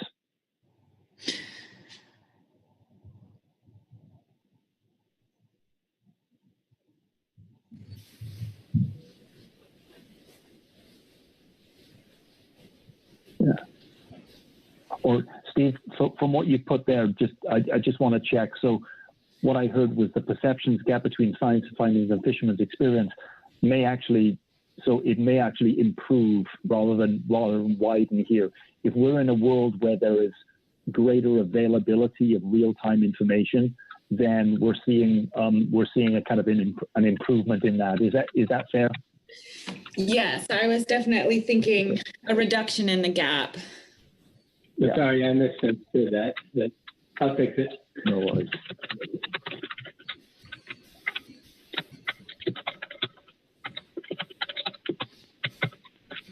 Jonathan, this is Chris. Just a heads up, we've got a little over a minute left, and then the rooms are going to auto close. I was unaware that when you put it on a timer, you can't override the timer.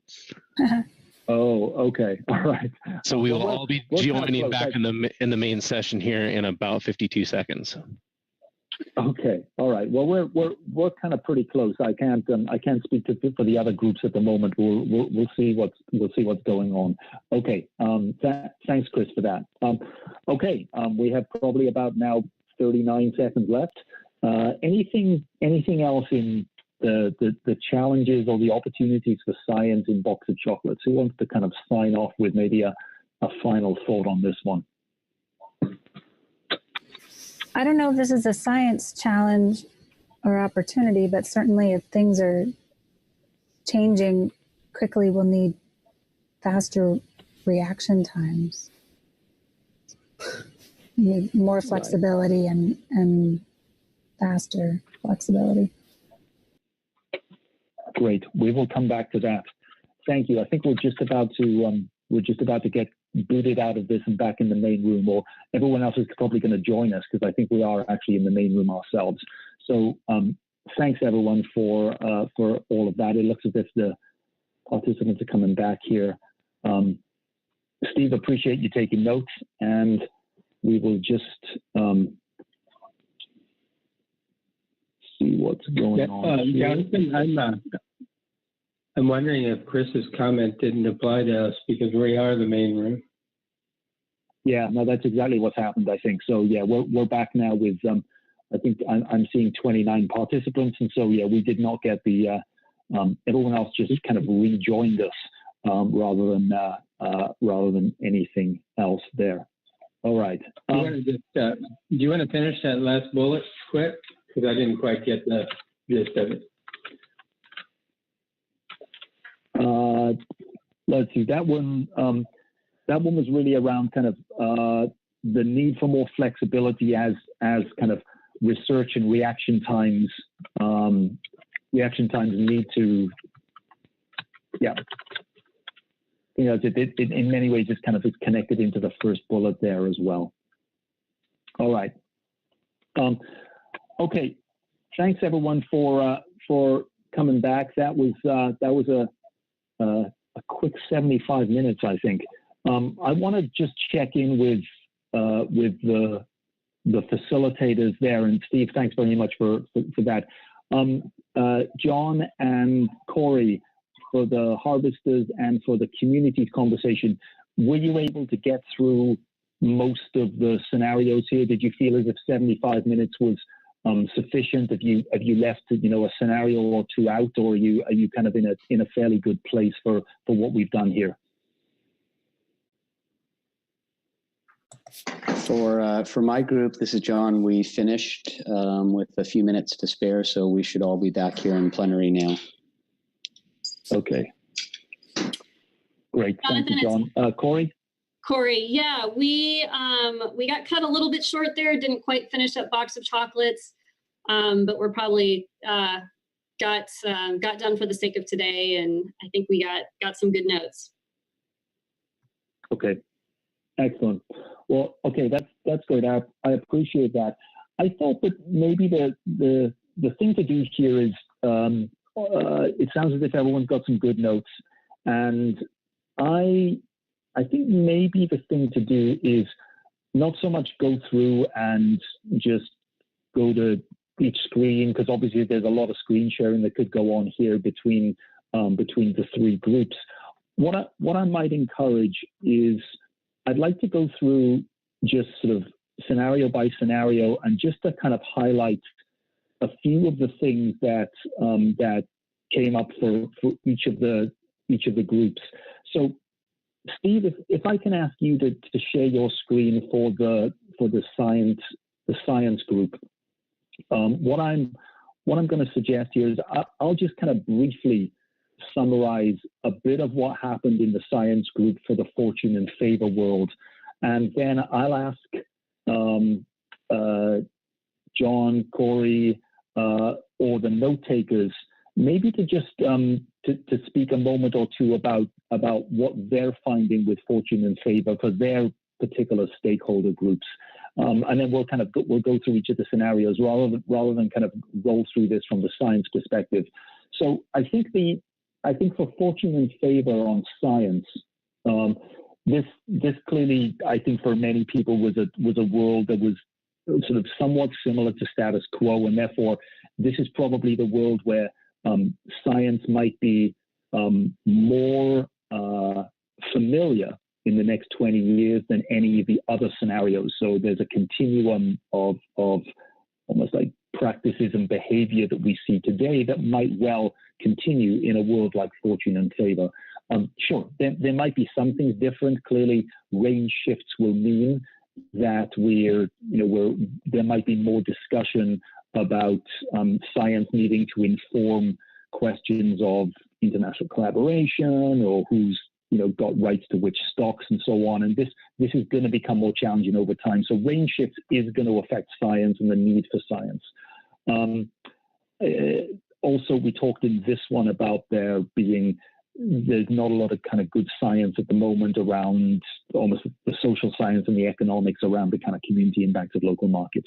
But overall, the upside for science in the fortune and favor world is really around the fact that it's not a chaotic world. It's relatively predictable. Planning for the future is, well, to Steve's point here, it's easy. It's never easy, but it's probably more straightforward. And so scientists would feel as if they had a more, maybe a more kind of comfortable existence in this scenario than some of the others that we might come to a little bit later. So I think overall the view from the science perspective on this was that fortune and favor would be a world where we'd see a continuation of a lot of scientific practices. There might be some interesting new developments according to range shifts, but overall you've got the kind of the long-term perspectives that continue on with this one. How did John, Corey, or if you want to get anyone to kind of share their screen on this, the note takers, that would be great. But I was wondering whether if anyone from those groups wanted to just offer a minute or two on what came up for you in fortune and favor. Did it come up like the scientists that, hey, you know what, we just can, we have the same pressures and opportunities that we have today? Or what kind of came up for you in those worlds?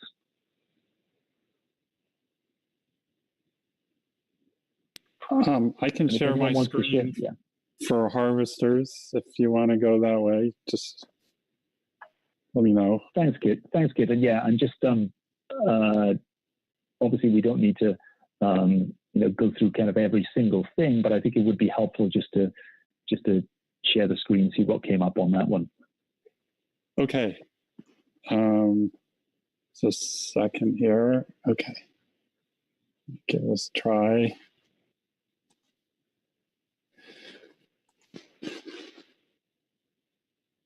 Okay.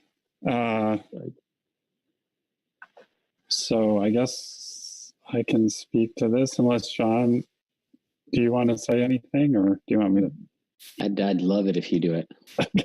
Okay. So in terms of the sort of challenges, the first question, what are you concerned about? A lot around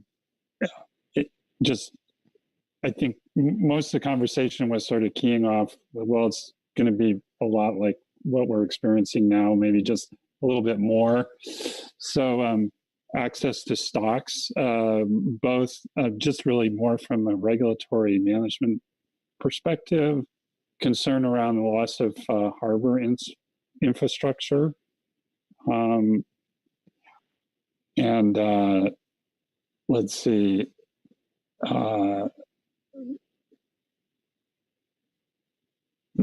Also, for the CPFB fleet, concerns about external impacts that could affect the fleet, like economic recessions or new requirements in terms of reducing carbon emissions and that sort of thing. So it's kind of a flavor of those, some opportunities. is we already kind of are experiencing this, so we're a bit familiar with this world. There may be more opportunity in terms of getting live bait for going to recreational fisheries and going after new subtropical species and HMS that may appear. Generally, a feeling that fishermen will be able to keep going, and there'll be continuing investment in coastal infrastructure to support fisheries. And a note about, we've seen rockfish stocks getting rebuilt, and there's an opportunity there, and it could be an opportunity for more small-scale fishermen. Then generally concern about just the political climate and what implications are there. And another opportunity is expectation that the science will improve and there'll be other kinds of innovations that may help, in particular, small-scale fisheries. So, and if anybody else in the Harvester group wants to chime in or correct me, feel free. All right. Thanks, Kit, for that. So some similar things here that in some ways we're seeing a kind of continuation. We're used to managing in this sort of scenario. Most will be fine, and then some of the kind of political challenges looming a little larger in this one than we did see in the science one. Corey and I think Jessica was taking notes. So Corey, do you want to, or Jessica, do you want to either share your screen or give us a minute or so on what did you talk about regarding the challenges and opportunities for communities in a world like Fortune and Favor? This is Jessica. I think Karen was taking notes on this one. Oh, okay. Thanks, Jessica. Karen. Yeah, Jonathan, it would actually, Kit, if you don't mind pulling up the shared document, that would be super helpful. Okay, let me see here. Okay, just give me a sec here.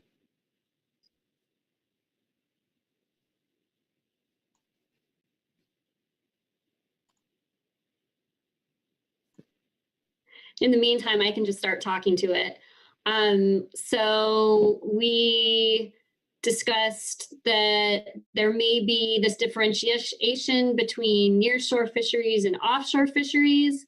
Some of that could come with declining kelp beds, whether we see recovery or not, that this is going to create a lot of ecosystem issues. We may see a loss of smaller vessels and a loss of access to shorter trips. Drought was brought up in the context of sort of, although this is happening on land, what does that mean for our stocks? Nutrient runoff was something that could really be affecting our nearshore stocks.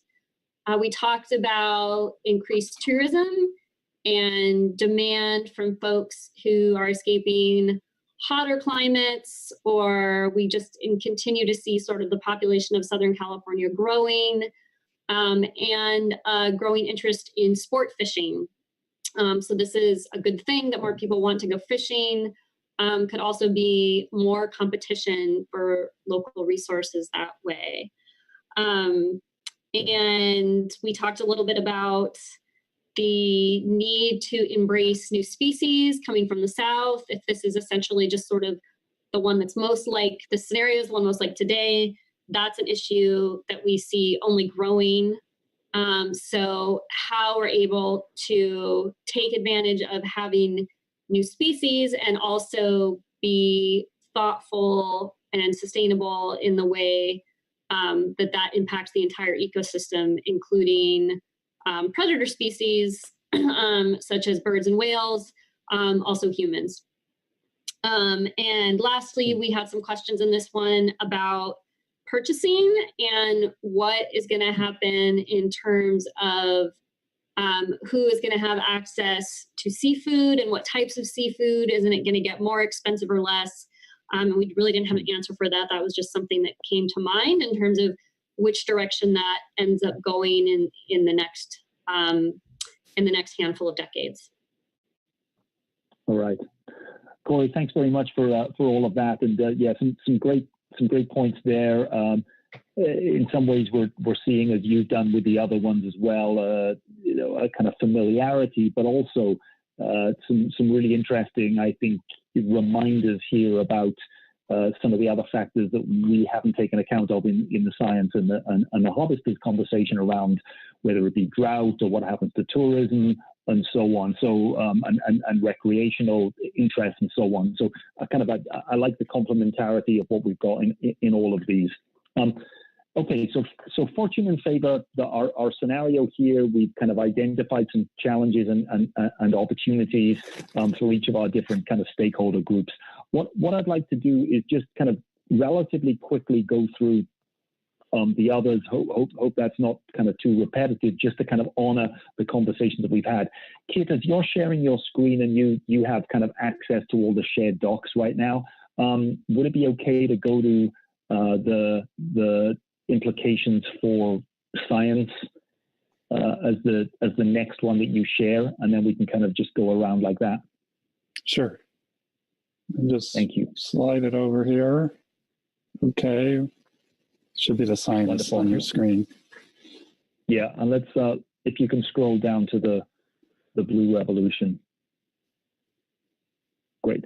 So everyone's aware. So the interesting thing about Blue Revolution and the science in this one, I think, was that we saw science and scientists getting, kind of almost like broadening what it needs to find out about, and there being a great deal of kind of interest and the need for a lot of updating. So much of kind of currently used science, because we're talking about a very different world here with different challenges within the ocean, then most of the kind of almost like the currently used science, the way in which science is conducted, the kind of based on past historic nature, that might need updating. The way in which oceans are getting used by kind of new resources and user groups, that might be something where we're seeing scientists being asked to determine, let's say, the impacts of aquaculture and offshore wind energy development on fisheries. So there's a broadening, I think, of the kind of the whole scientific agenda we're seeing in Blue Revolution. On the upside, there's greater international coordination in Blue Revolution, and that kind of cooperative information sharing might be obviously to the benefit of really trying to understand the science of oceans more generally. A couple of other things here. One of the bigger challenges in a world like this is more competing uses in the ocean might make it harder for scientists to just do its basic data collection. NOAA research vessels might become, it might be off limits to go and go through an area that might be occupied by a offshore wind installation or so on. And then finally, I think there's going to be more interest in a higher degree of spatial resolution in scientific conclusions here. Obviously, in a world where we're seeing a lot more interaction within the ocean, then being more precise about where stocks are is going to be clearly important.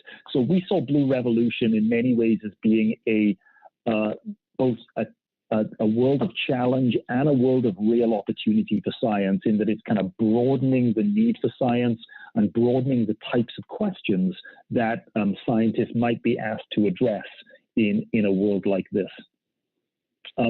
From the team doing science, anything else for anyone that they want to add on this one that I haven't covered in those bullets?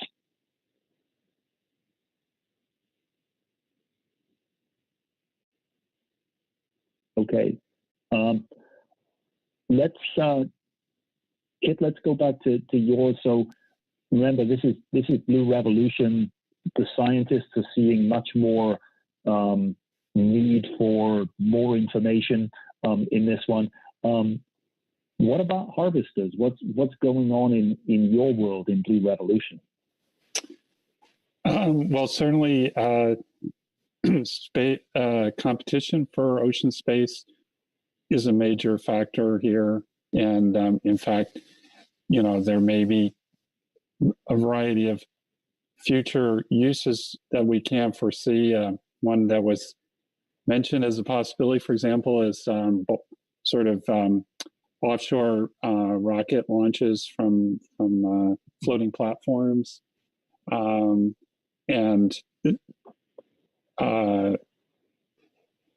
there may be a loss of infrastructure, and that in particular, it won't be maintained for smaller vessels and some fishery sectors and so on.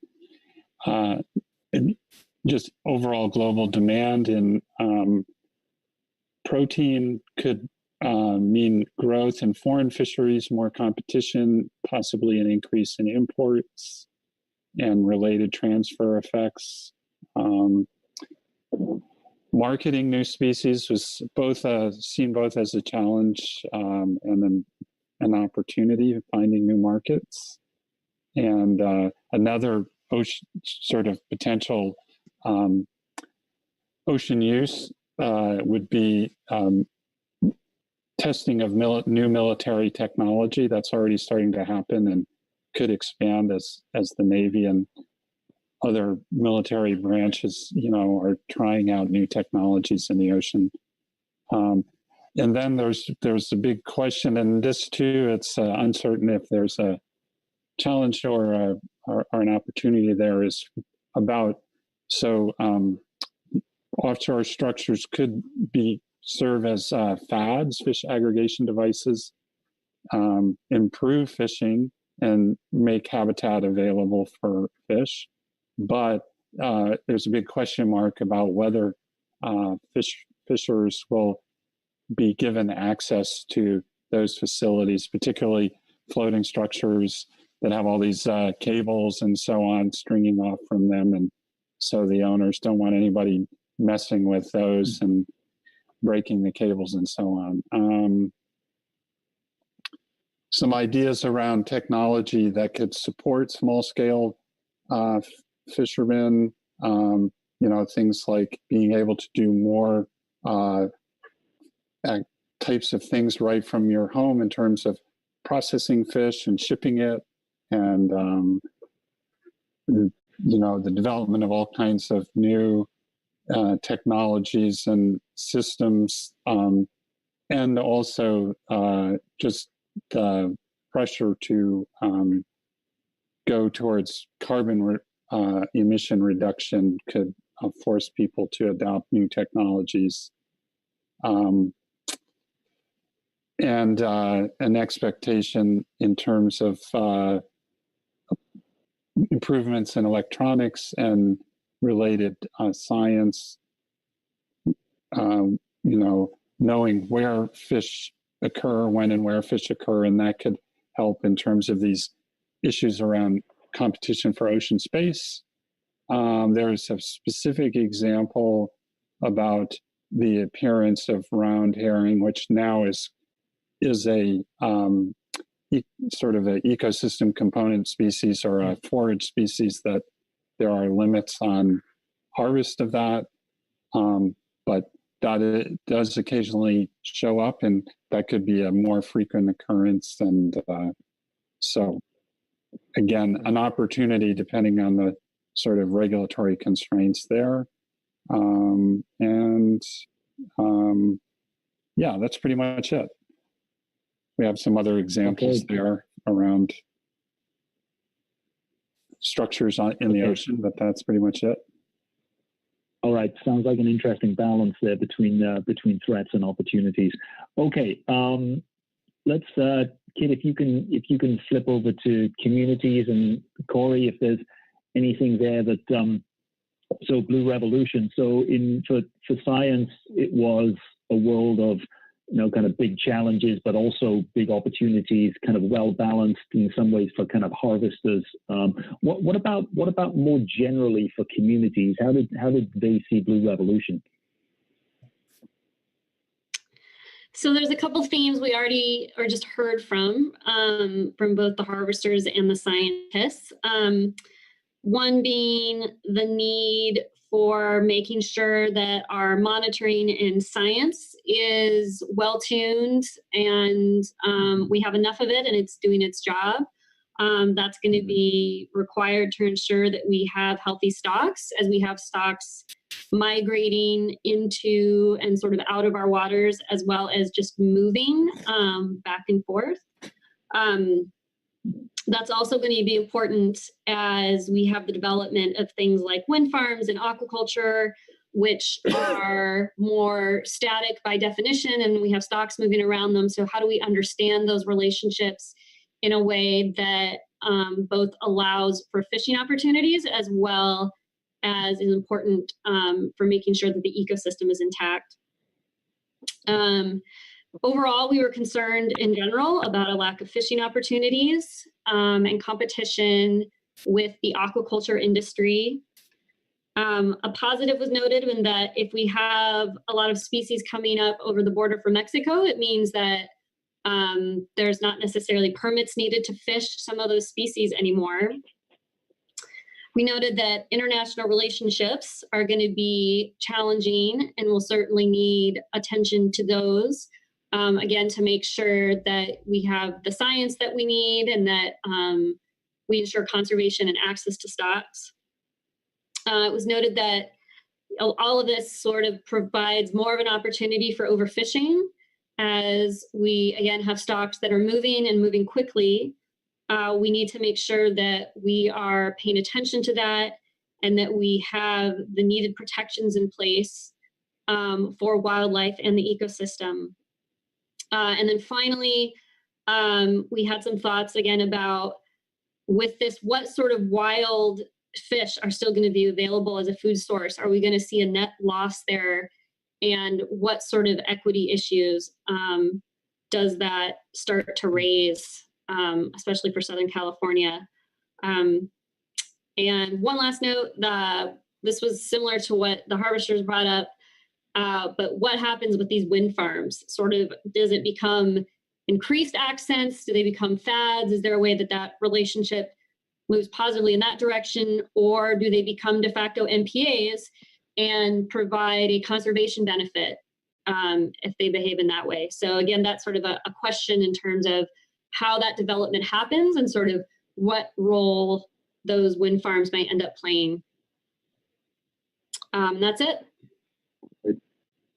Great. Thanks, Corey, with all of that. Yeah, some really interesting challenges there. As we're on your slide, and I want to kind of move on through time, do you just want to give us a real quick overview of hollowed out from the point of view of communities, and then we'll circle back to Kit and on harvesters and mine on scientists. So in terms of, just give us 2 or 3 headlines from your hollowed out conversation. Yeah, it didn't look good. So there are some concerns about a loss of historical knowledge. So this was brought up in the context of the CPFV fleet, but I think it could be wider than that. So if we lose a lot of our fishermen and they're not sort of replaced, then what historical knowledge is gone with them? So that's a big deal. A loss of coastal infrastructure that can support fishing of all types. If that's gone, what does it take to bring it back? And then how would you bring that back into the social consciousness and make sure that those things are repaired as we deal with them as a society? We thought about extinction or collapse of all sorts of organisms in the ecosystem. What happens? What's the role of fishing in a situation where we have a huge amount of variability and things are really trending poorly? And food security was brought up, that this is actually part of the NOAA mission. And how do you think about food security in this scenario? And what does that actually look like?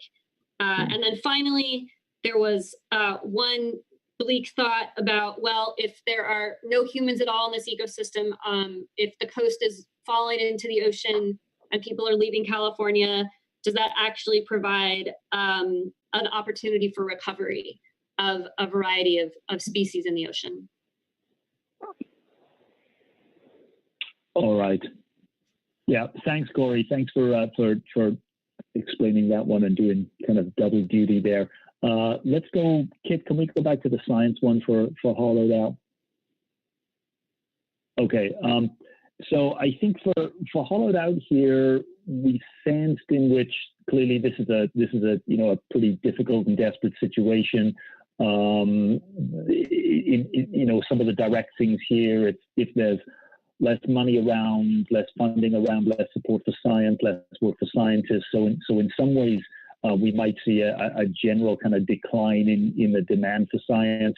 But there's also going to be probably a spike in terms of when people are asking for information, then people are looking for greater resolution in terms of ocean conditions and so on. And then in many ways, because this is really a question of industry survival, then we'd expect there to be a research requirement on, what are the stocks that can be successfully kind of exploited, and research really on kind of those stocks. So in many ways, you had that sense in which there's a very kind of almost declining, very focused angle on the science, but then the issue was raised, and maybe just because of the fact that it's so unpredictable and we see so many surprises and we can't really track species by species, there might end up being more demand for ecosystem science in that the kind of those bigger, more fundamental questions about, where are we currently? Are we on the verge of ecosystem collapse? Just trying to understand the ecosystem generally rather than the specific species might become something that is more common in a scenario like this.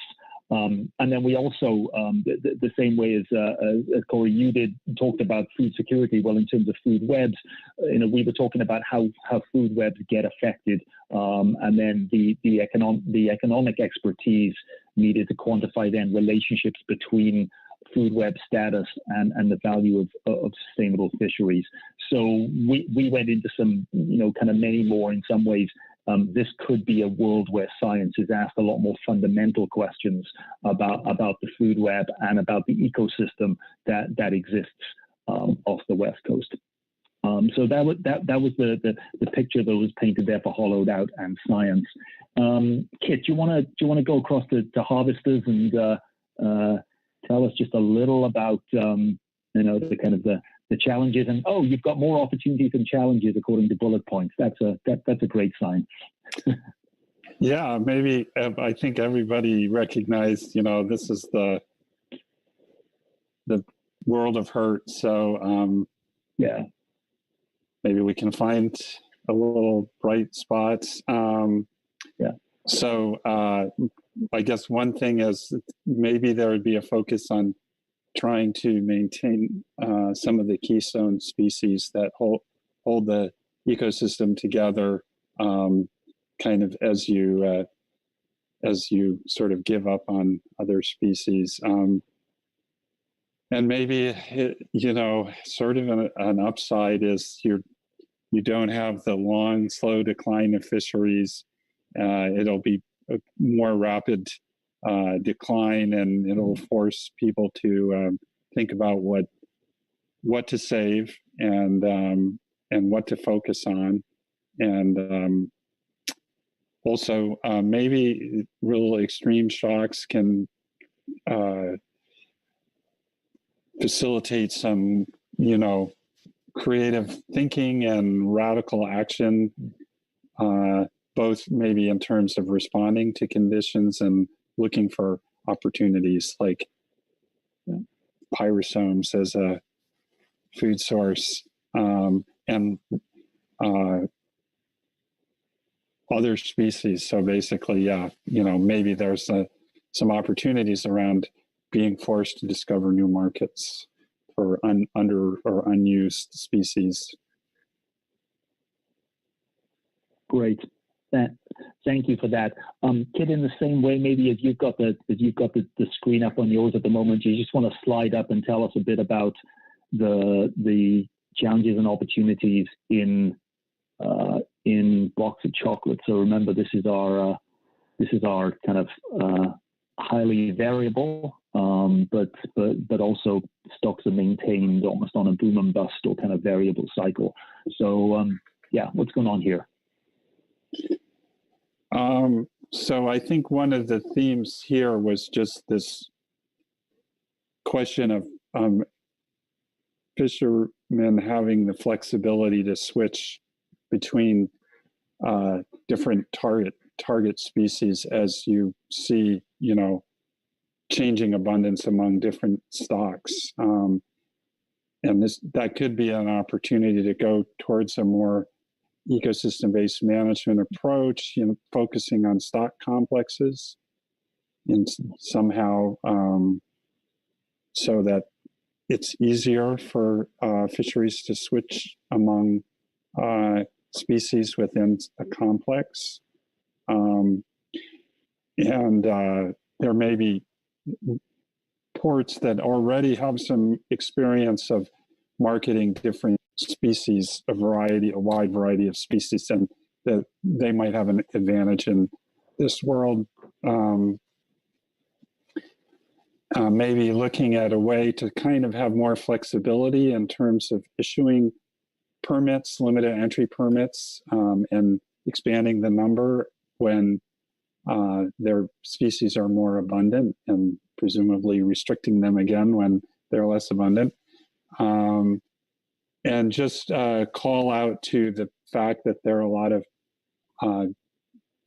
premier research institutions, marine research institutions in Southern California that could help out in terms of finding solutions. And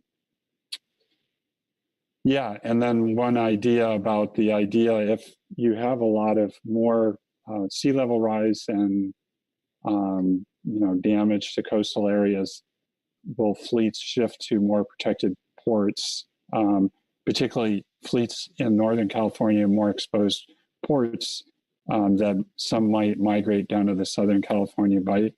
Not sure if that's an opportunity or a challenge in terms of competition, but it could be an opportunity in terms of maintaining the rationale to have the port infrastructure. Great, thank you. And then your cross-cutting thoughts, are they cross-cutting across all scenarios there? Yeah, so we had a little bit of spare time, so we had a short think about what we saw across, or what we touched on across all. So again, flexibility, common theme, concern around entrance and the effects of that, and need for science across the board, better, regular, and improved stock assessments, and then the whole issue around the political climate, both concern about environmentalists or protectionists making it more difficult to access fish. On the other hand, the idea that maybe there's the possibility for working with environmentalists, conservationists, and looking at common interests and demonstrating how those interests might align. And one area would be, seafood consumption, assuming that everybody, all concerned, enjoy consuming seafood. That could be a way of creating a priority. Great. Thanks so much. Thanks, Kit, for all of that. And as regards the cross-cutting thoughts, it's something that we'll all have time to do a lot more of tomorrow. One of the things that we'll be doing once we've kind of generated, okay, what would we go do? We'll look to see what's common and what's cross-cutting, because those kinds of things then right at the top in terms of priorities, and spend more time on those. Okay, just by way of wrapping this up, Corey, you said that your group maybe didn't have too much time to get onto the final scenario there. Let's click in and see if there is anything that you want to mention about this one. Sure, just a couple thoughts. We definitely were thinking a lot about science and technology on this and the need for monitoring. If we're going to see stocks that are having some big boom and bust cycles, that having good monitoring and science is really important to making sure that our management has the adaptability to deal with that. Also, this could be an opportunity for more flexibility in business and opportunities. As it was noted, sort of COVID has provided this opportunity. So to have different supply streams, and maybe this is a chance to promote that. And if we're successful, be able to have more creativity in marketing and raising interest in wild-caught seafood, and changing the supply chain for better. Okay, fantastic. All right, thank you very much for that. Kit, can you just flip over to the scientist one? Just find one final one from me here in terms of box of chocolates. I think our comments here were really around, this is a challenging environment for science. The unpredictability tends to make science kind of reactive to new developments, and in many ways there was a really interesting point raised around this scenario more than any of the others, but I think it applies to the others. Is it raises and makes us aware of the challenges in communicating risk for management. So the idea of kind of point estimates or point projections becomes something that is less valuable with an increase in uncertainty. And so ways in which scientists can kind of go about communicating uncertainty, ranges, what exactly do we do when we're asked kind of questions about thresholds and so on in a world like this? So there's some real kind of interesting challenges for science around how you communicate, and then for management, how you interpret risk in a world of such uncertainty. The other thing that kind of came up here, it's probably it's a kind of consequence. I'm not sure if it's an opportunity or a challenge. If we do see a world where there's much more let's say kind of real-time sensing and real-time kind of technology monitoring, then the perceptions gap between what we find from that sensing and fishermen's experience, that may improve due to greater availability of information. So, there are times where at the moment, the science and the projections might tell you one thing, the on-the-water experience might be something different, and that causes difficulties. If there is a way in which science can offer more real-time information because of the sensing technologies, then that might help think about some of those relationships. And then the point that was made, I think, from a number of different groups, this scenario really in many ways is all about flexibility. Okay, thanks, Kit, Corey, others, note takers, and everyone who contributed to those conversations. I know it's a little clunky kind of going through. We haven't really got an alternative for just kind of going through and talking through each of those. But hopefully through the breakout conversations, you had a good chance to think about what is going on, what the big challenges are for harvesters, or more generally for communities or for scientists. Where we're going to take these conversations tomorrow is where you're pushing it already. Many of us are in the situation where we're thinking, well, okay, if this is an opportunity or this is a challenge, here's what we should do. So tomorrow is very much a conversation around what should we go do as scientists? What are the actions that we might want to take either today or propose taking in the future if we're having to deal with each of these situations? Harvesters, we're going to be asking you the same. What are the kinds of things that you would expect you as an industry and as operators to have to do in each of these worlds? And for communities, the same thing. How would you prepare for any of these scenarios? So we're very much more into action orientation tomorrow, not only for those three groups, but then also we'll be asking you to think about, well, what does this mean for fishery management in general? What are the things that need to be on the agendas there? And so that's the point of where we're going to go tomorrow. We did a lot of scene setting and really thinking about these scenarios in detail. Tomorrow is much more around, well, what would we do if we found ourselves in each of these? We're at 4:15 right now, and I wanted to check in. I know we've been live streaming this, so we may well have guests or observers taking a look at the conversations that we've had here. And Chris, maybe I'll ask you if you've been able to monitor. Is there anything that's come up on the chat box on the live stream that there are comments that either people want to make or that questions that people are kind of posing? And it'll be good to hear those questions, and we can then kind of take account of them maybe in the conversations that we have tomorrow. Yeah, there is no current public comments that were submitted today. Okay. All right. Okay, so with that, let me just open it up and see whether anyone has reflections on today. I realize that we've been going for a good, kind of 5 or 6 hours, and I appreciate your ideas and stamina as we've kind of gone through this and stuck with us. Tomorrow morning we'll have a chance to reflect, I think, a little more fully when we're not zoomed out so much.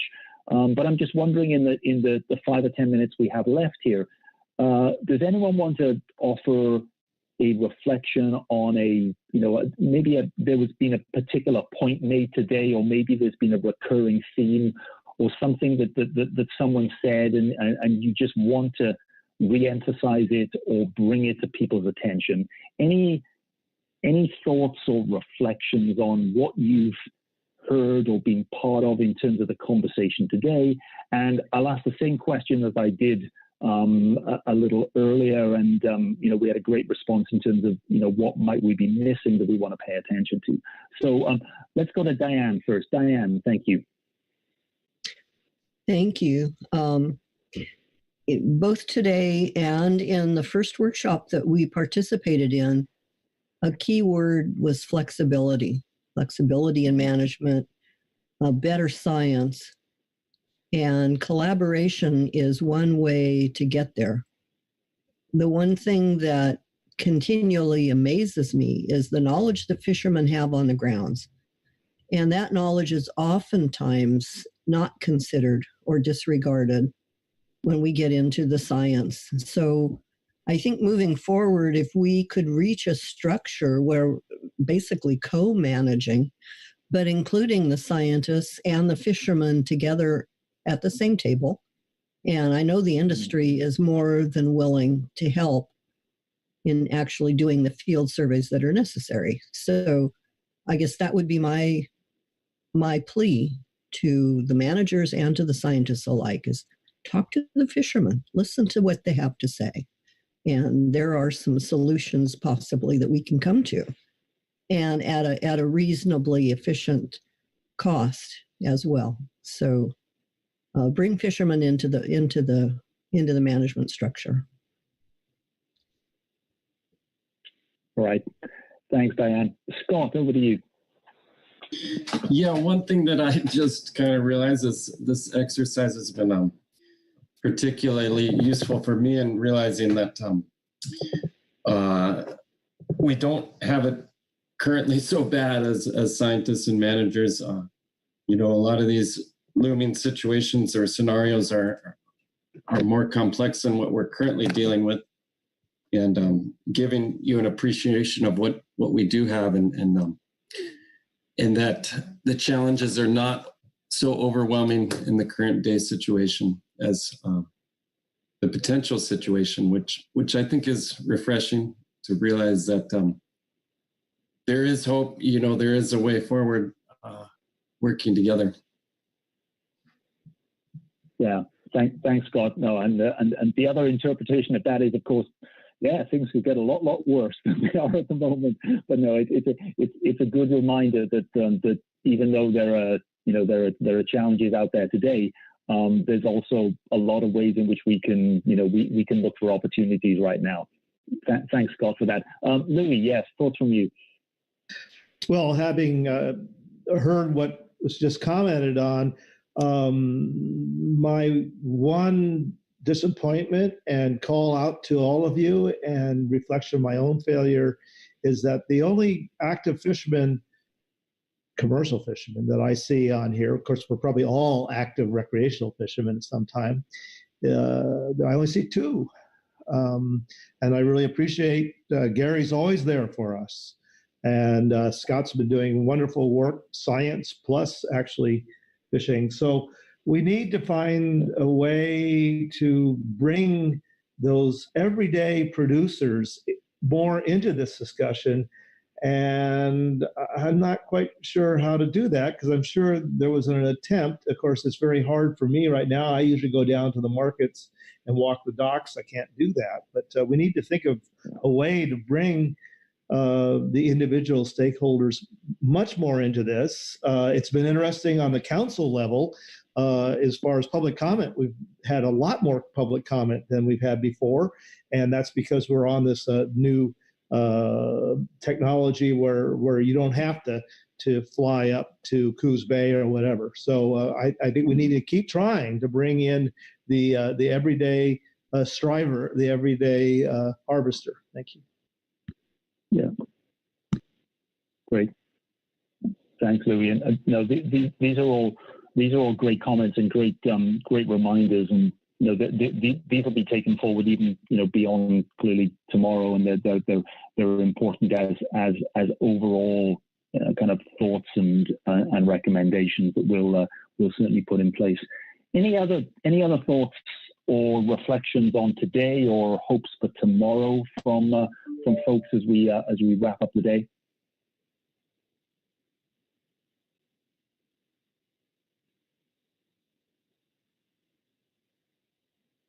Karen, yes, let's go to you. Yeah, Jonathan, something struck me today in a number of comments in this thinking about success of nearshore stocks and success of offshore stocks and a differential impact of ecosystem shifts on those geographical areas. And I have been thinking more about north to south gradients than the near shore to offshore gradient.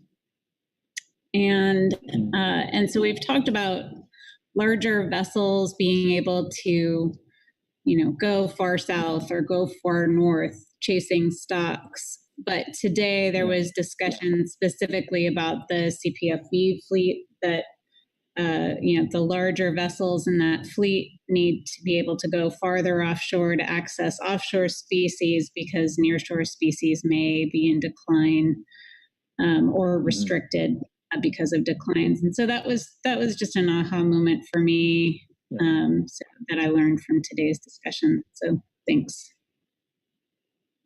Great, thank you.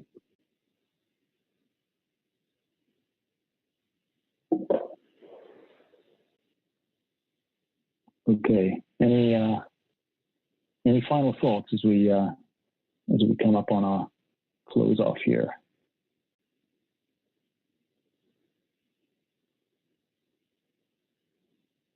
All right. I am going to we'll wrap it up from here. Just to say thanks again to all who've contributed today, and I hope that you feel that we're set up well. As I say, tomorrow's conversations, they're going to allow us to continue to talk harvesters, /processors, communities, and science.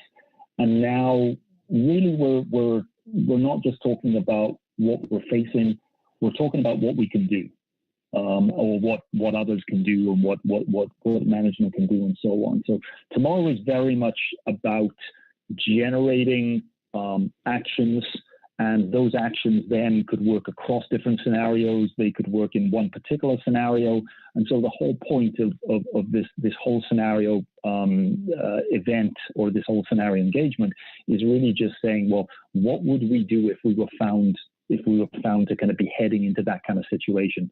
So I hope tomorrow will be a day where we really feel it's very, very productive. We've got a lot of ideas that I think have already kind of come out. We want to solidify those ideas tomorrow and then emerge by tomorrow afternoon with, as far as Southern California is concerned and as far as these kind of stakeholders are concerned, what would we see if we had to put an agenda for action together for what we needed to do to prepare for climate change in the next 20 years? What's on our list?